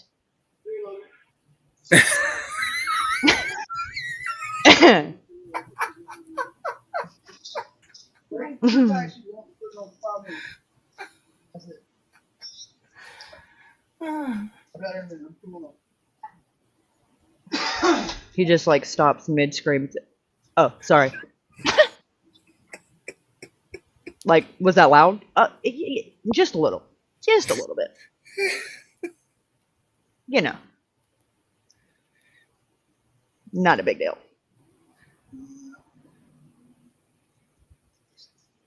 Okay, this is the link. Or no. No. This is actually, I mean, really good information that, like you said, but it it's gets all more put gooder. in one. But Okay, it's here we like, go. See this that says 450 bullshit. claimers? You click on it, watch this shit.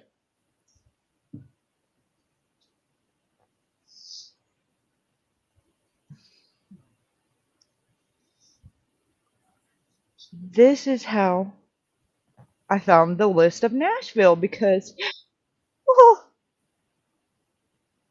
this is all of them. Oh, And I mean, shit. man, there's a lot of publicly, like parks or, that's considered government Right. that have surveillance. Oh my God, look at this. Several cities feed video surveillance into monitoring headquarters, often referred to as domain awareness centers or real-time crime centers.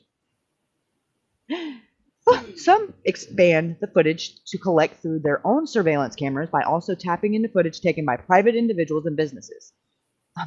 Imagine that. Fresno Police Department, huh? I got family in Fresno. Bulldogs. Is that California? Yeah. Oh, shiznit. Okay, as part of the Atlas of Surveillance Project, the Electronic Frontier Foundation and students from the Reynolds School of Journalism at the University of Nevada, Reno, have identified more than 80 RTCC access the United States with heavy concentration in the South and the Northeast. In this report, we highlight the capabilities of controversy surrounding 7 of these facilities. As this trend expands, it is crucial that the public understands how technologies are combined and collect data about people as they move through their day-to-day lives. What the? So see, here we go with these license plate things. So they be doing it, and then they be talking to each other, and then they be like misconstruing some shit, and before you know it, you got a warrant, and you ain't left the house. Right. What the fuck? That's kind of terrifying, actually. Well, not even that. Like, even when they, when they come into your house and shit, you know what I'm saying? When they have a warrant, you know what I mean? They're only supposed to, you're allowed to read the warrant so that you know your rights and stuff, right? So they're only supposed to search whatever is on that warrant, you know what I mean? So if I'm married and they're searching my shit, they can't search like a room that is dedicated to my wife, like, she has her little shop, whatever the fuck, you know what I mean? If it's not listed in the warrant. This is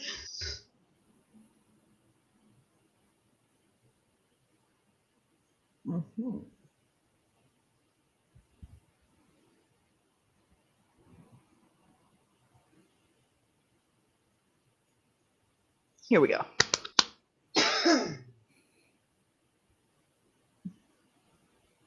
Real time. Hold on, let me share this link. Yeah, it's already up there, right? Okay. Documenting police tech in our communities with open source research. Real-time crime centers. Albuquerque, Atlanta, Detroit, Fresno, Miami, New Orleans, Ogden, and Sacramento.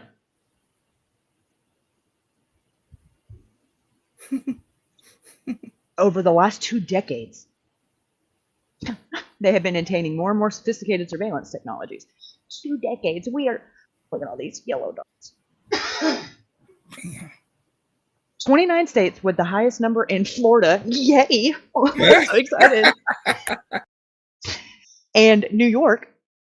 However, Mississippi also stood out with 4, despite being a significantly smaller state. They are commonly found in large metro areas. Even smaller cities such as Ogden, Utah, Hampton, Virginia, have established their own RTCCs. There may be more yet to be discovered in Denver. Local officials and new organizations were unaware the Denver Police Department had launched any and explained its camera network and It expanded its camera network until Atlas of surveillance researchers uncovered a job advertisement outlining its capabilities. The Honolulu Police Department have added ARCCC to its 2020-2022 strategic plan.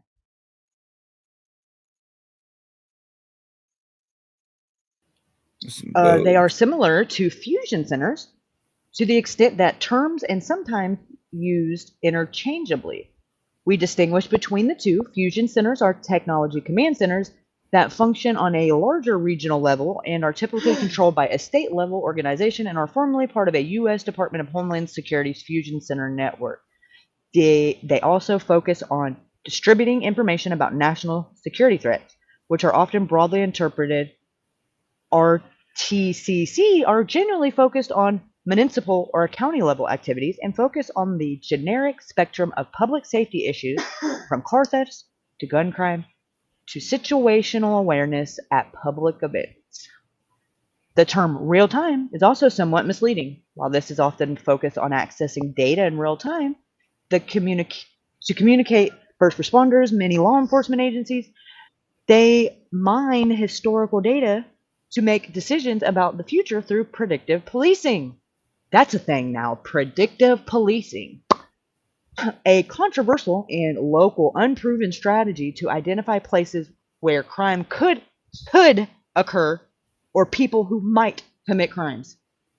What the fuck are woulda, coulda, shoulda, might?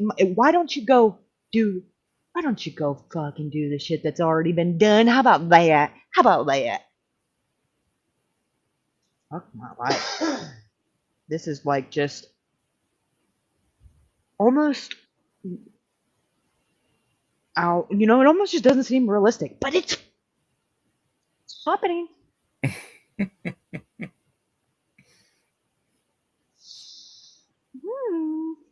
Okay, let's see when we click on these little links what happens. Map. Is surveillance come near you? See the map.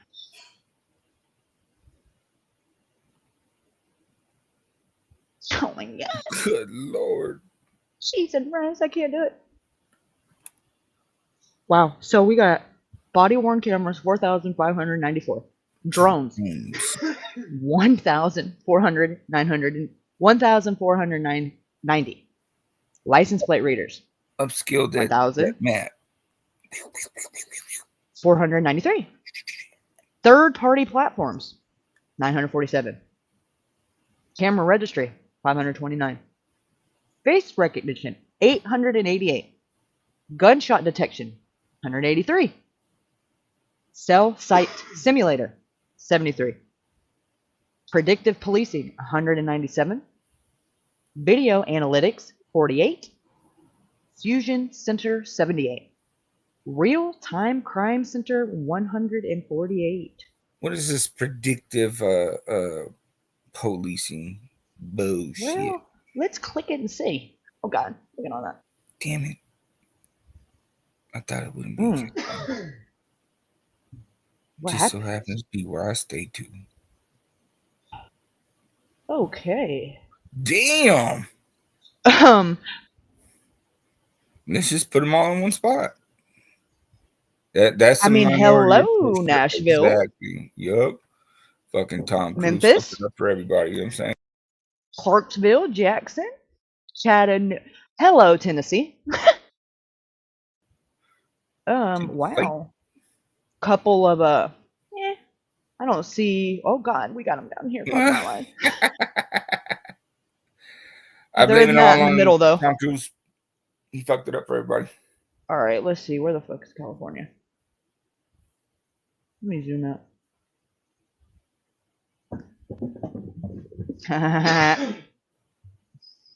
Oh, it's there. Oh, look at there. Eddie is even gonna come see you too.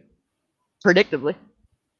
Look at all It's them in dogs. Los Angeles, though. It's not. It's in Fresno, San Francisco, Sacramento. Mm-hmm. You Bulldogs. And Phoenix, apparently. Wow. And Tennessee, Houston, Lake Charles, Snap. Pensacola, Atlanta, Birmingham. Oh God. They said fuck it. We're just gonna throw it all right there. Oh my God. Like, that is some fucking crazy crap right there, my man. My man.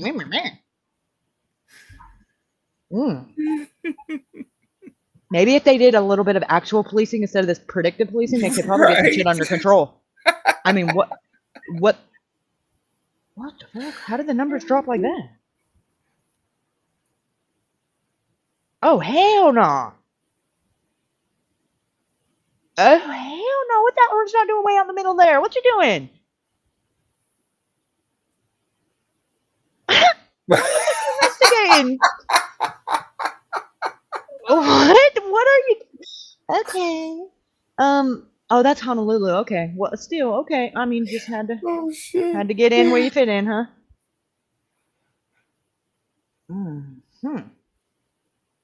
These little orange dots are everywhere. I wonder what they are. What's a fusion center? What's a real-time crime center? I don't like it. I don't like the dots.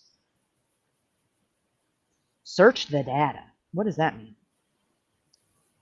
Oh, shiznit. Look at all these. Automated license plate, body-worn camera, camera registry. Alaska analysis for... What the... I wonder if you look up the security cameras and then look up Tennessee and the area around where Riley... What if I told you that I had already did? Dang yeah, and listen, no, it's not dang it. Not dang it. It was not Did a you find dang. anything? Oh, I did. Yeah. And then I spent 2 hours looking at fucking footage, and then Chris was like, yeah, but if and when you find anything, that's going to be great. But if you know, if it already belongs to Metro Nashville, you know, you think they're going to give a shit? If anything, they'll probably just take the server down so that anybody else can't get to it publicly. But it's all a bunch of traffic cameras. So I was able to narrow it down to a map of where all the cameras at, and the fact that they are live streaming 24/7. Right. But I cannot see that said live stream footage. However, I can watch the fucking highways and the off ramps all day, every day. That's public. I mean, how are you any more public on the highway than you are on the sidewalk? Asking for a friend. I mean, your tag number is more public than you are walking on the street. Yeah. That's 50 Shades of fucked up. Because you're not committing a crime, either one. That's why they're putting them on you know, the stoplights and stuff like that, because it's public property and stuff like that. Like but a stalker can get on there and watch it, but they can't, you know, watch you at the... Oh, however, I got creative because I don't like dead ends and I don't like challenges. However, they do excite me. Real Ring Neighbors partnership. I don't like that. I don't like that. You're done. You're done. You're done. You're done. Okay, you're done. So what is this? This drone shit is fucked up. Oh yeah. Well, what is? I thought we voted. Community real-time tracking applications. What is community surveillance apps? That's. Oh. Okay. Let's get to one of these links, because I've already read all this and I've already trialed and errored this. I don't want to be racially biased or none of that. I just want to go to see some shit, okay? Thank you so much. Amazon Ring neighborhoods. I ain't trying to get that personal. Sorry. Private security footage. $30,000 reward. Okay, blah, blah, blah. Neighborhood you were formerly comfortable in is now under siege. Network defense monitorized. Vigilism, private surveillance system. The rise of fear bait. What? I don't even know what that is. I don't know if I'm going to click that. I probably already have. Monetize. What is... Oh, I can't click on it anyway, I guess. Okay. Did it say Suggested... available AR something? Yeah, the article about it. But I know there's one of these little links hidden in here because I've clicked it. I just don't want to click one of the ones that, because then it's like, I've done it. You would think I'd have like wrote this shit down, but okay, having access to 911. Wow. Triggered by ShotSpotter.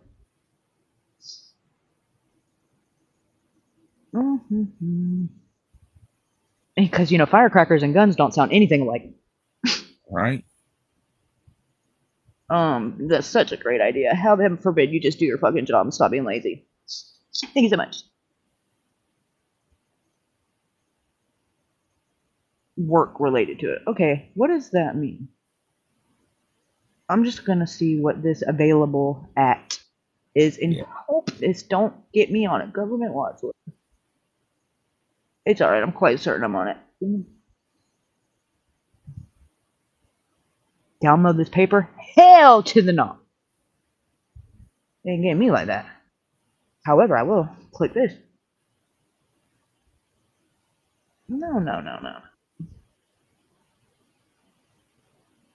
Real-time location tracking. That's probably the one. I don't like that eyeball looking thing. Freaks me out. Gives me flashbacks. PTSD. Somebody else that used to like be weird.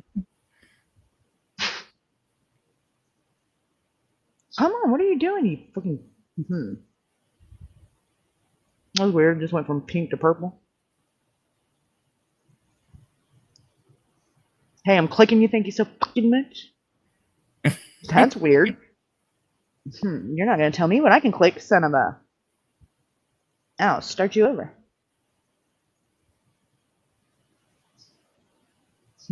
We might have got. You have reached the end of your destination. Says who? Predictive policing. That's some scary shit, man. That's honestly where I started. What the hell? That's fucking that's Tom Cruise bullshit. Tom Cruise, like, what do you mean, like Scientology shit? Minority Report. Precog. Okay. Precog. Free real-time mobile location tracking.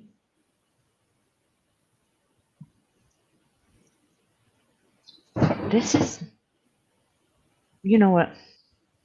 I know where I did make a note of it. My messages to Chris. Dang it. And he was like, if you don't have time to like give me a step-by-step play-by-play, he's like, I have no idea what I'm looking at. And he's like, it looks interesting and resourceful, but English. I was like, BRB. I was like, dang, man. So that's kind of why I'm like refusing to read it now. I've already did this 70 times. Is it street level surveillance? All of this, like, to somebody that's not tech savvy and try, you know, just right. It was fun.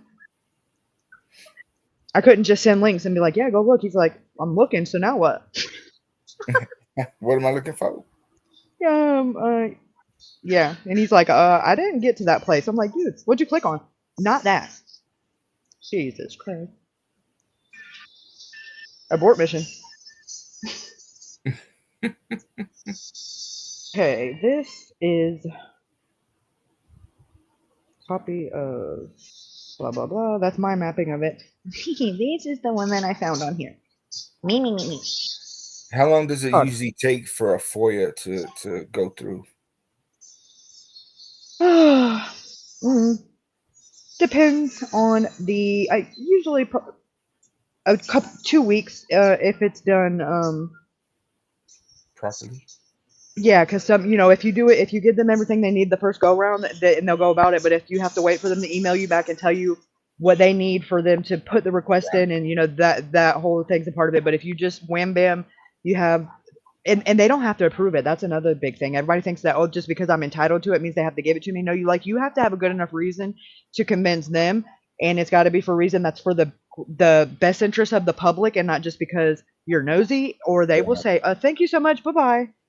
But that's going to be a negative.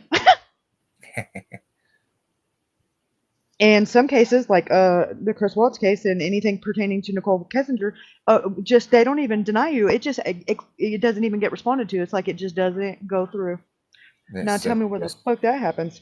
Mm-hmm. And I mean, I know if I have put in as many as I have, I can only imagine the millions and thousands of other people that have been just as invested have done the same. And that's just crazy to me. Like this, who is she? She's a succubus. I'm telling you, she's a demon. I mean, Clinton's shit is in the Freedom of Information Act. You gonna tell me this bitch is not like, what the fuck? Mm-hmm. Share screen. She done charmed the pants off them people that she was putting spells on them. Or she put a spell on the ones that are looking into it. That's why that makes more sense. Because I'd like to think that they got bigger guns and maybe a bigger magic wand, but apparently not. She definitely put a fucking spell on homeboy. Ooh, I'm saying that's embarrassing. Chris Watts, yeah. That motherfucker was confused as motherfucker. He still is. And they're fucking reading Bible scriptures. Like, where the fuck was that? Like, little hell of a time to freaking get the Holy Ghost. She done sucked the soul out that motherfucker. Oh my God. Traffic cam archive. We capture, collect, and archive high quality traffic camera footage in Nashville and make it easy to find and affordable to purchase.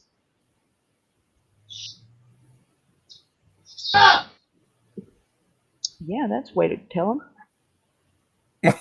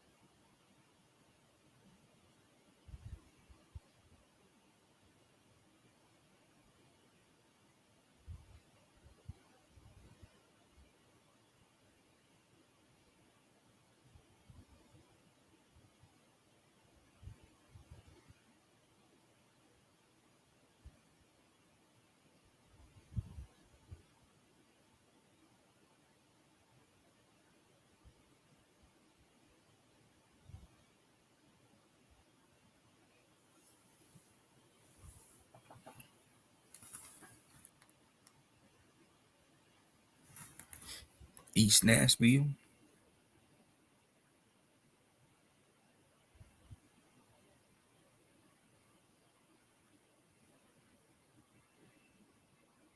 Broadway.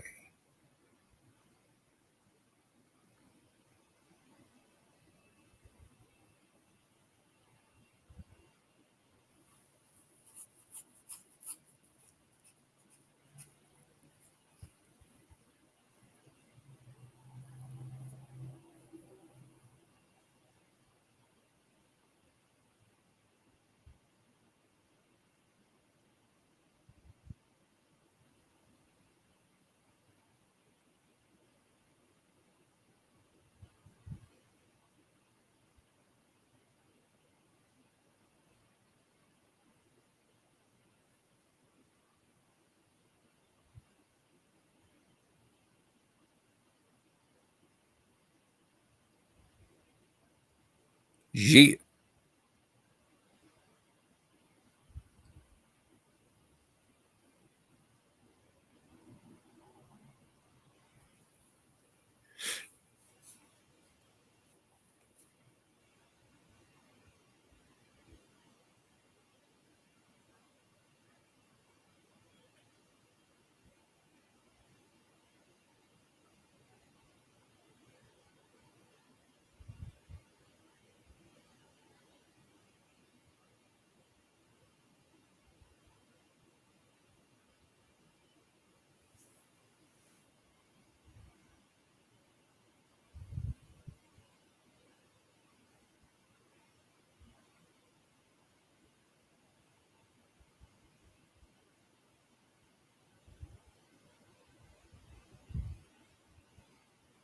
So now we have the next part of the government that I would love to completely just disembowel with my hands.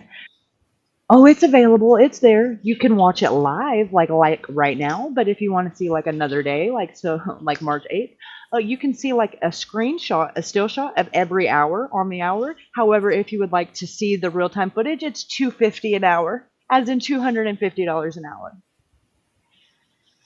You better make sure you have the right one, because heaven forbid you pay $250 and oh, that's the wrong camera.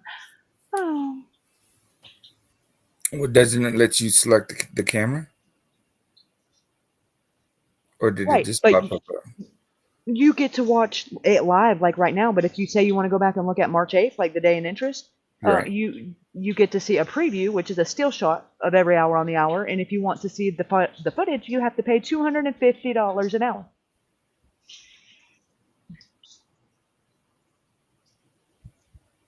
And that's per camera per hour. But you can watch it free right now, live.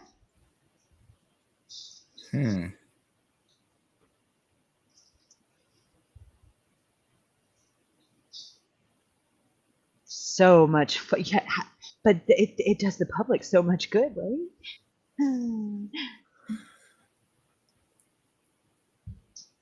I think, don't we know, like, okay, we can narrow down at least, between I'm going to assume a 5 camera thing footage. You know what I mean? On the highway? No, we don't. He was on the bridge. We're just winging that. If it even sees anything, because they don't point at the water, they point at the highway. I think these would be more beneficial if we're able to narrow down with Sebastian's case, because of the whole back and forth to Memphis, and that's an angle I'm working. But there's such a big gap in when he went missing. I'm not willing to fucking fork out $500 to play freaking Duck Duck Goose. But the whole point is, we've already paid for these cameras with our tax dollars. Why the fuck do we got to pay for it again by the hour? But it's a private company. It's publicly accessible. But they sell it to the fucking police. But we got to pay for it. Right. You see, this is it makes my eye twitch. Sons of bitches. I wonder if there's people that that watched that like watch these things live and record them, screen record them, or some shit like that. I know who should start. God damn, I make rent in the fucking first 5 hours. You know what I'm saying? Shit. However, the plot thickens. What about Birch? Did they have any on Birch? Oh no, only on highways and bridges and off ramps. You know, not anywhere where Right, no businesses and stuff. It's all public bullshit. Yeah, like tag numbers and shit that's invasive as hell, but heaven forbid, you know, just a public sidewalk. I mean, the cameras are there. They can see it. We cannot because we don't have the secret passwords. So Should there I are say some on the public highway. The public sidewalks. Oh, well, the 47 owned by Metro Nashville is to start. Let me take a. Are they take a in any trip. like one of these type fucking photos? Absolutely, every one of them. So here's a little trip down a fuckery lane. This is a legend of the Nashville police use 63 cameras mounted along streets to help solve crime and monitor events. Police can also review 52 cameras on Metro's development and housing agency properties. All but 19 cameras send live video to computers that can be monitored or easily reviewed during investigation. The 19 that don't stream are older legacy cameras, light blue. The additional 15 cameras are planned, green, and will have live streaming technology. Metro Nashville Police Department. So here we go. Shall we?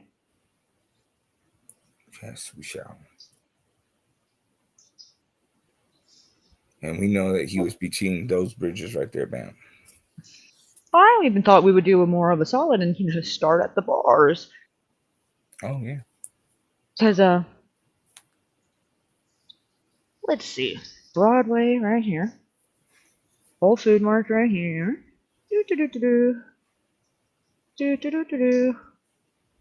Okay. So this is not the right place yet, almost. What the hell? Oh, that looks way different. Okay, the hotel's right here. Whoa. Gotta zoom in a little bit more. Yeah, there we go. I'm like, why isn't it coming up? Okay, Church Street is right here. But he went this way, came down Broadway, and hit the bar scene, as anybody would that's in Nashville on a fraternity, because they're not there to sightsee, they're there to get fucked up. So, this, anyways, there go cuss a couple churches, because that's logical. Right. The National Vision Center, Bridgestone Arena. What is this? Okay. The Masonic Center? Shut the fucking device. Huh? Yep. Oh, okay. Well. Nice. That I didn't see that in my last trip. Well, that is some fuckery if it's ever been at its finest. Let's keep going, shall we? All these little blue ones, if I didn't mention, those are Metro Nashville cameras. See, when you click them, police camera, 2nd Avenue South and Broadway, 5th Avenue North and Broadway. So, if you zoom in and go to the street view. Oh, stop being weird. Okay, here we go. Click on it. With the little yellow guy. Oh, that was weird. This is, it says it's in the middle of the road, so what does that mean?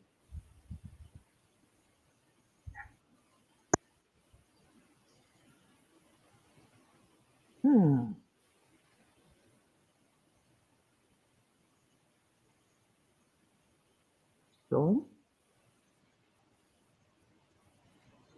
No, the little guy didn't go far enough.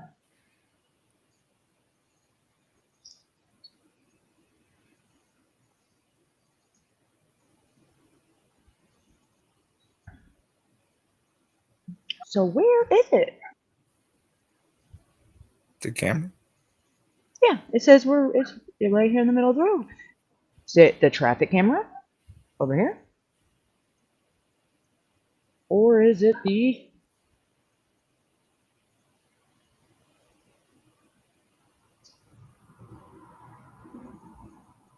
traffic camera? Or the crosswalk, should I say? So like the little snippet we got to see of Riley crossing the crosswalk? You said they're in blue, right? You see the little blue thing over there on that wall? Yeah. Oh. Wait, yep. Can't zoom in anymore, but let me see if I can change the...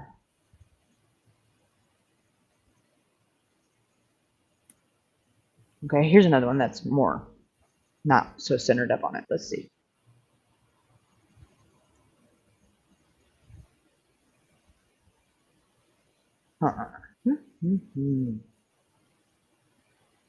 Look at there. I don't see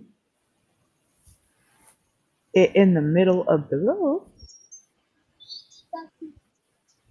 But, however, I do see it on the crosswalk. Mm-hmm. So that means that little crosswalk footage that we seen of Riley when he goes onto the bridge, that means that they have that available for every crosswalk. So why'd they choose that one? Good question. Why did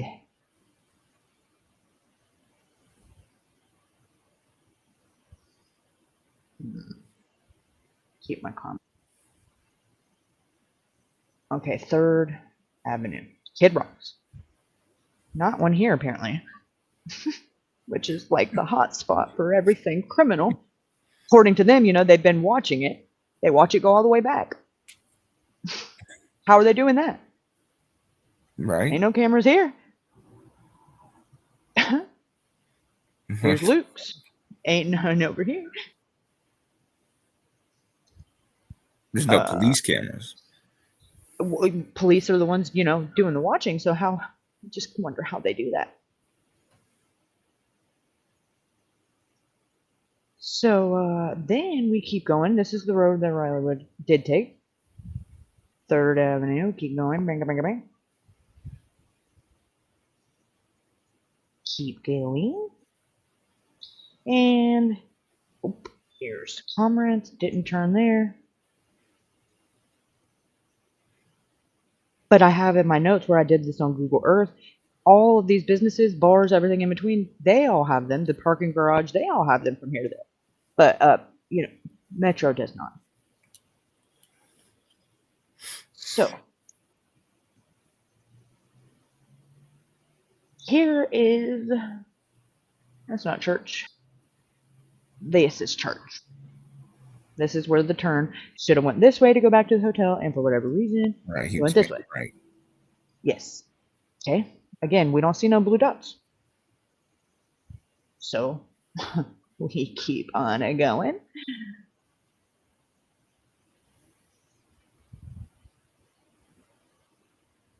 And we keep on going. And how far did he go down? All the way to the bridge that right here. Yeah. Okay. And what the hell is happening right now? Hold on. This is not the bee's knees.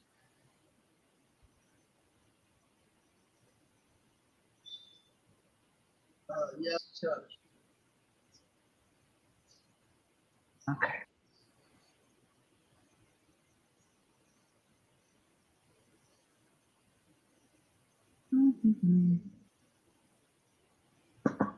Where's the water?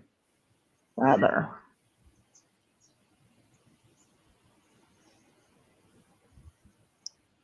Oh, I mean, okay. even from Man. this view, you can see the fucking. That's a huge ass fucking. Ledge. He wasn't just gonna tip over and fall into no water. Nobody's gonna do that shit. No. That's just not even plausible. Even if he did, he wouldn't have landed in the water. Right. Like somebody like me, because I'm more, I bounce a lot and stuff, so I might have made it. Now here we have some blue dots. Riley crossed on to Church and right here, Church and Gay Street. So here we go. Green is potential. Light blue is not live feed. And so now we're getting cooking with peanut oil. I don't know what the hell that was doing before. We got 2nd Avenue and Broadway. Palmerus and Broadway. Palmerus and 2nd Avenue. Church Street. 7th Avenue North in Garfield. I don't know what that is. Renner's Alley? Okay. I'm assuming they have their own. That's a weird thing. Okay. 2nd Avenue South and Broadway. That's Metro's camera. So as you can see, they're at every crosswalk. Boom. Oh. Boom. Boom. That one right there. I mean. And they do that. They are like that the whole route. And the ones that are lacking them, the businesses that are in those spots have them. Okay. No blind spots. I've double checked, triple checked, quadruple checked. No blind spots. What do they show? I mean, I can't access the footage. I just know that there's footage that exists. Right. Because Metro is greedy, gutted little lovely, amazing humans. But here, we can even take it a step further, because I like to be thorough. Okay? They don't just do that on the route Riley took. They are like that all throughout downtown Nashville. Okay? So, if we keep going to the route Riley took, which is right here, boom, all of those, we only see, for whatever reason, we only get to see this one. And that's where he's on the FaceTime with the frat brother. So then, keep going. And this is the route that Riley took. Okay. Now also pay attention. This road connects and overlooks this one. Right. This is where those stairs lead. Okay. So just a little that kind of like a cross thing right there. Yes. That's where the stairs go up. The first set of stairs, because there's several. There's another right here. I see, yeah. And another on this side of the bridge. However,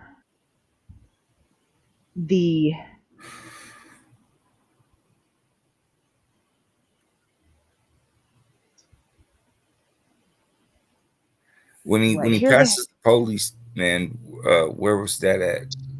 Right about where that bench is at. So right about here. Right.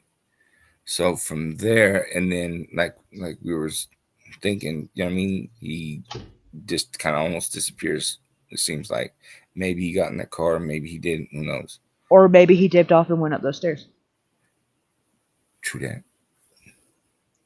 Because if he was closer to that bridge than we think, and he went, which is the phone pings literally right here, not on this side of the bridge, on this side.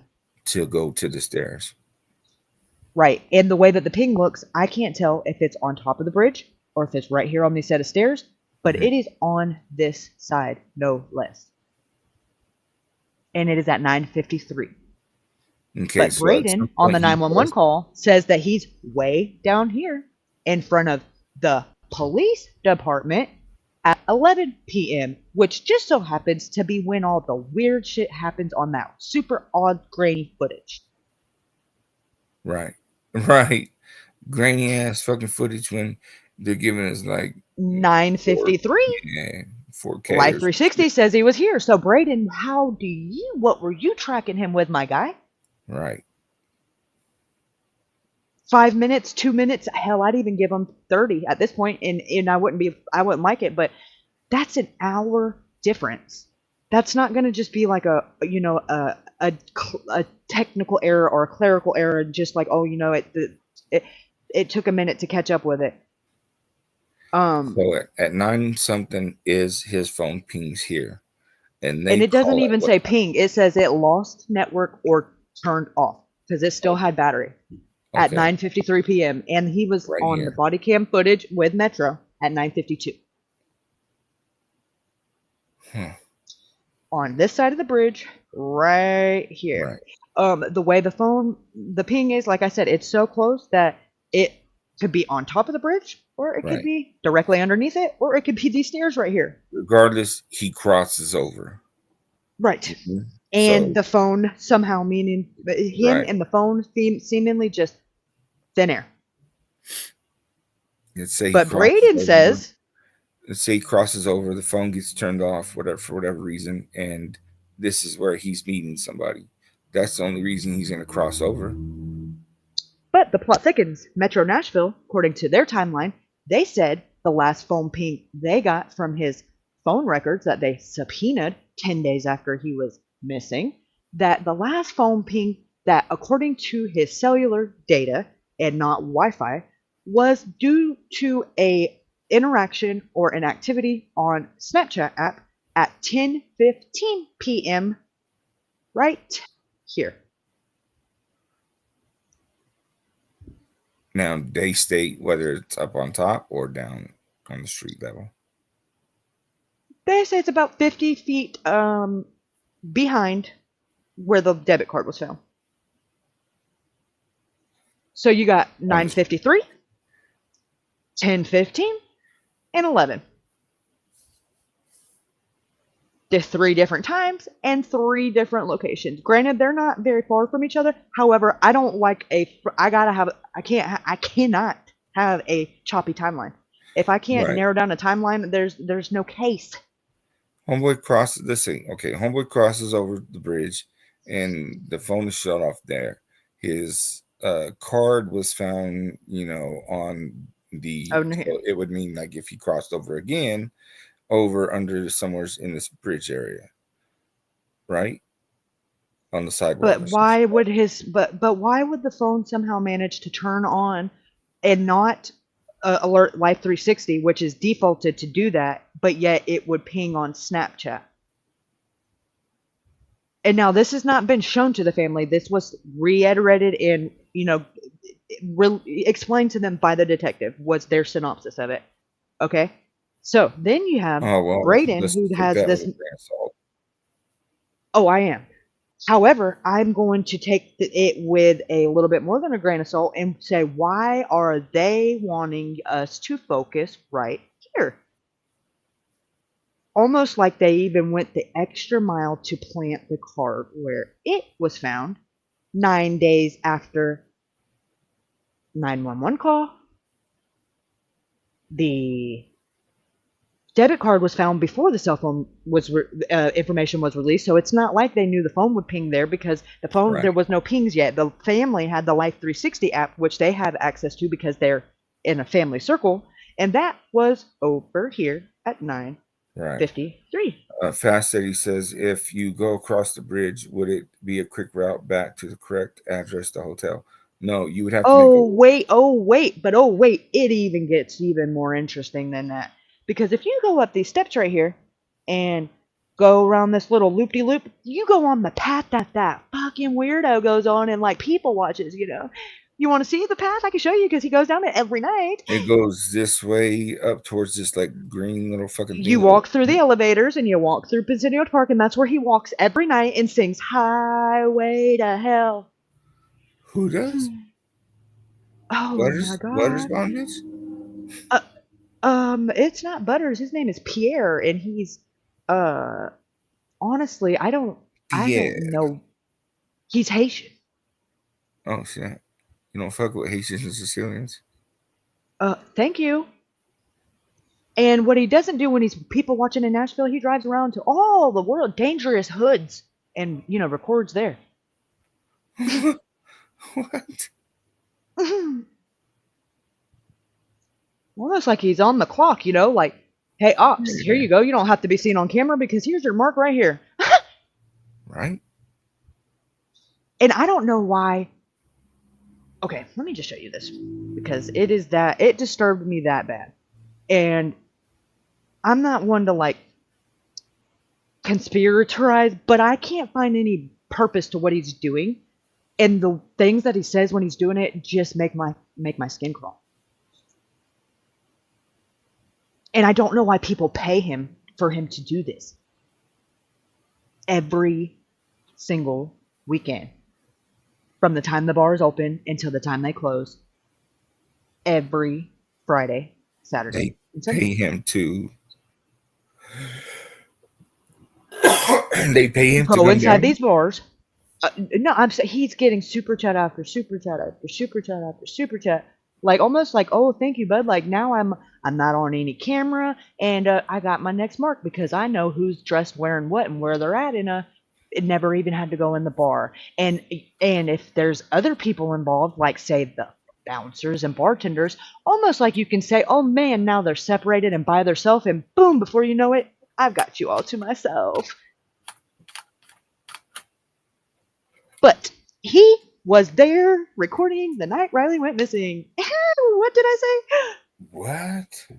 And walks the same path that Riley walks, except it's he somehow just manages to miss him by I don't know how. Because I mean, now that we know that Riley was in Kid Rock's, it's almost like how did he Riley's moving to the other bar. Let's conveniently move right behind him, but not like right behind him, you know, not like a respectable distance. But it's so bizarre because of this shit that he's not like sightseeing and like, oh, look at the tour stuff. He's people watching, sizing people up, looking at their shoes, watching the bar, looking who it makes me feel some type of way watching it, honestly. He's a spotter. Like yes. Yes. Oh, Puff Muffin. See, I always leave it to Puff Muffin. So smart. We've talked about this offline though. So let me go to YouTube. YouTube is where all of your dreams come true. Said nobody ever. Fuck my life. Okay. All I gotta do is do live Nashville because he's probably live right now. Honestly. Live. Oh, and then when I was looking at this, I typed in live Nashville to YouTube like I'm doing right now. There's live cameras in downtown Broadway that just record all the time, but because they're just recording all the time, there's no way to go back and replay the footage. You just have to catch it live or you missed your opportunity. It's like the most unsatisfying shit. Like, it's there, but like you almost have to know it's gonna happen when it's happening or it's fucking useless. It's here we go. This little fucking weirdo. Look, here we are. We're live right now. If you want to watch downtown Broadway at what's it called? Earth Cam Live. Even has sound. No fucking way.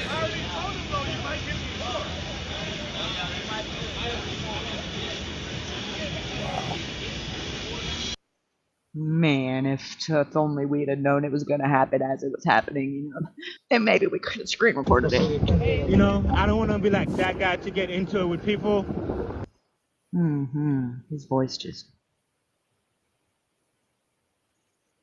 Nashville, Broadway. Let's see. We don't want April 19th. We want March. Oh, he is live right now. How the fuck did I know? Let's see. Oh my god, on Broadway, you don't say. People watching. Is it the weekend? I'd be curious if started that kept 3 up minutes and ago. saying, the people that, you know, to watch the people who do super chat them, you know what I mean, are the same names, same amounts.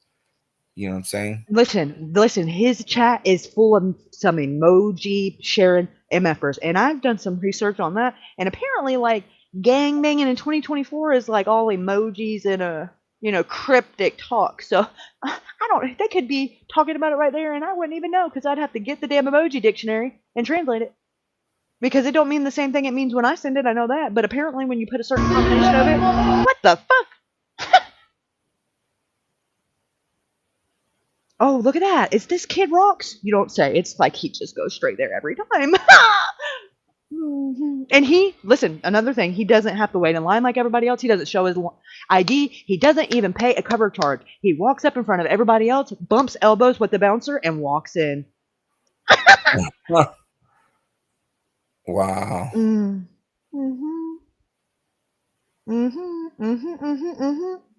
That's a little weird. Okay, let's go to the night in question because yeah, this guy gonna get me on the time. This guy gonna get me on the fucking time, right? Does he have, like, I mean, I don't know, maybe he has video footage of the kid. Oh man, listen, when I tell you this is what I'm talking about when I said they're packed in there like sardines, I am almost 99.9% positive that Riley and or if not both, those frat brothers are in this footage, but I have combed there's absolutely no fucking way to narrow it down. There's no way. I've tried, I mean I'm sure there is, but I haven't acquired the patience because I'll just show you. And guess what? Everybody's dressed the same. And it's moving so fast, and you don't know if you're looking in the right spot, so you're using there's no way to get a focus point on where to. It's a clusterfuck, buddy. I tell you what.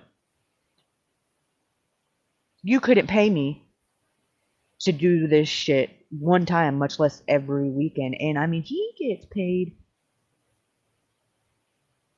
stupid amounts of money. It doesn't make sense for what he's doing, almost unless he's paid for that's his cut for said services, yeah. Spot. You know, if it pans out, I'll go ahead and hook you up. If not, then it'll be dry as fuck over here. You know, he has 20.7K subscribers.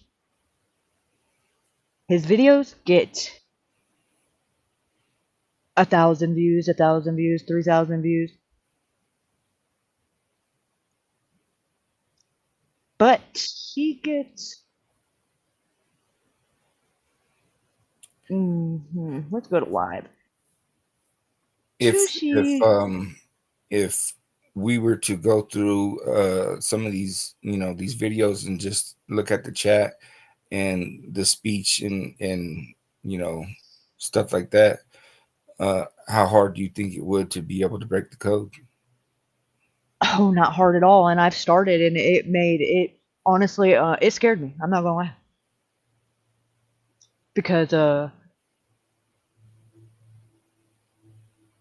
it's not really as cryptic as you think when you start paying attention. It's almost like right in your fucking face, you know? Right. Which is the best place to do things. Exactly. Spoken by a true criminal. I'm just kidding. My dad would be so proud. If you really want to get away with it, you have to operate in plain sight. Yep. In a trap house right across the street from the police department. They'll never suspect it. Nope. They won't believe the lying eyes. 3-9. Oh my god, don't play with me. Okay, I was about to say, let me find out he deleted that shit, and I'm going to call goddamn Homeland Security, fucking Ghostbusters. Ew. Who's this? I don't even know. God, okay, I'm gonna mute because. Is okay. 3/8/2024. All right. According to this video, which is all we have here, which this one got 15,000 views, and I'm quite certain I'm at least 10,000 of them because that's how many motherfucking times I've watched this thing. So, hello, I started the video at 8:35 p.m. and ended at 2 a.m. Okay? Okay. Back to the beginning, shall we? Is this one that has like one of the ones that has the most views? Yeah. Okay. He's averaging like 1,000, And maybe 3,000 on a good night. 3,000, 1,000, 1,900, 3,200, 1,200, Fuck, 33. There's something going on here. There's 20,000 motherfucking people that viewed this shit. Yes, let's see, the 15K on the 8th, and the, well, I don't know what date that is. Hold on. This is the 7 months ago. What the fuck? Why do you have that in there? Like it's just fitting in. But yeah, 15, and then it goes back to 4, 2, 682, 3.5, 4, 3. You know. Right. So tell me that's a coincidence. I will say you are crazy.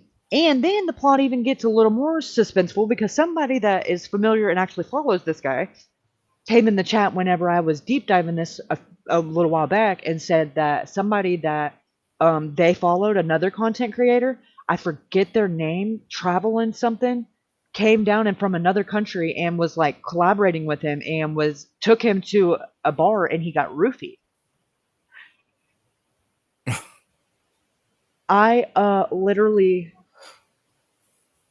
I didn't even, I was like humming. What's that? Is this the day of when he goes missing, Riley? What's in the comment sections? Let's see, we gotta go back to the 8th, which is this one. No, that one's the live one.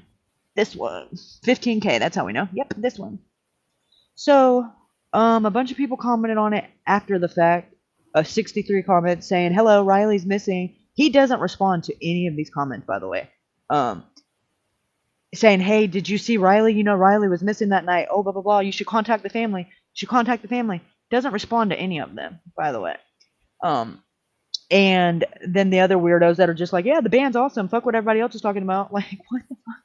I'm about time. Would you say you started this one? What about what time you say you started this one? Yeah, this is like his, viewers talking to each other. He's not interacting at all. They drop timestamps of stuff they heard, which thank God they have, because did I add, this is a mother fudging 5 hour and 36 minute and 33 second live stream. So he said he started at what? 8 something? 8:35, I think he said. Let's go back up to the top. 8:35 and ends at 2. Fast forward, well, I wanted you to see where he starts because it's very eerie, because at this time Riley would be in Kid Rock's bar. Right. Okay. So just listen to what, I don't know what he's doing. Shout out to all the legends watching. You guys are amazing. And I'm going to be very busy Saturdays. Tomorrow, Saturdays down here. It's tomorrow's going to be a long day. I might do it like. What is he doing with the camera? Like, you nod him with the camera? Like, okay, just wait. I did last week. Do the open mic audition, and then from like what, 2 to 5, and then just come back like at 6 or 7 and close it out.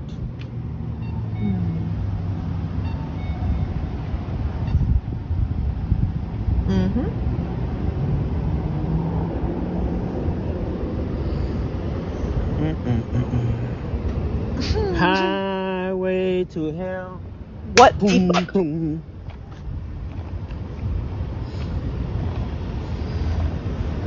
Keep listening.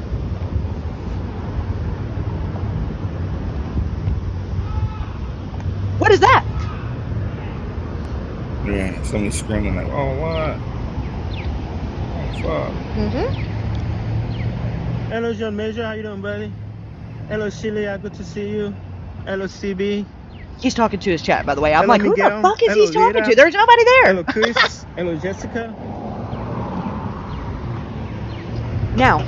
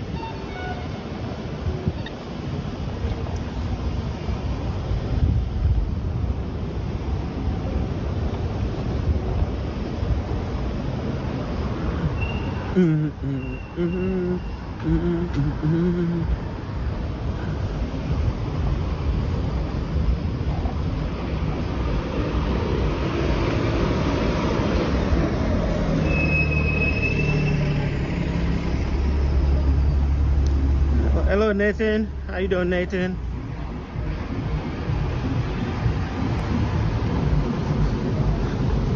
The munchman say, "Yeah, slow." I was the first one here.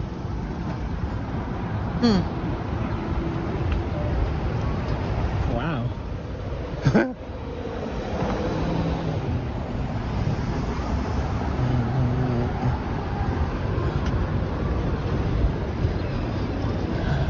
and now he's turning on 3rd Avenue. Go, go, go.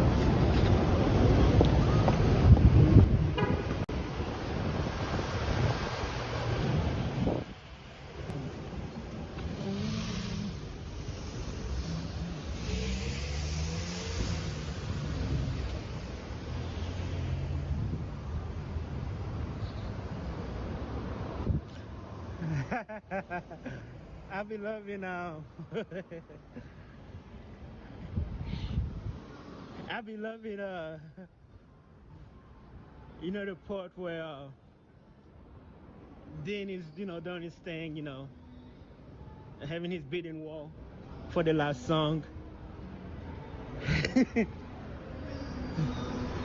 And then he will talk to Steven, and he'll be like, oh, Steven will be like, I just got, well, how does it go? Yo, I am so sleepy tonight, guys. How y'all doing, man? What up, man? Hey, you everywhere, man.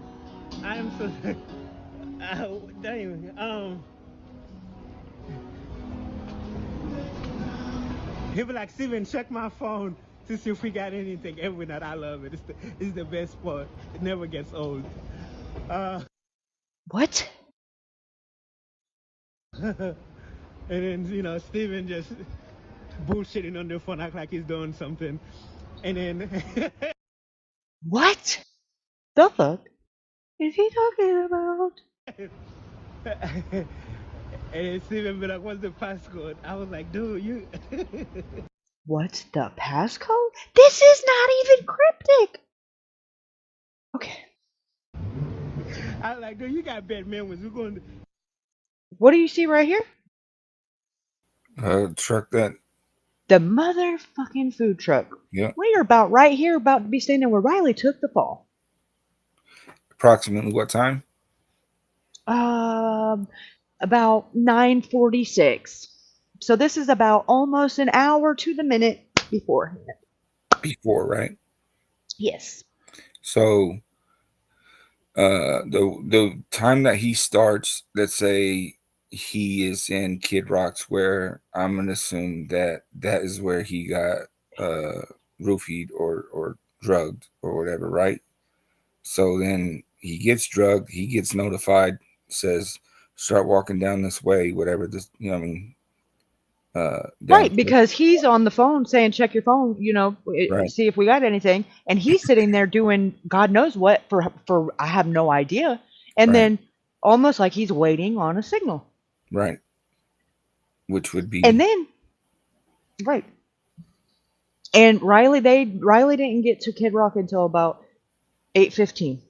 He took off walking about 8:35. That's pretty long enough to get in that crowded ass place and get served a drink. Exactly. Drink it, and then he starts going because he knows it's going to start to take effect, and within 20-30 minutes he tries to change scenario scenes, thinks maybe it's too packed in there, gets a couple of his buddies, goes to the next bar, gets worse. Right.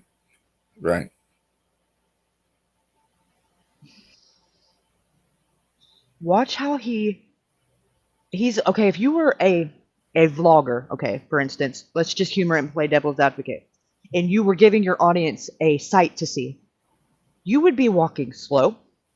You would be panning by and showing everything, all the structures, the buildings, giving a description of where you're at, what it is. Okay, watch where the camera points. And he doesn't say much of anything unless he engages with chat and starts laughing like a creepo. But naturally, he cannot help but to, where the camera has to go where it has to go. And it's not a coincidence. And it's not the freaking sightseeing and the buildings and the bars. It's... Every night we go through this. Every night. You need to start watering it down. Did he say we need to start watering it down? Yeah. Oh my God. He wasn't supposed to be there yet. He did too much, misjudged it, and it was taking effect too fast, and he's not down there yet. Oh my God. Maybe he wasn't. I gotta listen. Ahead of him. Maybe he wasn't supposed to be ahead of him.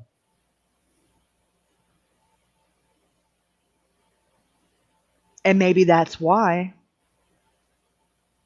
he makes a point to go one way and not the other, because it had already been messed up. Riley was already at the other bar. And when you lose somebody like that, you can tell he's looking for somebody, looking for something. I think that switching bars last minute. Does he automatically go by Kid Rock's first? Yes, he does. Does he spend like a certain amount of time around Kid Rock's? Oh, majority of the 5-hour videos at Kid Rock's. Oh yeah, but just let's look, shall we? And now, granted, at this time we know, according to the bank footage and the CCTV that has been reiterated to the family, that from 8:15 until about 9:15, he was in Kid Rock's, and he walked into Luke's about 9:16-ish. And so if he started this at 8:35, and it's 9 minutes and 21 seconds into it, it's safe to say we're at about 8:40-ish. Right. So Riley's in Kid Rock's. Undisputable, just factual information. Mm-hmm. The first time I analyzed this, that hadn't been out yet. I didn't know about the other bars, and I'm almost like watching this for the first time again, because I didn't hear any of that. I know I did, but I skimmed past it because Kid Rock's was so irrelevant to me. I was trying to get him going to Luke's, and right. Riley was in Kid Rock's this whole fucking time. I'm a little scared of what might be on this video. Because he is being so animated and just very like cat, just nonchalant. about some weird Actually, I shit. mean, he seems animated, but in a And excitable kind of way you that right, and you can hear like he's got some pep in his step. He's out of breath. And you know how He's like trying to hurry up. You know how like some people will giggle or laugh when they know something like they're either bad or they did something wrong. You know what I mean? Like his fucking little giggly bits and shit. You know what I'm saying, that he's doing right now. Like he knows something's gonna go down or Or possible. it's already in motion, and that's why he's trying to hurry up and get there. Right. Because apparently whoever he's getting information from is inside the bar, and they can't leave there. And once they leave there, Riley is lost. Therefore, then he's gonna have to go hunt him down from wherever the fuck he found him at. Or it is definitely not hard to say that he's not working, solo. He's probably the lowest one on the totem pole as far as complicity because, he just plays a part and holds a camera. But he could be the biggest compartment because he's the one that chooses who gets to be lucky number. Correct. You are the next contestant, Right. I don't think he's the one physically doing the. And I think that's on purpose because he can't be in two places at once, and he has an alibi always. Live streaming. This is getting some. Yeah, this is a. Can you turn the volume? Yeah. You need to start writing it down. Of course, it's just a big act, and I love it, but it's just. What? And he's got conveniently his closed captions turned off, so you just literally got to guess what he's saying. Wow.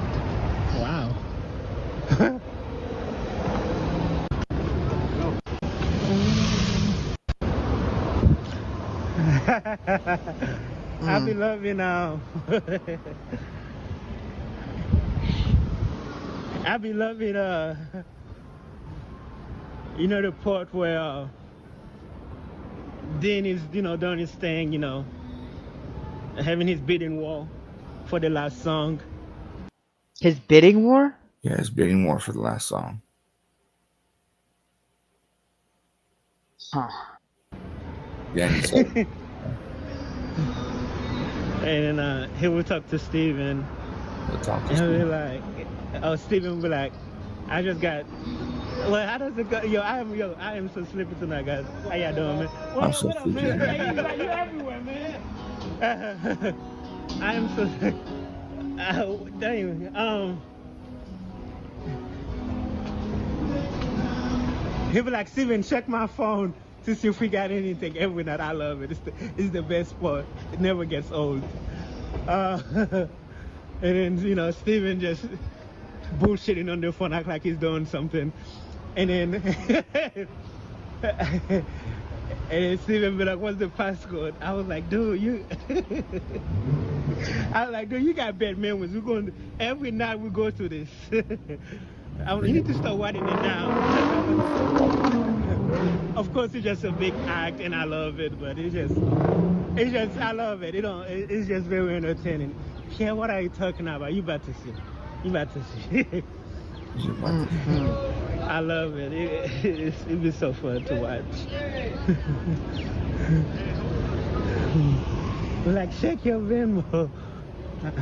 Check your Venmo? I have a jacket on, man. I just hate it when I'm inside somewhere and I get hot very fast. It's like 62, so it's not too bad at all.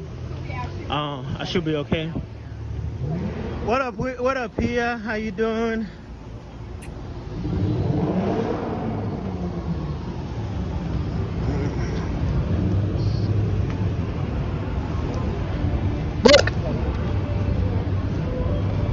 Look at their shoes.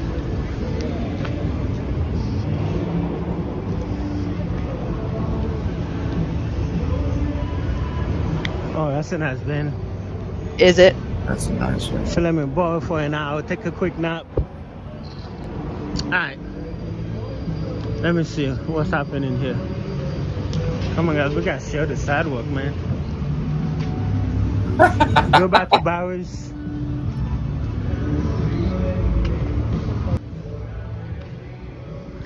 know if Krista back, but we probably just see her Sunday. Last night when I went to Layla's, I was like, Krista, where are you?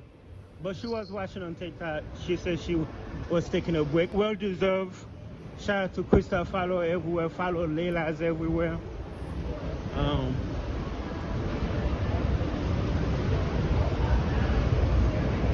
Let's have a good night tonight. Shout out to all the legends watching, wherever you're watching from. Shout out to you.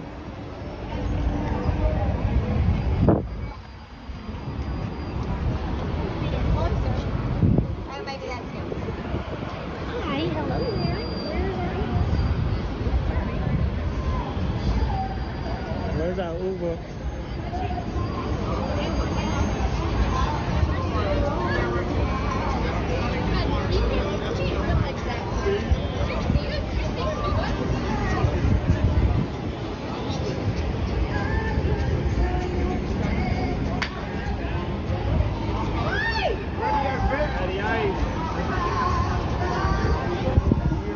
That's gonna be a Kaylee, did you see Puff Puffin's what he was talking about?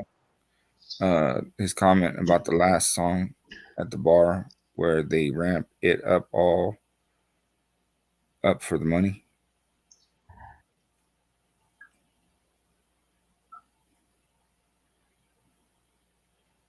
Why would they give him money for the band playing? The songs at the bar where the one guy says, "Look at my Venmo." And why would people be paying for the song if they are not at the bar? What the fuck? The password. I get what you're saying, but I'm more confused now than he is Pierre. Yeah. I think there's a Pia and a Rita and a Nathan and a Joyce and a Big Papa and Pia. I think his accent just sounded like, Pierre, because he's definitely got one of those. Let's do this. Let's do this, man. We only here for 9, 10, 11, 12, 1, 2, 5 hours. Only.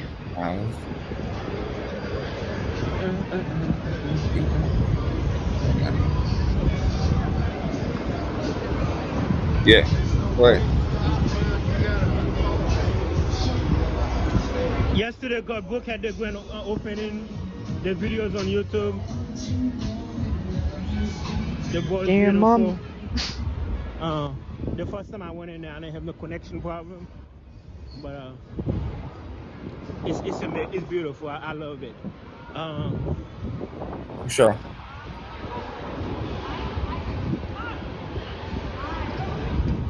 Oh, thank you so much. You're gonna dumb it down for me? Oh, I can always count on you. It used to be called Paradise Park, and look like they're trying to keep the original theme on the rooftop. You see Paradise Park.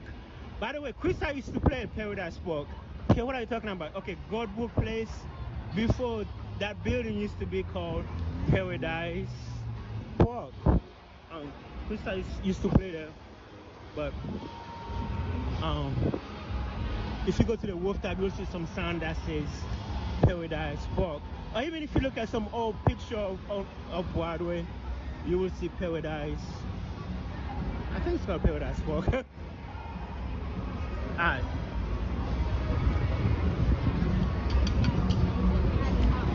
But yeah, it's a nice wall.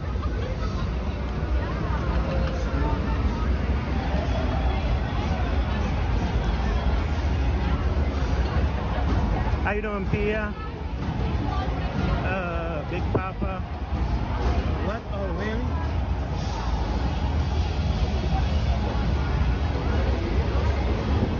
It's how this connection, bear with me. Once I get to Kid White Ball, courtesy of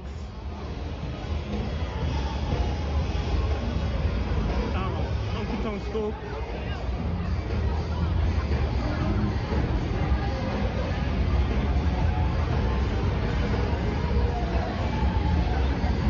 I will hook up to your Wi-Fi.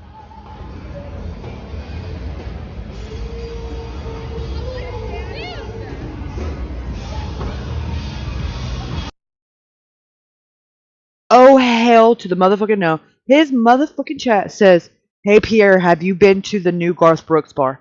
That's the motherfucking bar Riley was at before this.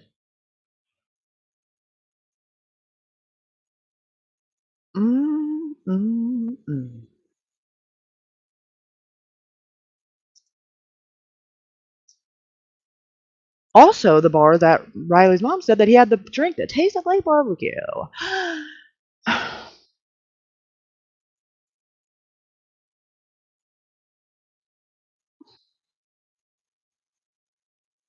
What the actual fuck?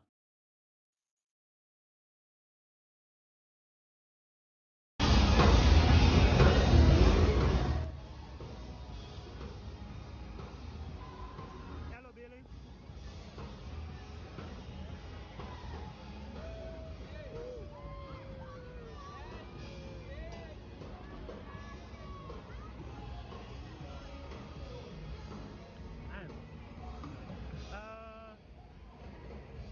I wonder why they don't close this strip no more.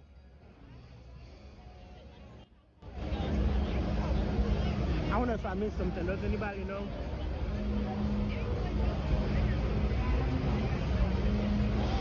Do they still do it? I don't think it. Oh man. I don't think they do it anymore. I don't remember.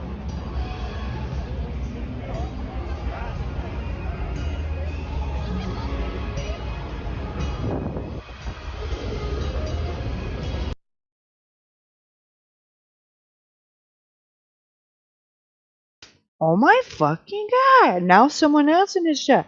I got sent an invitation to vote for people in the Rock and Roll Hall of Fame. The nominees was a joke.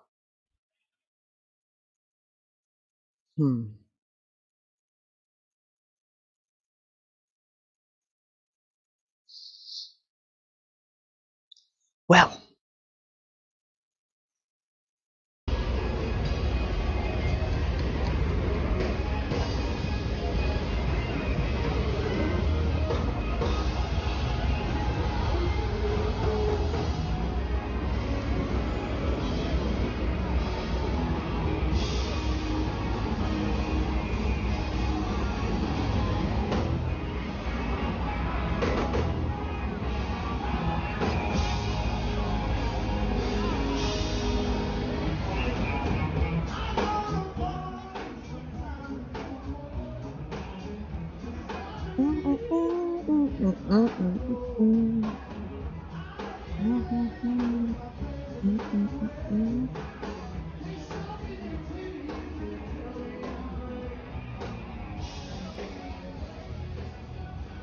It's looking good. The lady's looking beautiful. Give me a second.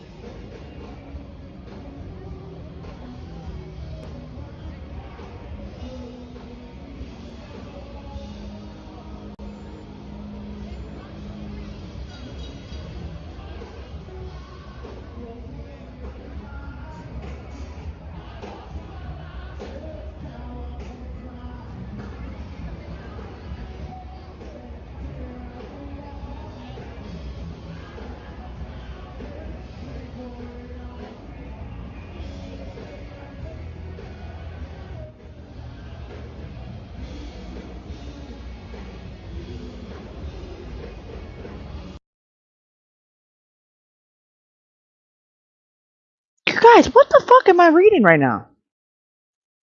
Nathan, the last time I voted, it was for Stevie Nicks. She deserved it. Has Kid Rock and Audrey been at his bar? Pia, white boots, Jay, with the tongue sticking out in the eyes. Wow, busy night. Hey Z, you planning on checking out Garth Brooks' bar? Again, twice. More white boots, says Pia.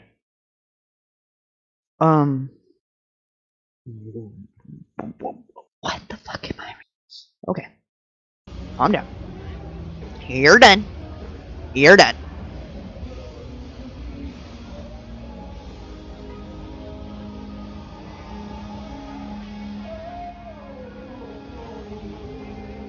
Make sure you follow Dean James everywhere. Yep.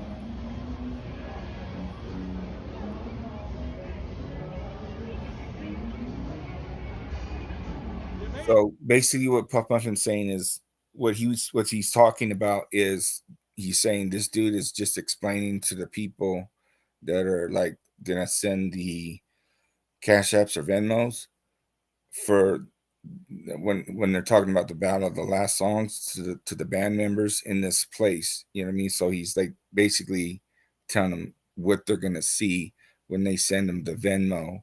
And then he tells then you'll hear a band member say, you know, oh, I got this much you know, in the Venmo or whatever. Let's play these 3 songs. They play the 3 songs that did the people request. As he's sending them, you know, the Venmo, whatever, then he asks for the password because he can't ask for the Venmo password because he can't see the money without the password. That's what he's explaining. He doesn't think he has anything to do at this point with Riley or anything. You know what I'm saying?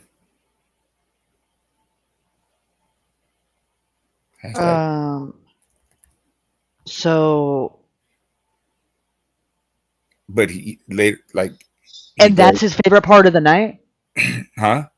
That's his favorite part of the night? I mean, I understand what No, he's saying, like, but why was he explaining that? Like, he wasn't being asked. He was just, like, feeling dead space. He's explaining it, like telling them what the people in the chat are gonna see. And what happens a lot when I guess maybe he's a regular to this place or whatever. Right. You know what I mean? Right. Okay, well, you two, you know, jerk offs were like fucking off. Meanwhile, over here in this chat happening, when he gets in front of Kid Rock's band, I look over here to this fucking chat room of his, and twice in like a 2-minute span, somebody says, "Hey, Pierre, have you been to Garth Brooks' bar yet?" That's the fucking bar Riley was at right before this. Okay, and then this Pia chick, which we've already heard her name because he says it really weird and says it a lot. She's like, Jay, white boots with White the boots, eye emoji. White boots. What the fuck? I'm Right. drunk. I'm drunk right now. You can't control me. Just putting that out there. What are you talking about? Nathan, don't let me go crazy.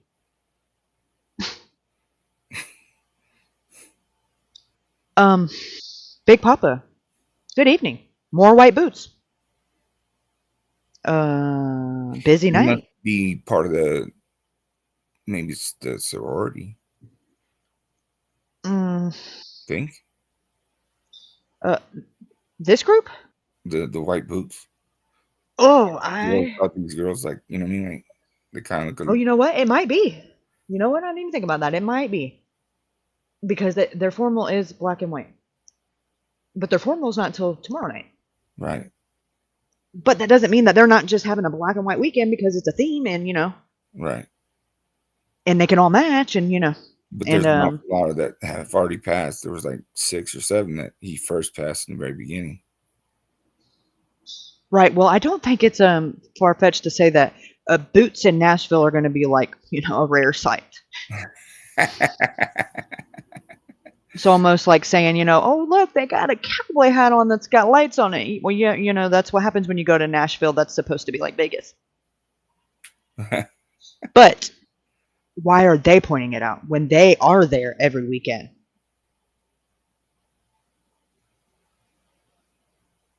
Anyways, I'm studying. It's just what I got. He's been standing out here for a minute.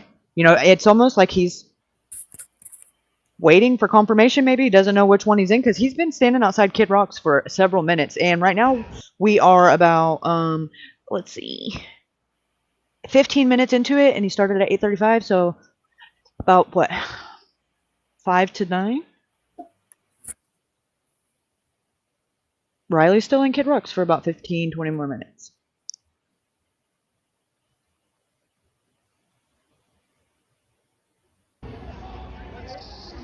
Maybe he missed it.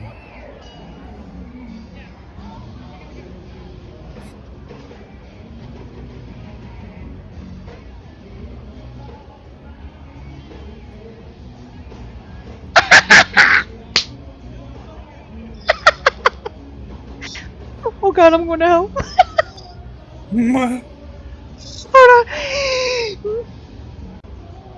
on. Watch. Oh shit. Watch. Shipping.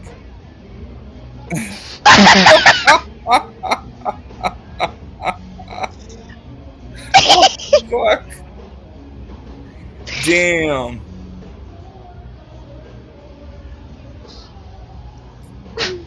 Man, you big guys can't be falling like that. Shit hurts. What's he saying? He's not talking at all. That's the people. Oh. Now watch how he about to walk in. Okay. Hold on. First, let's see what his chat's saying. Because he said, "You're hilarious. Thank you. That's why I love you. You guys started without me. Started what? Aw. Cheers. Hope he's okay. Okay. You see the long line there, right? That he just completely walked past?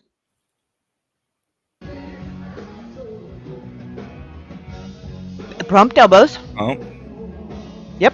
And now he just goes right in. No ID, no cover charge. And look, the popo stand right there too.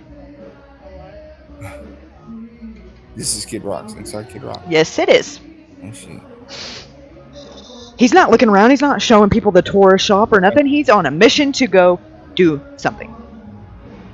Immediately goes upstairs.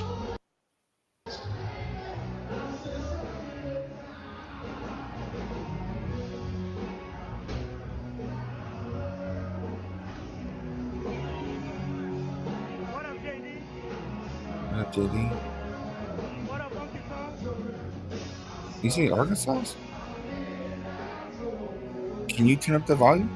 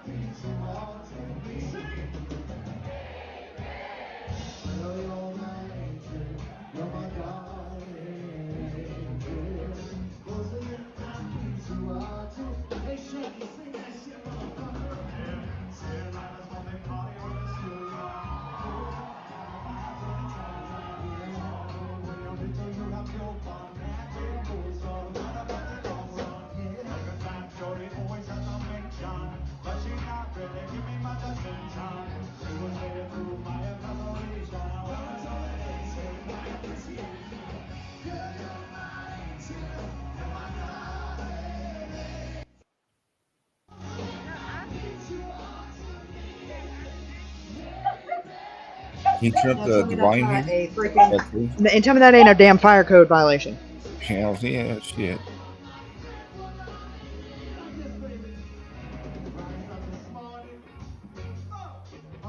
Okay, can you turn up the volume?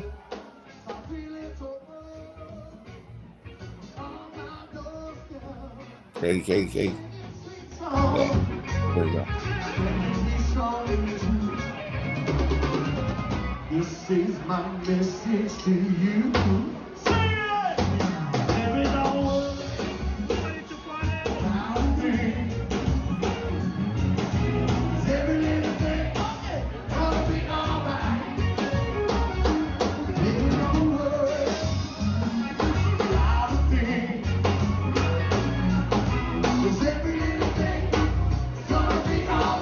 Riley should still be in here.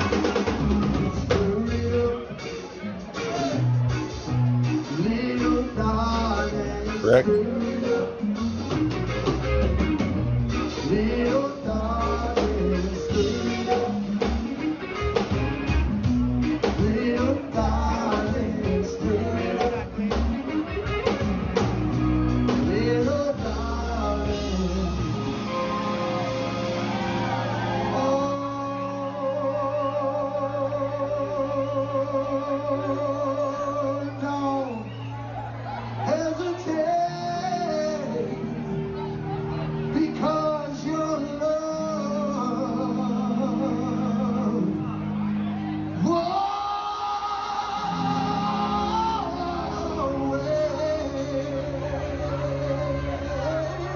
Did Riley have a hat on or anything?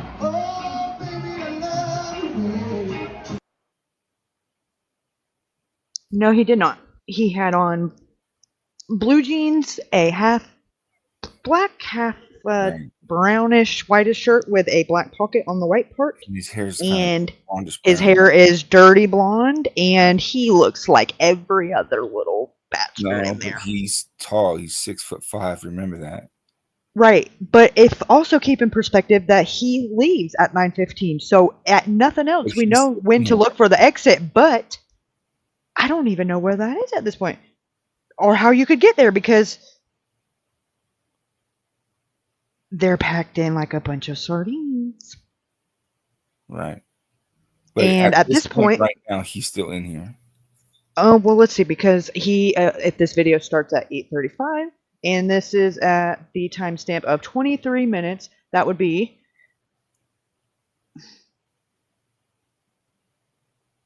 Almost 9. about 3 minutes till 9, and he's in here until about 9:15.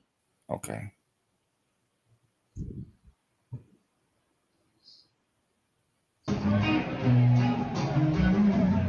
I wanna tell you I love you way every day. I wanna be with you night and day. Oh, oh, baby, I love you. Baby, I love you way. Ooh, baby, I love you way. I wanna tell you I love you way every day. I wanna be with you night and day. Oh, oh, baby, I love you. Shadows falling on before my eyes. Now they're moving across the daytime. And one day I hope they got the power to do shine, shine, shine. Oh, they're losing.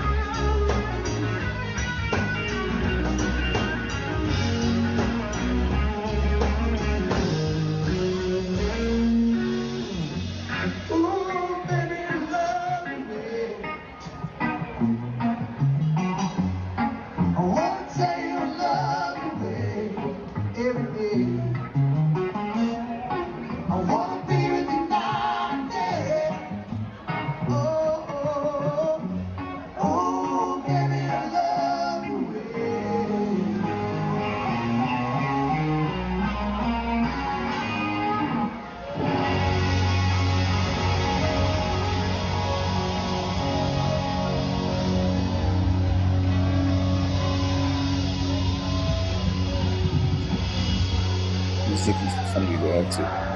Who's having a good motherfucking Yes. time on a Friday?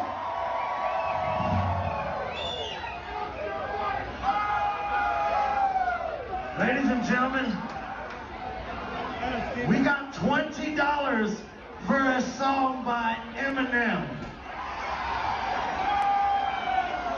Check us out.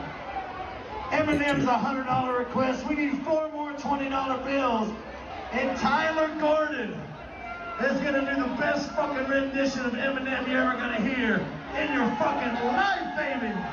Well, here it is. Do we already got one? We got one. We need 3 more $20 bills. Anybody want to hear some Eminem, baby? We need. Now, let me just add how convenient it is that they turn the bar lights off when everybody's scurrying to bring money up. So now everybody's bumping into each other, got their drinks unattended, and you can just boop, slip something right in. I mean, why are they turning all the lights off?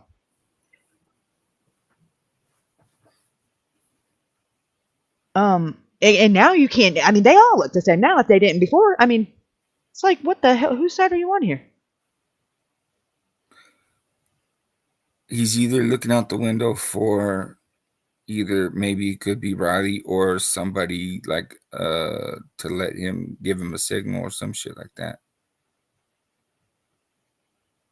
Right, because Riley is going to exit shortly after this. We're at 27, so 35, 45, 55. We're about 9:03. So Riley's only in here for like 10, 12 more minutes. Right.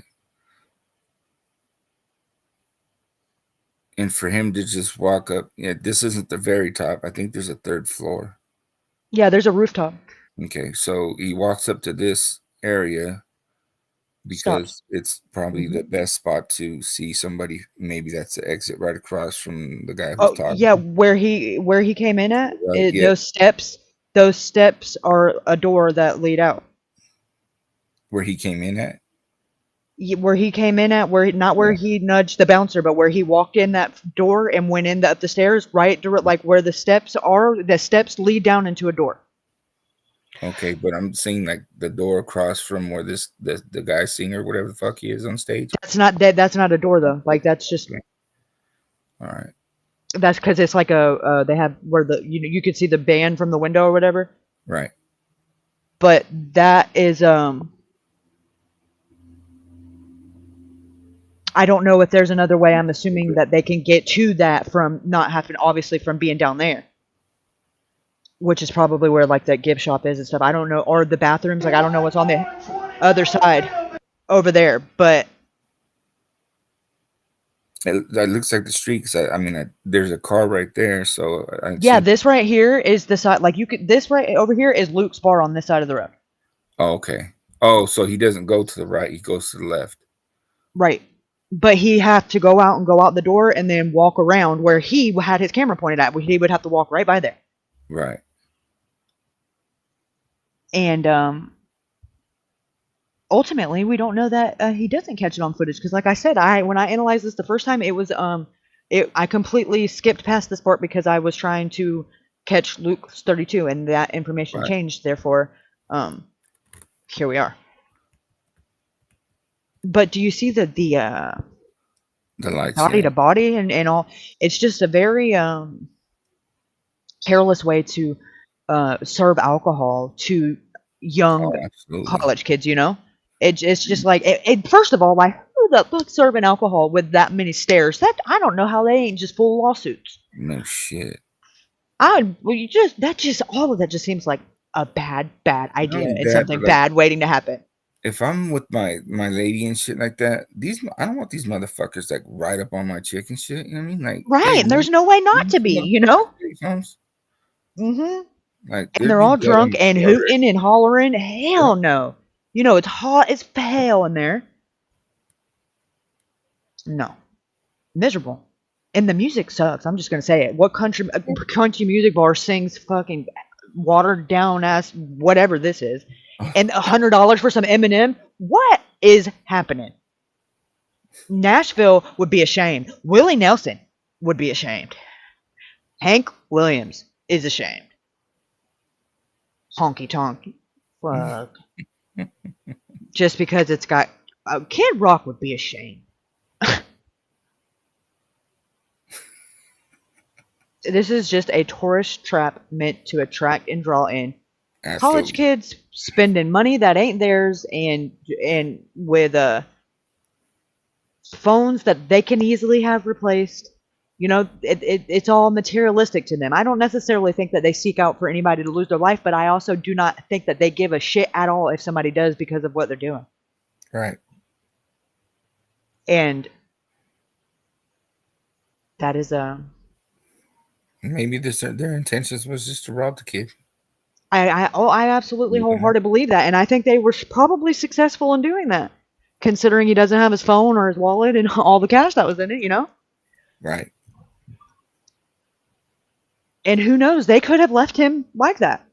And then another sad situation, and another opportunistic person being the homeless people. Oh, hey, let me just go ahead and finish it off. And I don't want this being, considering this is home to me, I don't want to be ran off from the Wi-Fi and everything that's convenient. So let me just go ahead and not let him be found right here and push him off the rest of the way. Because if not, very well could be true. Like they get it to where, he's sitting there, fucked up by himself, whatever, or already dead. And the homeless because he already hit his head. Exactly. It would not have took much. Yeah. The homeless people are like, nah, we're not going to get blamed for this shit. Put that motherfucker right. in the room. Right, because they're like, they ain't gonna hear it any other way. Mm-hmm. He's down here, and we're gonna get and all the shit's missing, right? Mm-hmm. And at the end of the day, definitely, yeah. And then all of a sudden, with the card being found there, it's almost like too fucking perfect. And then they started. Oh, one was seen wearing a shirt, and one was seen there. It just started to become a, Yeah.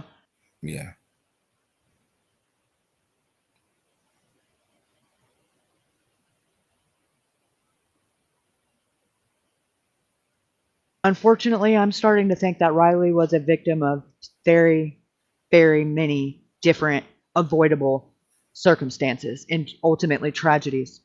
Right. I think he was separated from the frat because they were fucking with him because he was the only one that didn't have a date. Correct. And I think that was preyed on by these goons that these college kids had no idea they were being exposed to, because Metro Nashville did not do their due diligence to make sure that they knew the amount of danger they were in. Mm-hmm. So I think we're at 2 right there. They was like, oh, we'll just let him find his way back. They kept enough tabs on him to know where he was at all the way up until he wasn't there anymore, and then just kept partying. Until they realized, hey, dude, you're not at the hotel yet. I don't know, man. It doesn't. I don't see it. Da, da, da, da. And it's like, well, stay where the fuck you're at, or we'll be right here. Come meet us right here, and then goes to the stairs. Yeah, and listen, and even to play devil's advocate, they're like, oh, look, he's returned to the sheriff's department. He's fine. And but then that was at 11, and they didn't come back into the room until 3 a.m. And they were freaking out. That makes me think, okay, we can't find him. This isn't funny anymore. He didn't make it back here. And what if they get his phone and they read the messages, or somebody says something in the bar about, why he was by himself to begin with? That's probably where their panic sets in. Yeah, like, dude, you didn't fucking go with them back to the hotel? No, man. Oh, no, I knew that. Bitch, you know what I mean? Right. Right, you know and fighting with his girlfriend, and probably because the girl was like, that was fucking mean. There was no reason to be mean to him. And the guy being drunk, oh, you want to go be with him? Why are you sticking up for him? Why don't you go find him? I can just imagine, And then she hurts his hand.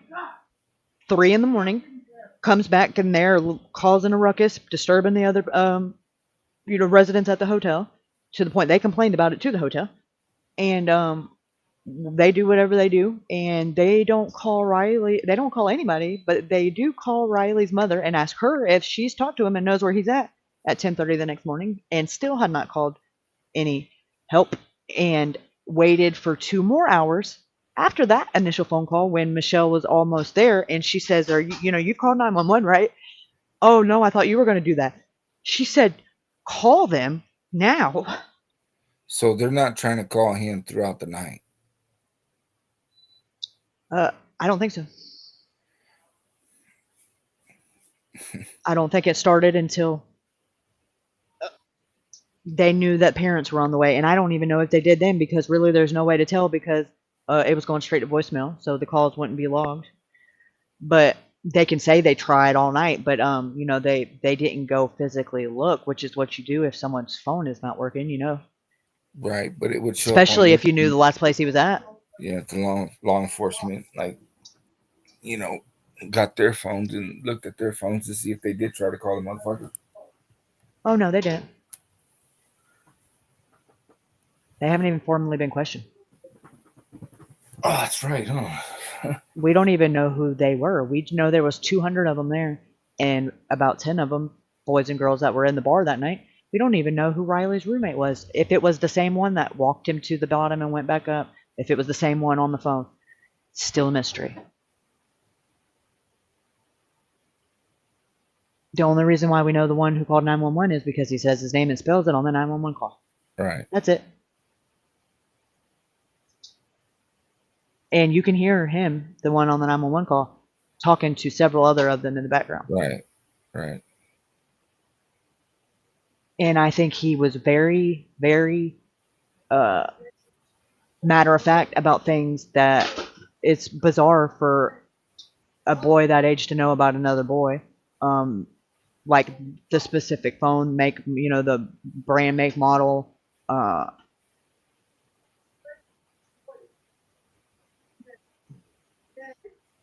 Yeah.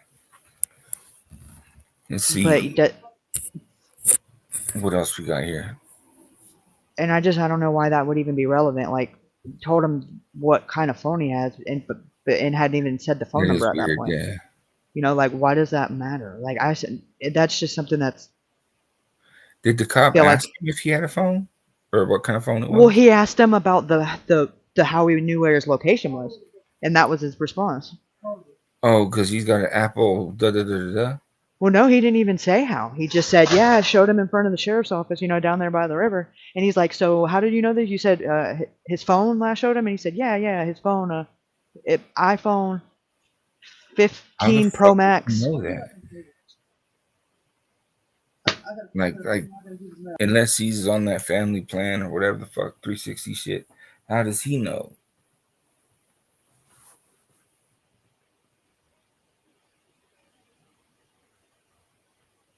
Very odd. That's fuck. This kid, man.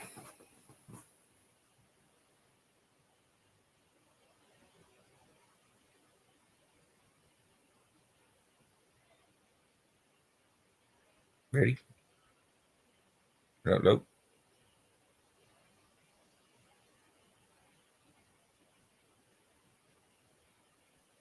Hello. Hello.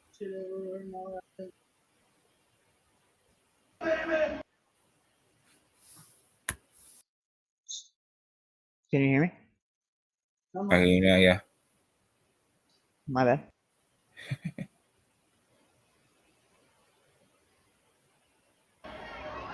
And we're gonna give a little, break them off a little piece of the remix.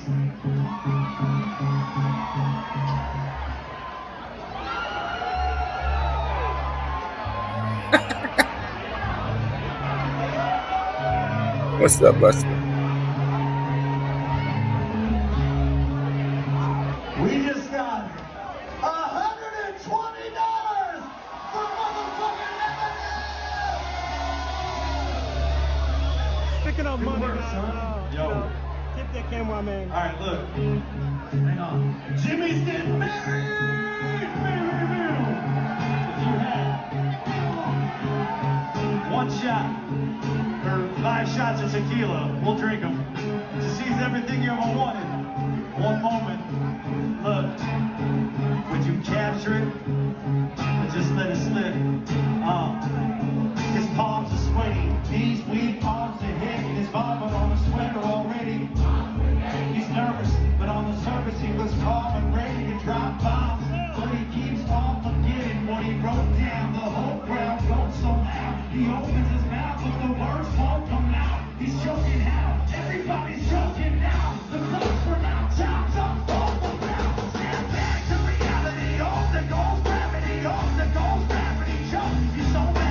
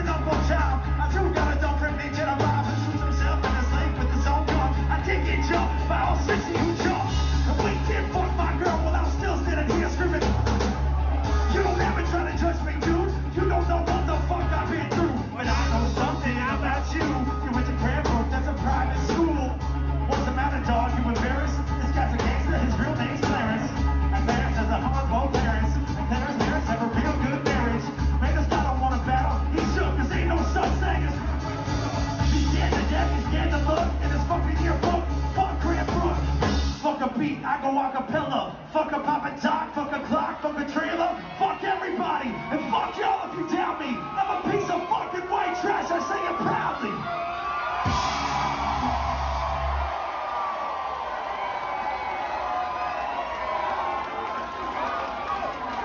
You know what? Fuck this battle. I don't want to win. I'm out of here. Tell these people something they don't know about me. You better lose yourself in the music. The moment you own it, you better never let it go.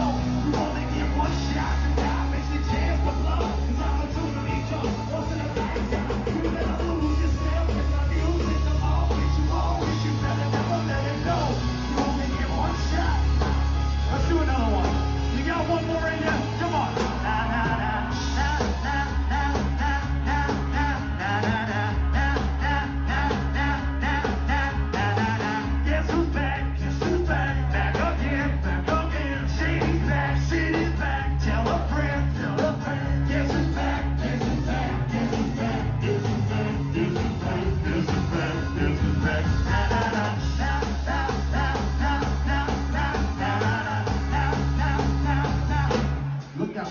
I've created a monster, cause nobody wants to see monster no more. They want shitty, I'm chopped them up. But if you want shitty, this is the I'll give you a little bit of weed, mix it somehow. Think it's a back, under the jump start my heart. Put it in the shot, when I get shot at the hospital. By the doctor will not corroborate. And when I'm not gonna do it, only hey, you ain't just gonna stop the beating. Cause I'm back, I'm more ragging off you lazy. I know, but you got a job, Miss Jane. But your husband's hot problems. So the FCC won't let me be, and let me be, so let me see. They try to shut me down on MTV, but it feels so empty without me.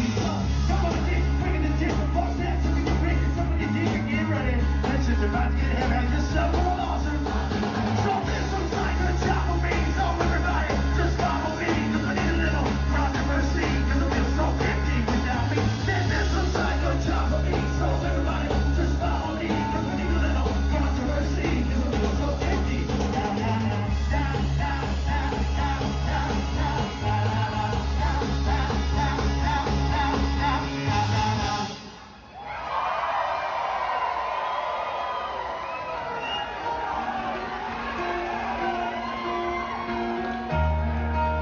We got a big money request for some Lincoln Park out here. Do we have any Lincoln Park fans?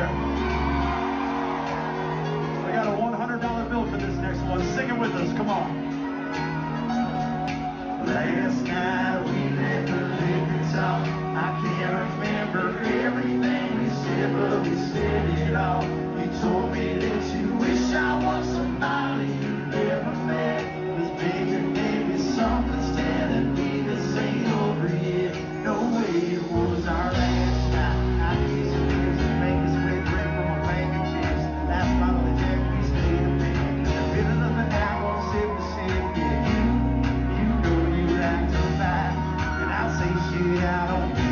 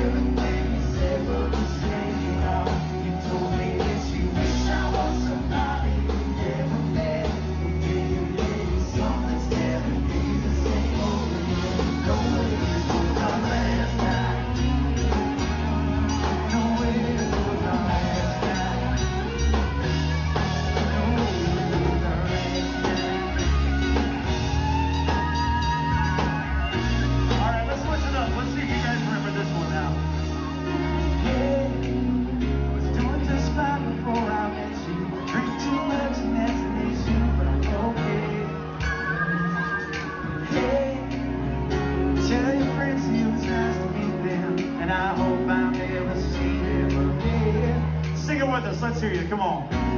And no one breaks your heart. Oh, years don't fall. Now you're looking. Can't stop. No, can't stop. Let's go. So baby, hold me. Did I find that? Pull the sheets right off the corner from the mattress that you stole. From your roommate back before the we ain't never getting older.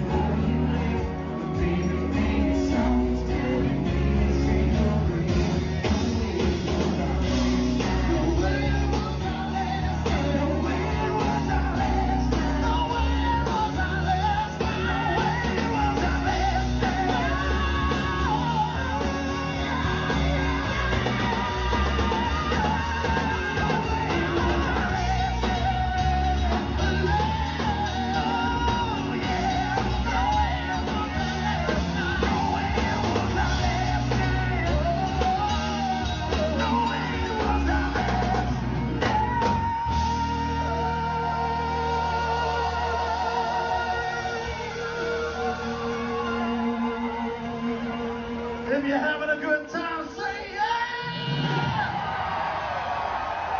If you're having a real good time, say hell yeah! If you came here to party, say fuck yeah!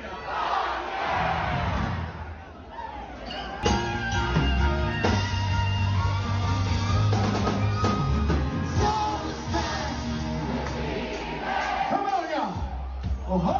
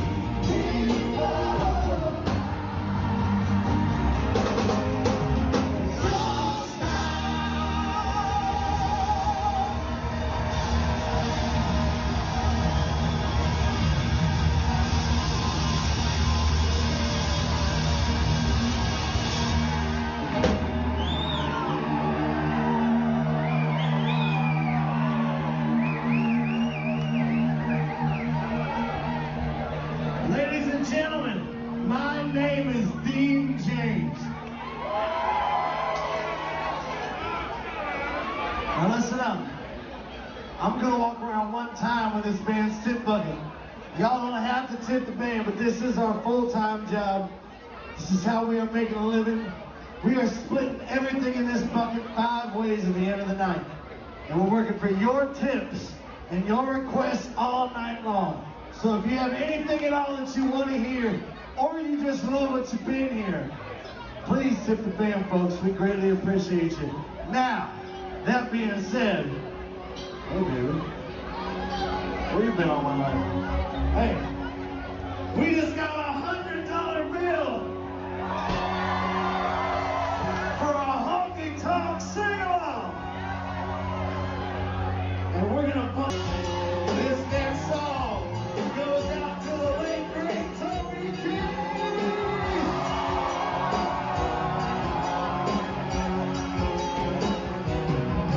Bet you never heard of a girl and say, Miss Kitty,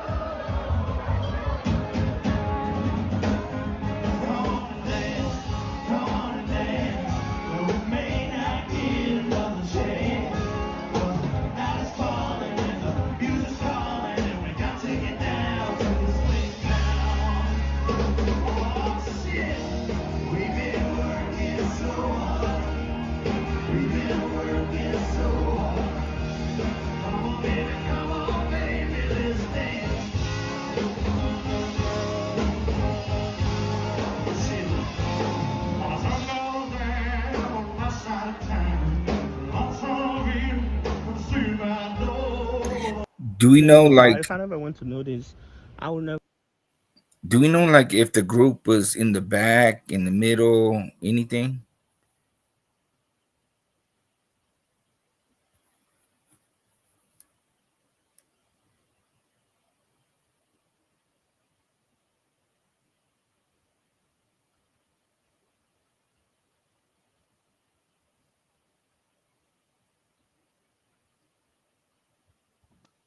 Don't have any idea how many of them he was with when he got there, how many he left with, if he was on the first floor, second floor, third floor, fifth floor. No idea.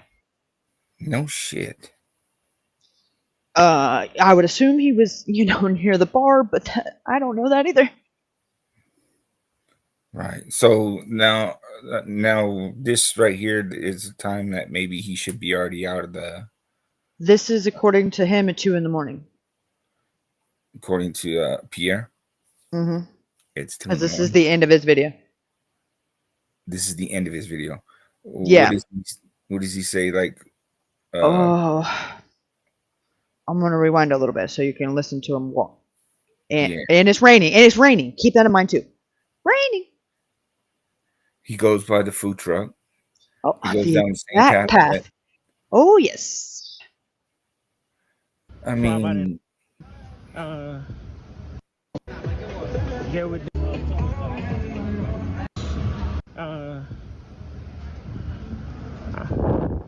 so I'm trying to come here a little bit before.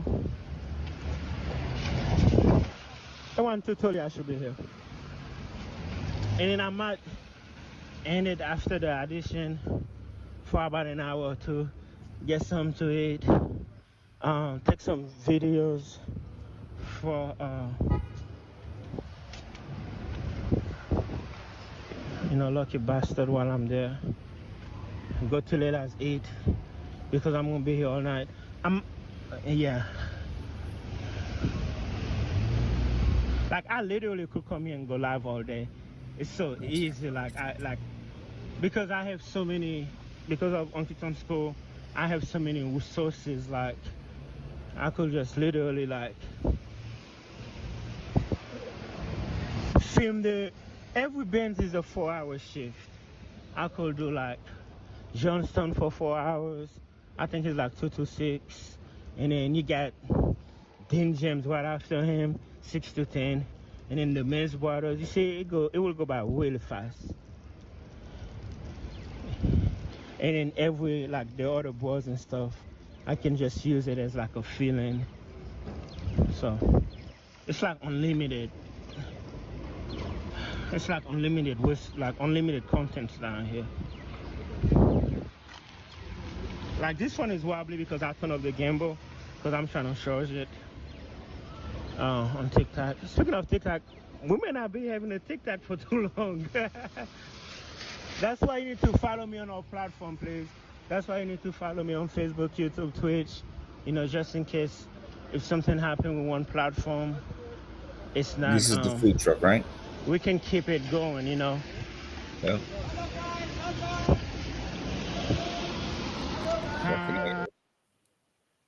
That's a food truck.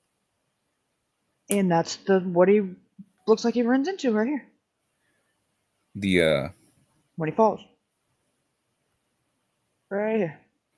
And that camera is over there. The parking thing? Yeah, he lands right before it.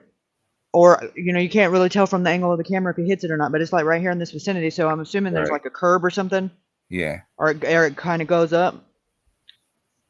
But he even cuts across the parking lot the same way he does. Didn't stay on the sidewalk, cut across the way. Riley was running. But he's not, and it's raining. Right. Just my phone, fuck it, I guess. I don't know. I mean, maybe it's waterproof, who knows? He seemed more in a hurry to get there than he is leaving, and it's raining. Right. So at this point, do you think he's ahead of him or behind him? Well, considering that Riley was seen on the footage the last time at 10:52, way down there by the footage, some would say it's whatever happened has already happened to him. Because this is 2 in the morning, so it's 10, 11, 12, 1, 2, 3, 4 hours after he's last seen. However, this is right around the time frat brothers would be making their walk to the hotel. Oh, okay. Well, actually, I guess a little hour before because they didn't get back till 3. It's just that happens. This motherfucker walks down the same motherfucking path. Right, and you haven't even got to the eerie part yet. Just wait. Yeah. Wait. Maria is here. Hello, Maria.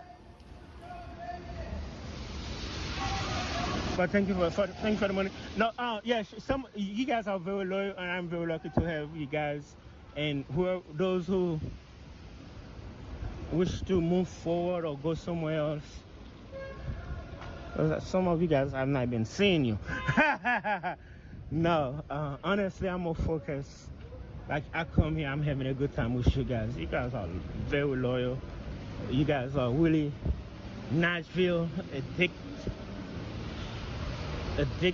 addiction. And I'm lucky to have you guys. But since I've been doing this for 2 years, one thing I noticed. This is so fun. Yo, I like to hear myself talk. I would watch this over and I just be cracking up. I remember last night I was trying to give you guys a history of Tutsis, and I was talking about how Broadway used to be a bad area with prostitutes and drugs and pimps. And I was like, to some of you guys, that don't sound bad. But I was like, nah, that's bad. Wherever you have this type of action, you have violence. But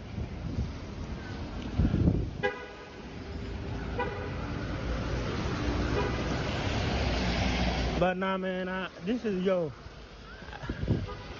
was thinking oh man, I talk so much, I didn't know I talk so much till like the end of the video. Cause when I'm at kids, I'm just watching everybody. I'm barely paying attention to the screen. I'm just in the moment. You don't hear, you barely hear anything from me. But once the music stops, you hear, you're like, damn, Cass, shut up.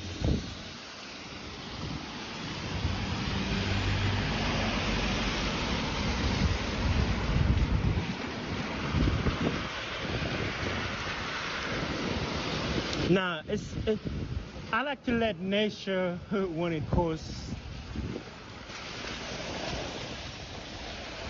What I mean by that is like, you guys are amazing, You guys come here and have a good time, and I appreciate it. So yeah, shout out to all the members, shout out to all the mods. Thank you for your continuous support. Shout out to Machinist. He gifted $1 membership. Thank you for that. It all helps. Thank you so much for that. Any gift that I receive on TikTok, thank you so much for that. It helps so much. Actually, y'all should be giving me a lot of gifts. Because, they're talking about banning TikTok, so.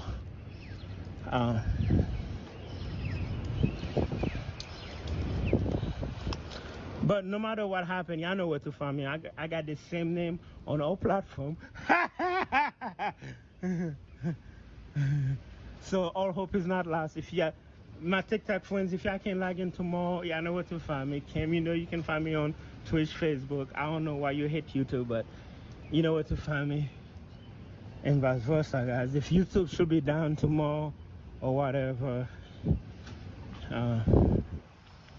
that's why I'm glad we're on different platforms, right?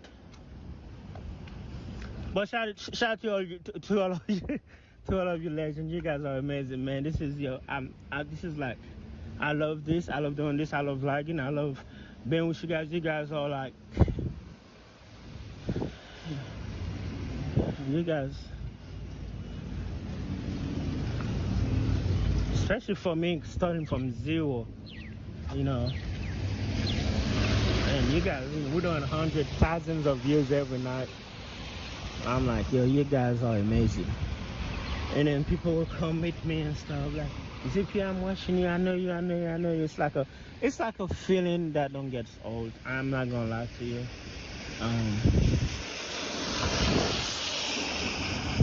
When somebody come and talk to me.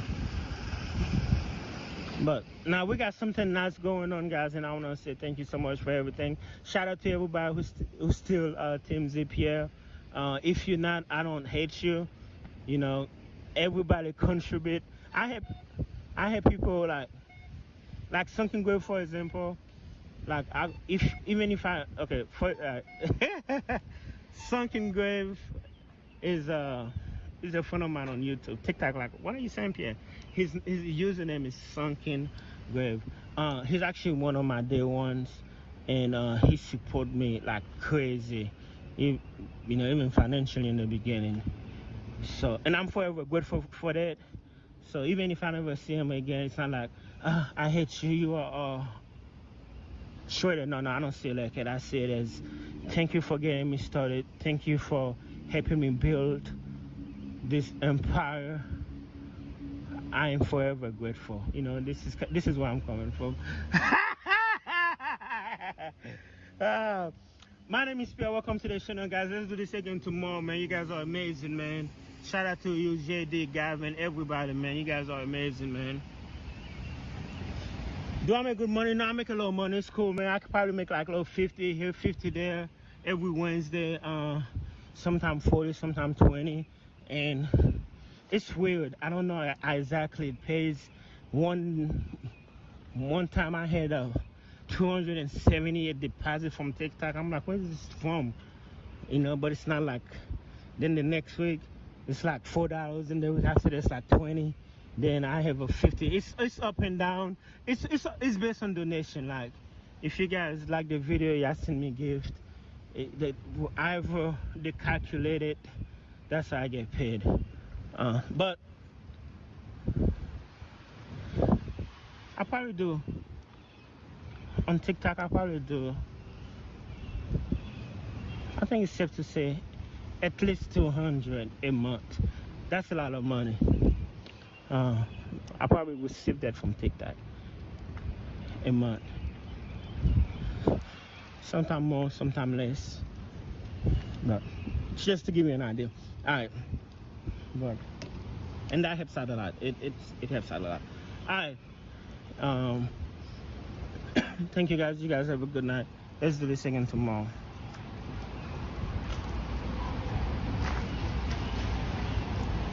It's all good, JD. Shout out to you, man. It's all love. Alright, highway to hell. Boom, boom. Let me go down the stairs because I park on that level. Sometimes I come down the way I tell you guys not to come down. But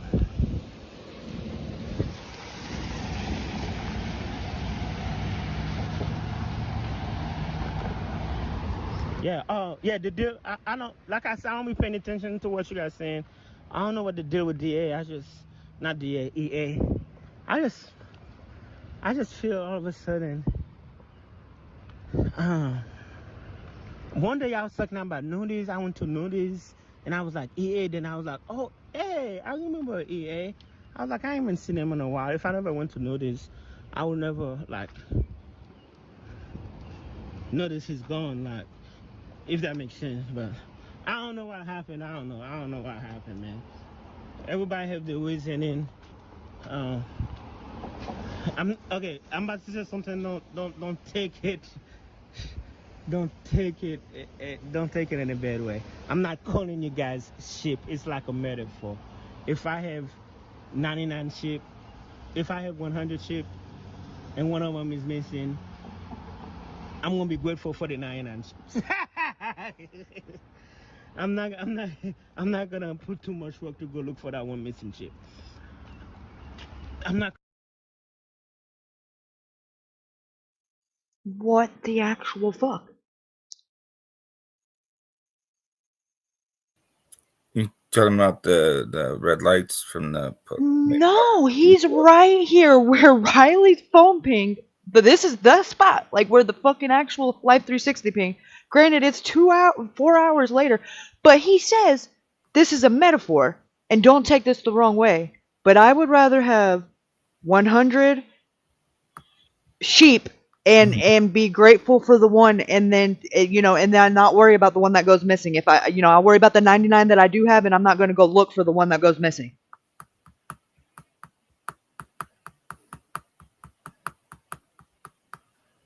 Like, what the like, almost like, oh, like, yeah, he probably did wander off, and oh, yeah, he probably isn't okay, but, my part of the job is done. Right, but I also think he's talking about... I'm walking the way that I tell y'all not to go. Right, he's talking about the context of some person that he's mentioning that either had a problem with them, like helped them start, or some shit like that. Or they lost Riley. That could be true as well. He referred to him as sheep. If he's 2 hours behind them, then I mean. Well, no. This is the last time he's seen was at 10, and this is at 2. 10, 11, 12. 4 hours behind them. But look at all the people sleeping. Like when he pans and looks at the bridge, there's like 3 people sleeping under the bridge right then. Now, granted, I'm sure they're there because it's raining, but like. Right, and so to the right would be that the officer's car, right? Right. When we see the officer's car, his lights are not on. And correct. When you look at the reflection of the wall, it looks like either a tow truck or, possibly a county truck or some kind of city. County, yeah. Right. And there wasn't one before. Right. And I also noticed that. Look how bright it is, though. I mean, what the fuck? Right. Right. And it's even later, so you would think it'd be darker. Right. And do you see how he came right up here to these steps from the road? Yeah. Right. And this is the last point to turn around and go another route before, and then there's no other point you can get cut across. You would have to go past the Birch building after this point. Right, and Riley went down, kept going down straight, and then made a left, and he would come this way, from our right to the left of the screen. On the sidewalk, right? Yeah. On that side of the sidewalk. So then he crosses over. Well, no, the last phone ping's right here where we're at. It could be on top of the bridge, or it could be right here where we are on the steps. But he's seen a little bit further down, like about midway from this bridge to the other bridge is where the body cam footage happened. And according to the detectives, his last ping said it was right up underneath the bridge, but not on the side where the Birch building is, closer to the other side, like he hadn't went underneath it yet, which is like 50 feet from where the cards fell. But that's at 10:15, according to the said detective. Right. But the ping that you can actually see that the parent or his mom screenshotted from the Life 360 group is literally right here at 9:53. But he's on the body cam footage walking down at 9:52, and it's further down. To the right. Yeah, it's about right where that statue is at, almost. Pretty much.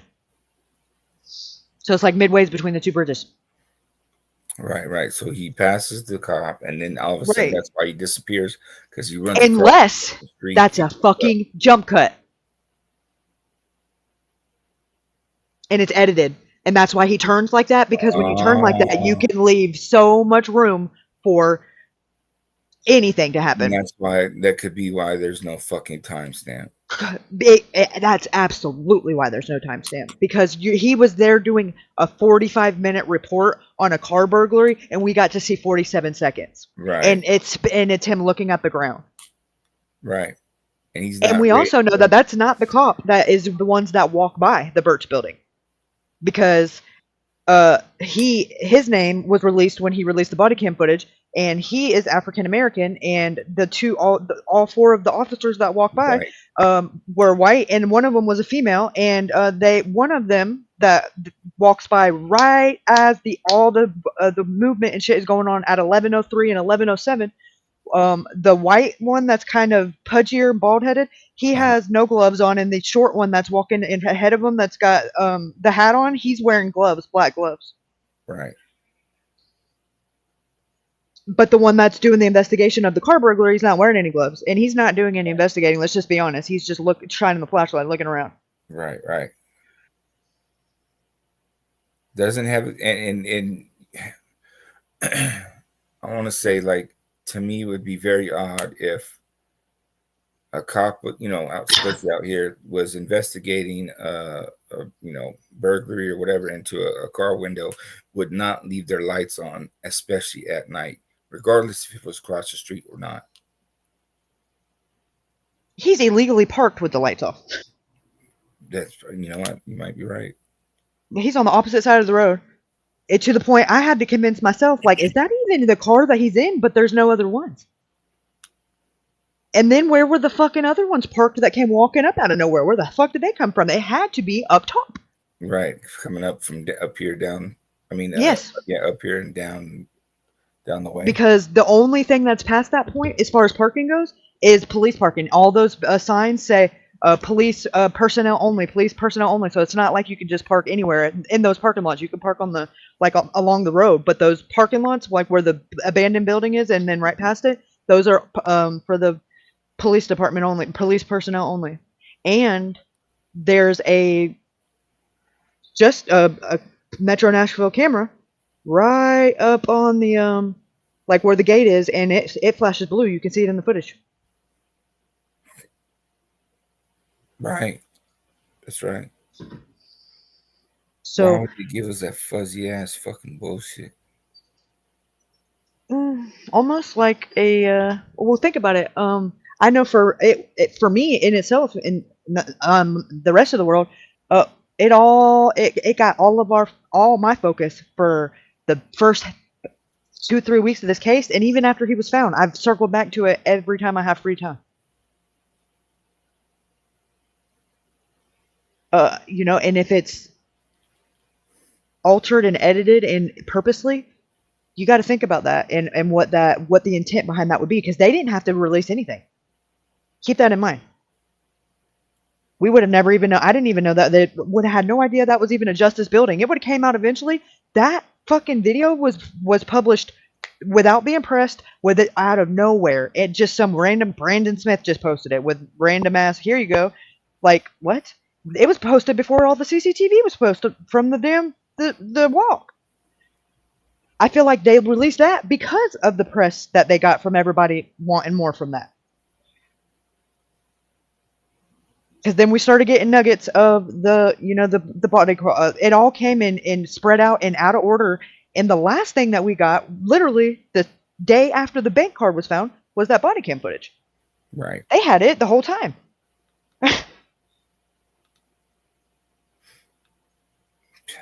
Fucking. Like, how did they know? That cop know that if he was investigating a burglary, like, it was that impressionable. It stood out that little to you. You didn't even interact with him, but it was that impressionable to you, and the millions of other people that you've seen during your job, that you were able to pick it out of a timestamp in your body cam and make sure the public had it, but yet not release the last footage of him being seen right after that on the same. I'd make that make sense. And why didn't we get to see the whole 45 minutes of his investigation, considering True. he felt it was relevant enough to release it to the public? Why did we only get to see? Very true. And I've really, since I've heard the way that they 300 videos and specifically mute in certain parts, because the footage goes quiet several times. I thought he was talking to somebody on the walkie-talkie or whatever. That's not the case. He's muting it, or it's been jump cutted, edited, pieced together. Remember, I was saying like this motherfucker's not even radioing into dispatch saying, you know, okay, I found the fucking vehicle. You know, it's got a broken window. Blah blah blah. You know, this is the license number, whatever, VIN number. Da da da. He should have been just as not even as an officer, just as somebody down there in a sketchy area with sketchy vibes in the dark by yourself. When you hear somebody running up behind you, that should get your full undivided attention. And he shines the light over on him, the bare minimum, almost just enough to get him on camera, and then looks back at the ground and turns his back to him. Now, if you're investigating a burglary, aren't you supposed to be more aware of your surroundings and taking it in? And I mean, at this point, he wasn't taking anything, and he wasn't taking notes. He didn't have gloves on. He's walking all over the glass with his feet. Right. Like, you know, contaminating the whatever. Never even opened the doors. Yep. To assess, like, was there anything stolen? Better yet, who made the report? Why are you there? What was stolen? You know? Was that the only vehicle? Did you ask the people that are in that vicinity? Did you see anything? I mean, what kind of investigation were you doing?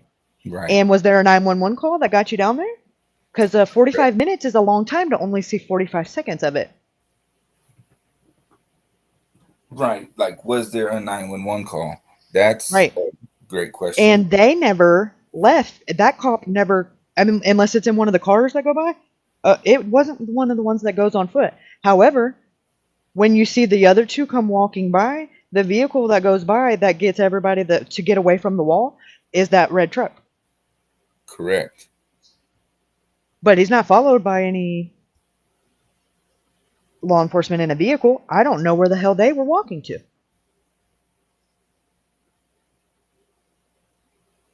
And they absolutely made eye contact and shined the light on the group of however many of them that were leaned over the wall at that point. And then tried to play it off and not acknowledge them. To me, it appeared that one of the cops, you know, at least says something to him like, y'all all right? Or something like that. And one of them turns and he either says something back and then he goes back to walking with his, you know, his homie or whatever. Right.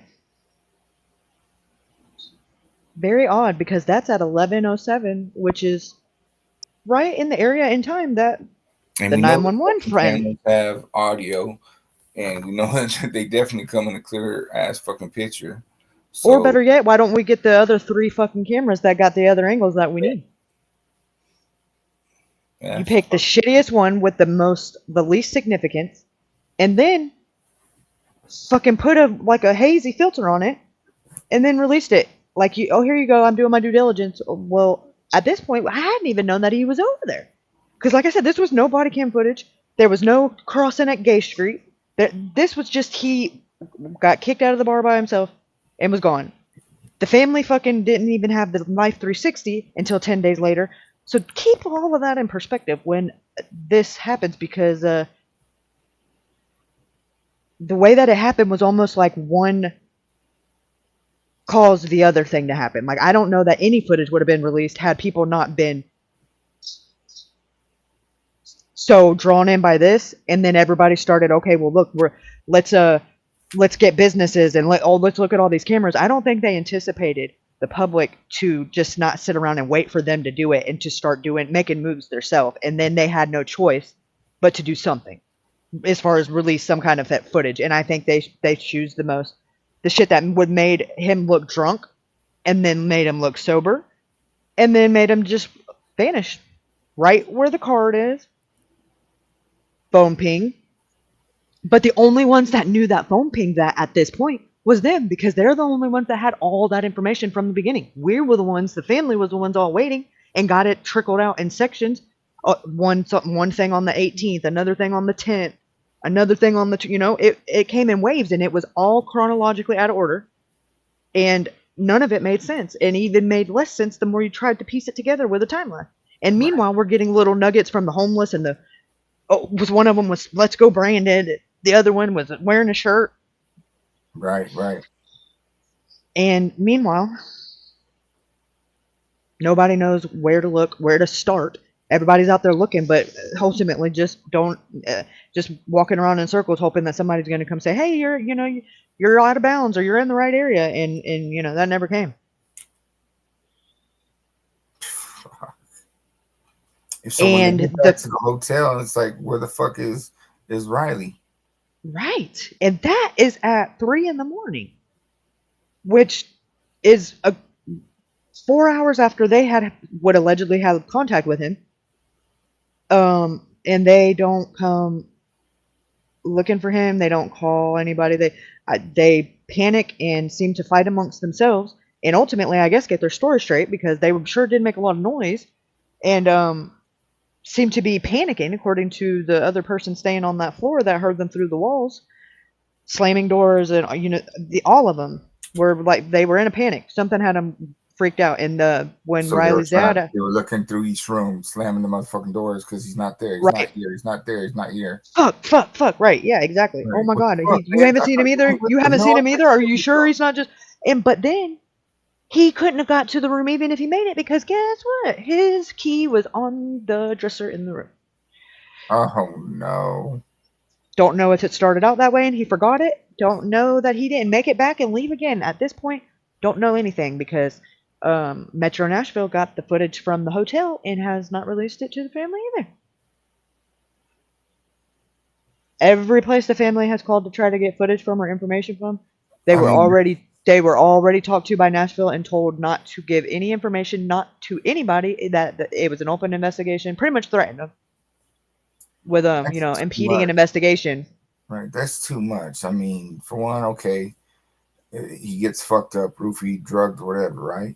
Then he turns out, and then there's the hurt hand. I can't let that go either. He gets bounced out, you know what I mean, for whatever reason. None of his fucking homies go with him. He ends up turning down the wrong way. He leaves the fucking key to the hotel, even if he was going the right way, at the fucking hotel. So, I mean, then he fucking takes that fucking dive, which to me looks like he hits his head pretty significantly. I could be wrong, the angle. You're right about the angle. So then he's, there's those dudes at the fucking stoplight that are pretty suspicious and shit. You know what I mean? He doesn't realize that at this point, he's like, I should have been there already. Probably thinking I should have been there already. He's FaceTiming Because somebody. he could still be being led by the freaking to the Tempo building that's right over here. Right. So he was FaceTiming somebody, but nobody knows who he's FaceTiming or whatever the fuck. Yeah, no, they know it was a frat brother, but don't know which one or what they were talking about.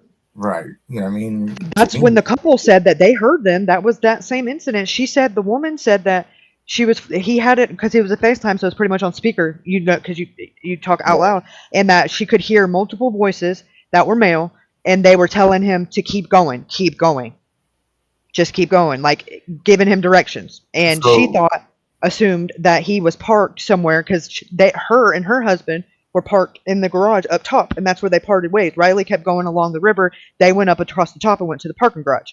And she said she kept looking over the wall at him, thinking all she kept saying to her husband was, man, I hope he's not driving. Right. So, and then Puff Muffin saying dudes are chasing him, by the food truck, whatever. And then it even almost looks like he gets in a scuffle at the one stoplight, like they're trying to grab him and he pulls his arm away or some shit. Right, and he falls right after that. And then when when the cop first turns around on the body cam, he's running. Right. He is, yeah. And then drunk people don't usually just like jog because they like to feel the air in their lungs. Fuck no. And he's already fell hard once. Right. Usually, drunk or not, you don't try to do that again. And up here where he's at, we watched it on JLR. He's downhill at this point. The rest of the walk has been uphill. He's downhill. So that's even more, not hard to get your feet out from underneath you. But he's running and looking behind him. And if we was to go back and look at the footage of when the cop first sees him with the flashlight, it gets quiet. And gets quiet, and then turns back. There's the jump, and Riley's all of a sudden. You don't see Riley walk. You don't see him get closer, but he's all of a sudden right there next to him. Right. You know what I mean? So then it's like what was said right there that he muted. We can count like the time that it took from there to get to where he was. And then when he turns back around, so the cop has his back to Riley, and then which is odd. Right to see where he's at, and he's gone. How much time has fucking gone by to say where this motherfucker go? And then if he ran across the street, still should have been able to fucking see something. Or hear his footsteps because you heard him all the way coming up the other way. Correct. And the closer he got to that bridge, the more of an echo there would have been. Right, but he still would have been able to be visible in his... Right, you would have seen the shadow, and you would have heard him clanking with them damn boots. Right.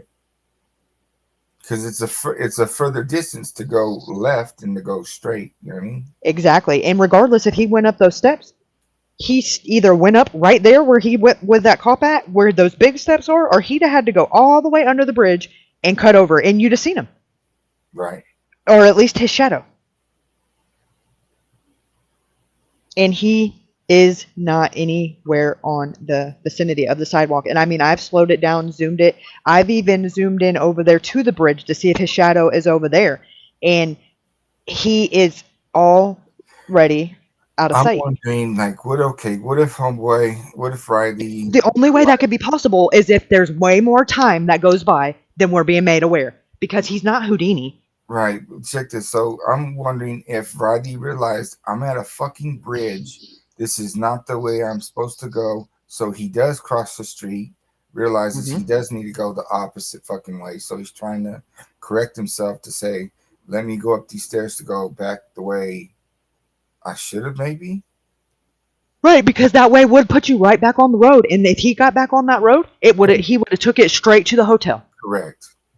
That would make because if he wouldn't have turned the wrong way to begin with at the food truck. That's where he got mixed. That's where he went wrong to begin with. And I almost wonder if he didn't just take off running from whatever if the scuffle was happening right there. That could be true too. And then this way, he sees a cop and he's like, you know what? He runs across. He's on the phone with the frat brother too. To say, so if something happens, they're gonna see it because I'm on FaceTime with my brother. Exactly. I mean, let me run across because the cop's right there. If he sees cops fucking chasing me, then he's gonna be like, "What the fuck?" You know what I mean? So he runs across. And keep in mind, he comes blowing through that crosswalk, and it's not green yet. Like it almost walks out in front of a van. You know, so and he's on FaceTime then, and that's when those two white shirts stay and catch the next light. They don't go when everybody else goes. They stay back and walk off together the next light. So that they're a respectful enough distance behind him. Right. It's like the one dude that was the guy that was at the light before the other one was the one fucking with Riley. I think that was because he was on a FaceTime. Right. You're not going to be seen. I mean, a phone call is one thing. You can hear something and not be seen, but it's a lot different when they can see. Then they would have went up on top and followed him all the way until right here, and and Riley could have.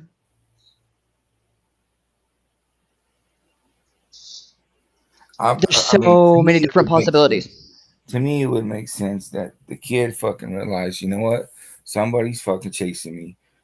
I don't think he made it any from up here because that's where I feel like the opportunity comes with the homeless, and that's why he's less clothed. And how he ultimately got in the water. That could be very possible. And I don't think they're going to carry him down the damn steps. I'm thinking he took his opportunity to run across and come up the steps.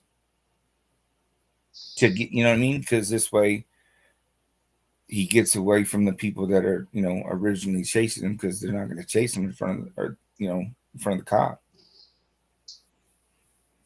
And then something happens. But if they turned around and seen him cut across, and because they are fucking locals and he's not, they could have hit those other set of steps down there and met him right where he was running to. Thank you.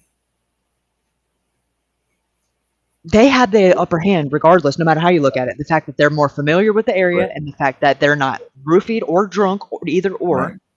And the fact that he has no idea where he's at. Fucking car. That or you got in that car.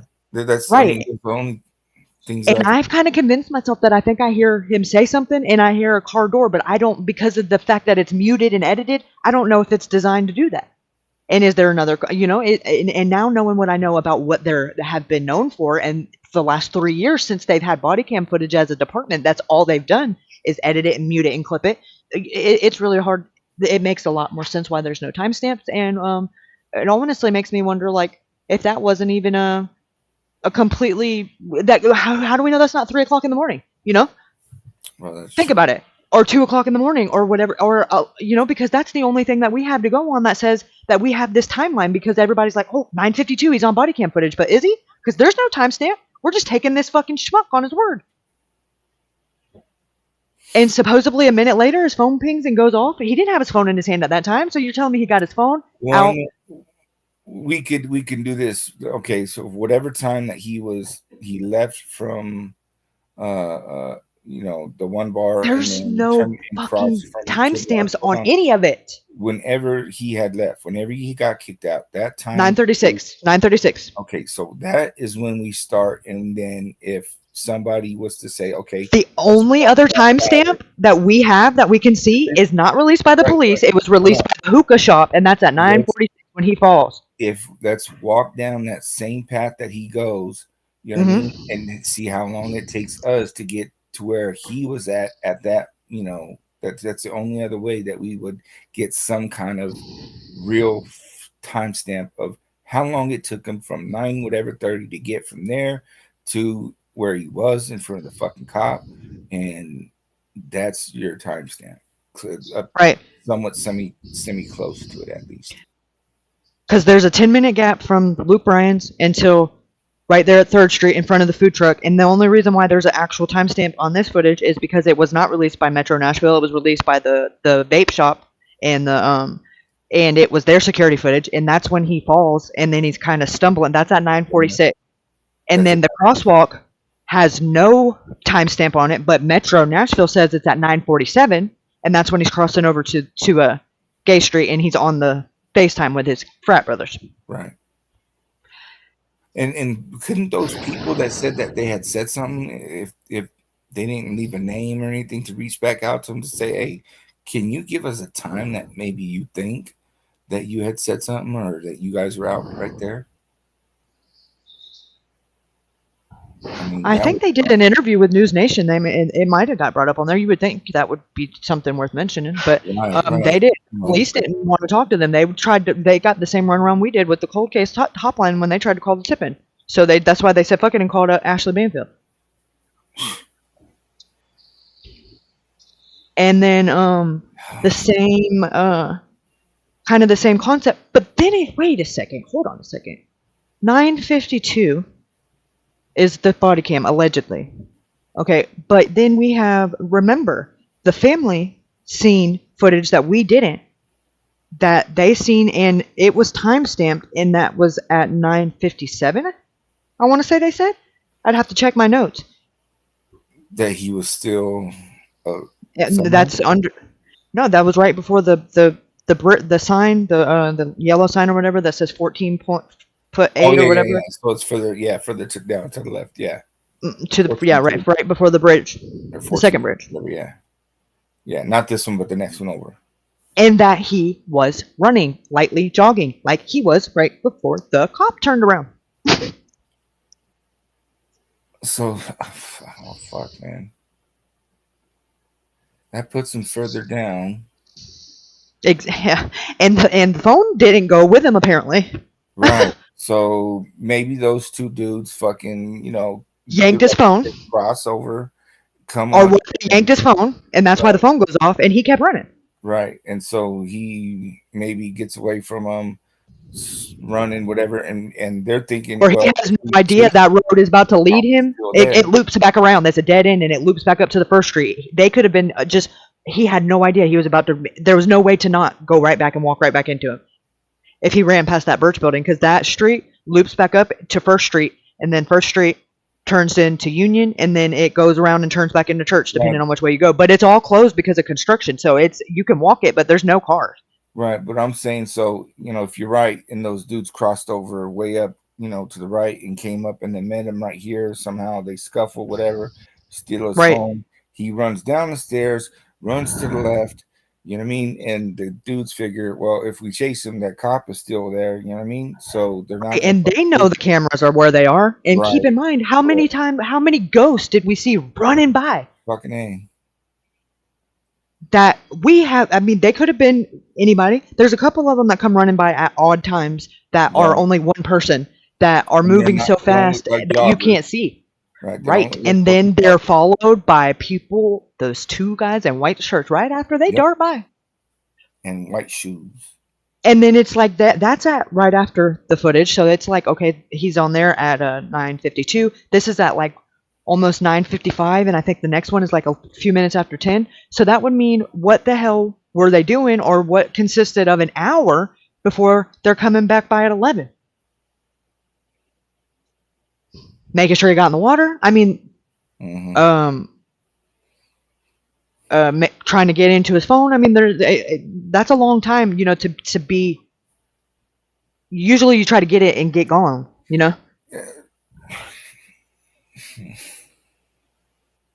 But it's not. I mean, he's not like he's not going to be any more of a problem. He could have been just, knocked out, and and they were just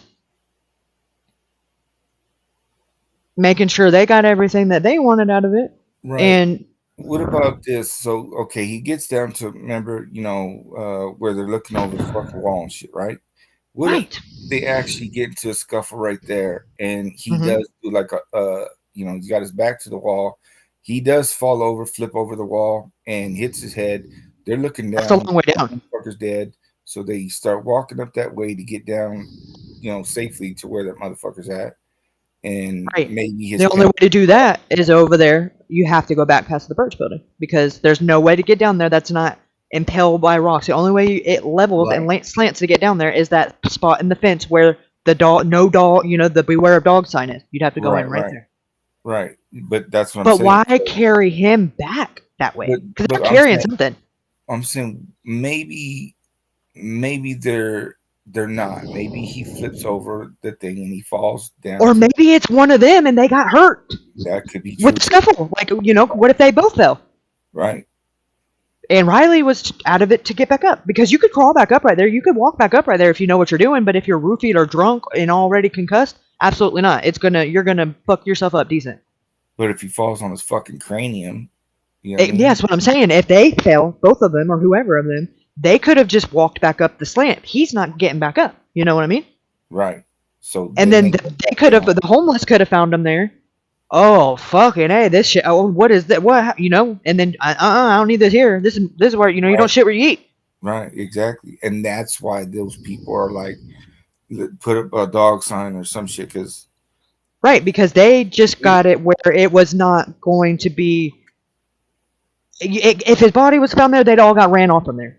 And it's just that simple. That's why homeboy's like, and he pretty much says like, those dudes, pretty much, put them in the water or some shit like that. Meth, this, that, whatever the fuck.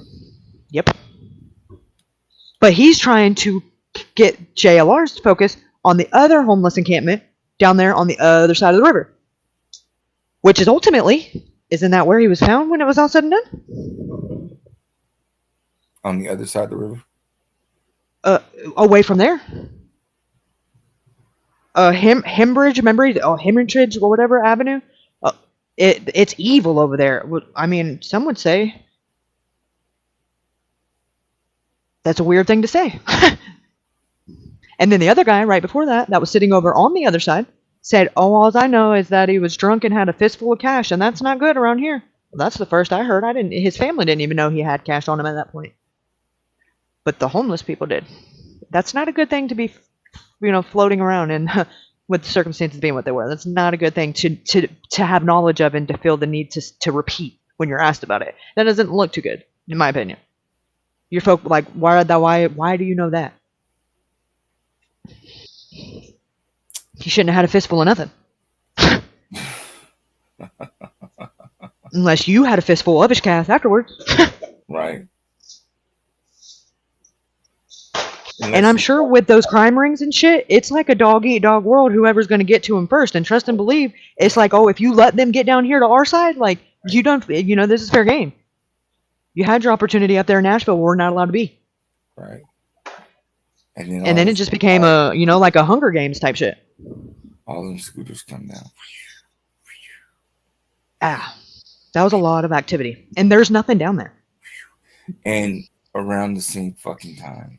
I mean, yes, and there's no parking down there. The last parking garage is right where we're at right now, where this guy's standing. The only thing from that point on, from that other bridge, is police. Right, but there's that empty thing, so that maybe they went over there to get high or some shit like that. Yeah, but I'm saying as far as vehicles, people coming from the bars and getting in parked cars, it's not plausible. Yeah, they're not going over there. Yeah, that parking garage or parking along the road is it. And I don't know where the fuck they're coming from to begin with. Those scooters come yipping from all directions. Right. And the cops are walking to cars that don't know where they came from. It's just a lot of activity, and for nobody to have seen anything. Like, why didn't we get the rest? Why didn't we get their full body cam footage or their car footage, considering they were there for apparently 2.5 hours? Maybe you didn't see it, but your car did, considering it was parked right where it happened at. You know, like. And what's the deal with the fucking red truck? Very, very, very, very bizarre. Because I'm going to say that there was cars behind it, like the Tesla, that would have been way more valuable to do all of them. Because, if you're going to be an opportunist, why not, you're not going to get any less of a crime because you only do one instead of three. Again, that's what I said. Like, why would you just do unless in the back window?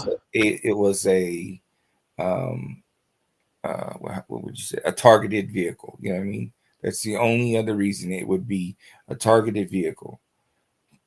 Personally, you know what I mean? Other than that, it's like, no, if I'm doing that shit, I'm fucking hitting every single one that I can get.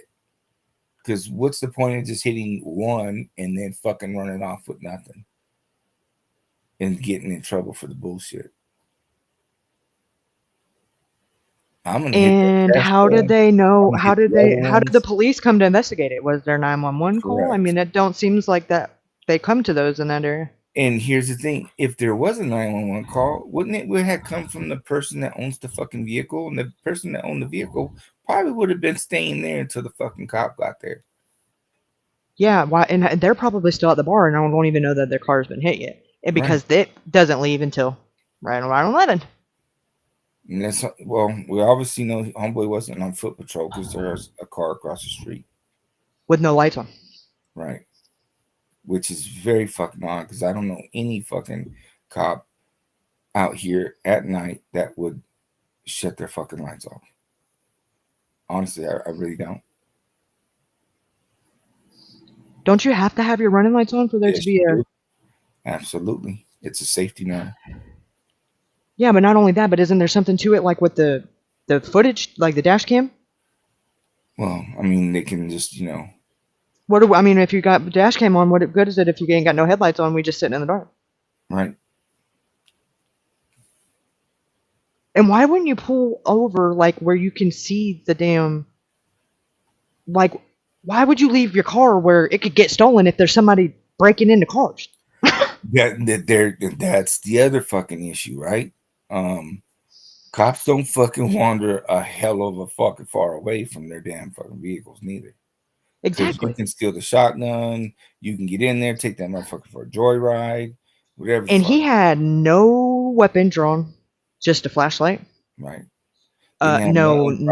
Like he wasn't taking any notes or any. That's what I'm saying. He wasn't taking any evidence. Wasn't bagging up any glass. He was walking all over it. Yep. It's super fucking fishy to me. Didn't fingerprint anything. Didn't look at the VIN number. Didn't look at the license. Didn't talk to anybody the entire time. Wasn't talking to dispatch. This is the vehicle. This is what I see. Right.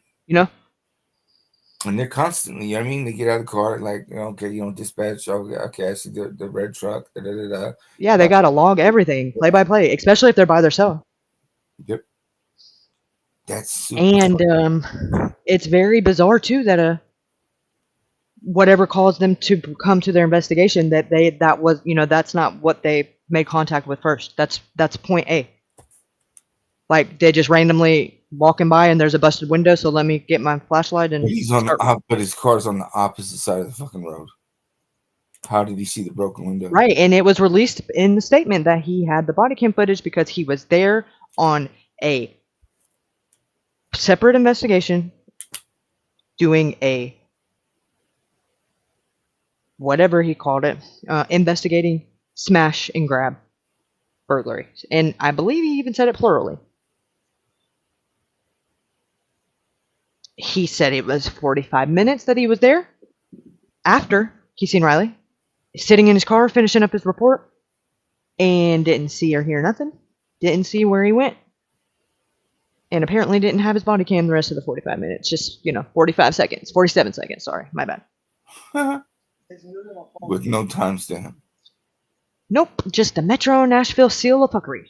And we read already, you know what I mean? That's why I'm losing my voice, that those right. body cams they do.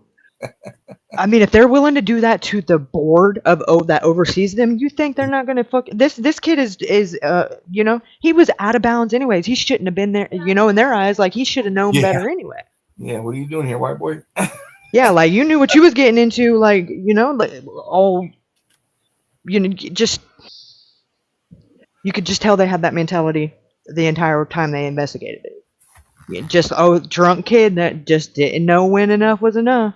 Well, apparently he did, and had every opportunity to try to get back to the room, and everything in the forces of his friends and the police and everything in between just went wrong. Just couldn't help him out a little bit. And if anything, I think he could have made it on his own if they'd have quit fucking with him on purpose, giving him wrong directions, getting him out there by himself, and not seeing it through.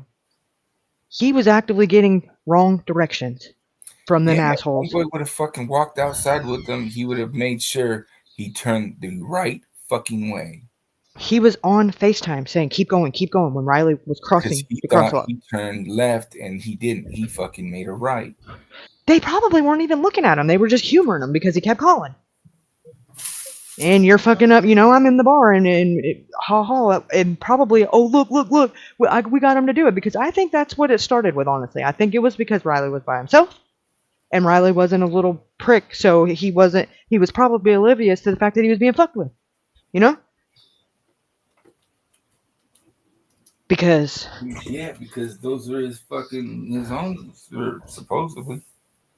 The one that called 911 has been friends with him at least the last 4 years in college, and I found a LinkedIn account that they are associated with, that Riley and him worked at the same country club as servers from 2017 until 2020. What? So they were, it's not like they just went on the trip together and just happened to, bump elbows at the bar. I wouldn't even be out of bounds if I took the extra reach and said that he was probably one of the ones that was, middle school, high school, because he does live in that area and would be geographically located to where that would make sense. And went to the same elementary school and middle school, and it's pretty kind of safe to say that probably one of the ones that Chris referred to is why he started the fraternity to begin with. Right. Because he wanted to. Oh, have we heard anything from the autopsy or anything? It's back, but now it's got to go in front of another board. Right. Do we know? So the same board that they duck. Approximately how long that would take? I've never even heard of it happening before, but I'm not too confident that is this board, is this code for like, let me chop and screw it like I do my body cam footage? Because I'm not really familiar about that. This is like something like, like these are specialists in different. Yeah, they're specialists. Huh? They're specialists. Who? Those? Metro. Oh yeah, they're special. All right, yeah. I'm saying it's they work for them, and ultimately they're the same ones that have been put in cause of death accidental on all these other suspicious deaths that as a coroner and medical examiner. No, the medical examiner, because that's who gets the final say. Right, but this oversight people, they're just getting a second opinion before they give the cause of death, because they don't want to say anything that is They just, kind of like want to make sure that because once you say it, you're never, and it's wrong, and you're already gotten this much scrutiny, your ass is going to be on the chopping block because Metro Nashville is going to be like, hey, that's on you. They're not going to have your back. So I think they are just wanting, because they ultimately have the last shot and Metro Nashville can't kind of take that from them. Right. I think they're just kind of wanting to make sure to cross their I's and dot their T's because of how much attention it's gotten. And there's no way that if they didn't have at least the same results as the families, they were going to be in big trouble. And coincidentally, they were done at the same time and they're being reviewed by the same board. So. Not only that, but now that they got legal representation, it's like, okay, we gotta stop fucking around. Right, and that was done before the case was closed, which is what they're going to try to do real quick with this toxicology, and that changes things tremendously because once it's closed, the way that the way that the information is kept is the whole everything about it is different. Right. But with Riley, with it being his next of kin, it don't matter whether it's case closed, open, should be no red tape for them. And they've been polite by allowing it to go on this long, but they could have lawsuits from here to the bar and everywhere in between and have everything they want. They are being very polite. It's not working. I hope that lawyer gives them some good information that they can acquire some information legally. Right. They I know they've went quiet as far as media goes, and right. They have acquired 2 different private investigators, and I believe the reason there's 2 is because one is kind of focusing on one aspect, and right. The other one is going on the other and trying to meet in the middle before whatever happens with this talks comes back, and they try to get jump the gun on this cause of death. It sucks. Everything went wrong for that kid, man. Every fucking thing went wrong for that kid. Yeah, and there were so many points of it where it could have been, different had it not been a fucking fuck around. Yeah, just treated like his life was just ultimately not even thinking that it'd be his life. They just didn't care. Like seeing somebody in that state of mind, even people walking on the street, like you said. I would. Hey, bro, are you if you thought that he was going to a car there, how could you feel good about that? Yeah. If I would have seen homeboy, I would have been like, hey, bro, especially when he fucking took a dive. You know what I mean? I've been like, hey, no. Bro, okay. Like, you don't look fucking right, bro. You know what I'm saying? Like, and if you would have got all fucking pissy or shitty, I would have been like, all right, fuck you then. You know what I mean? But nobody gave him the opportunity.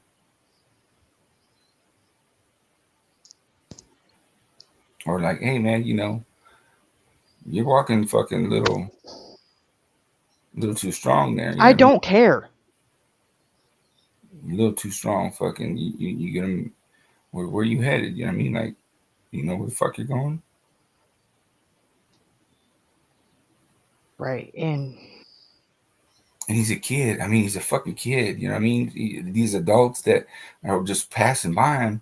You know what I mean? Like, what harm is it to say, like, I remember when I used, was like that, and I wish somebody would have said something to me, or whatever the fuck, and just said, hey, man, you gonna be okay? Like, you straight for real?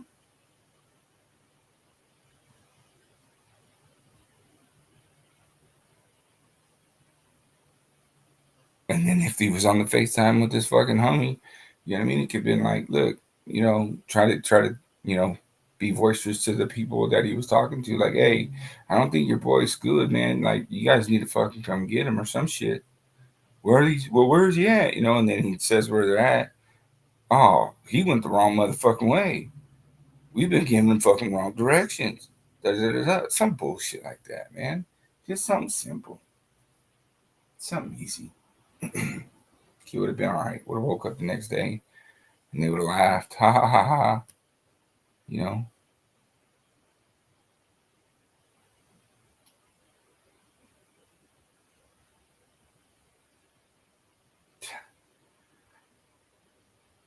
Fuck them dudes.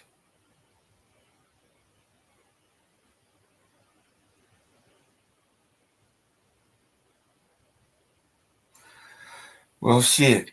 I'm gonna get going. Thank you, Katie, for taking us down this rabbit hole.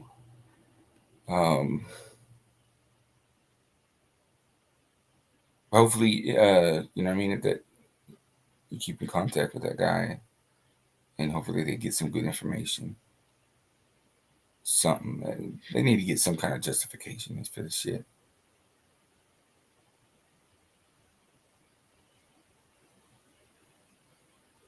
Everybody in chat, you have a good night. Thank you for staying with us. And Pierre, if I ever see you, I'll stab you, motherfucker.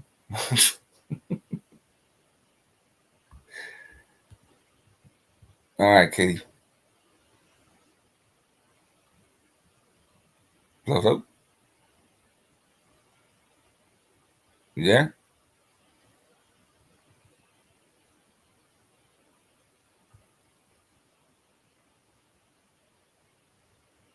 Peace. Peace, y'all.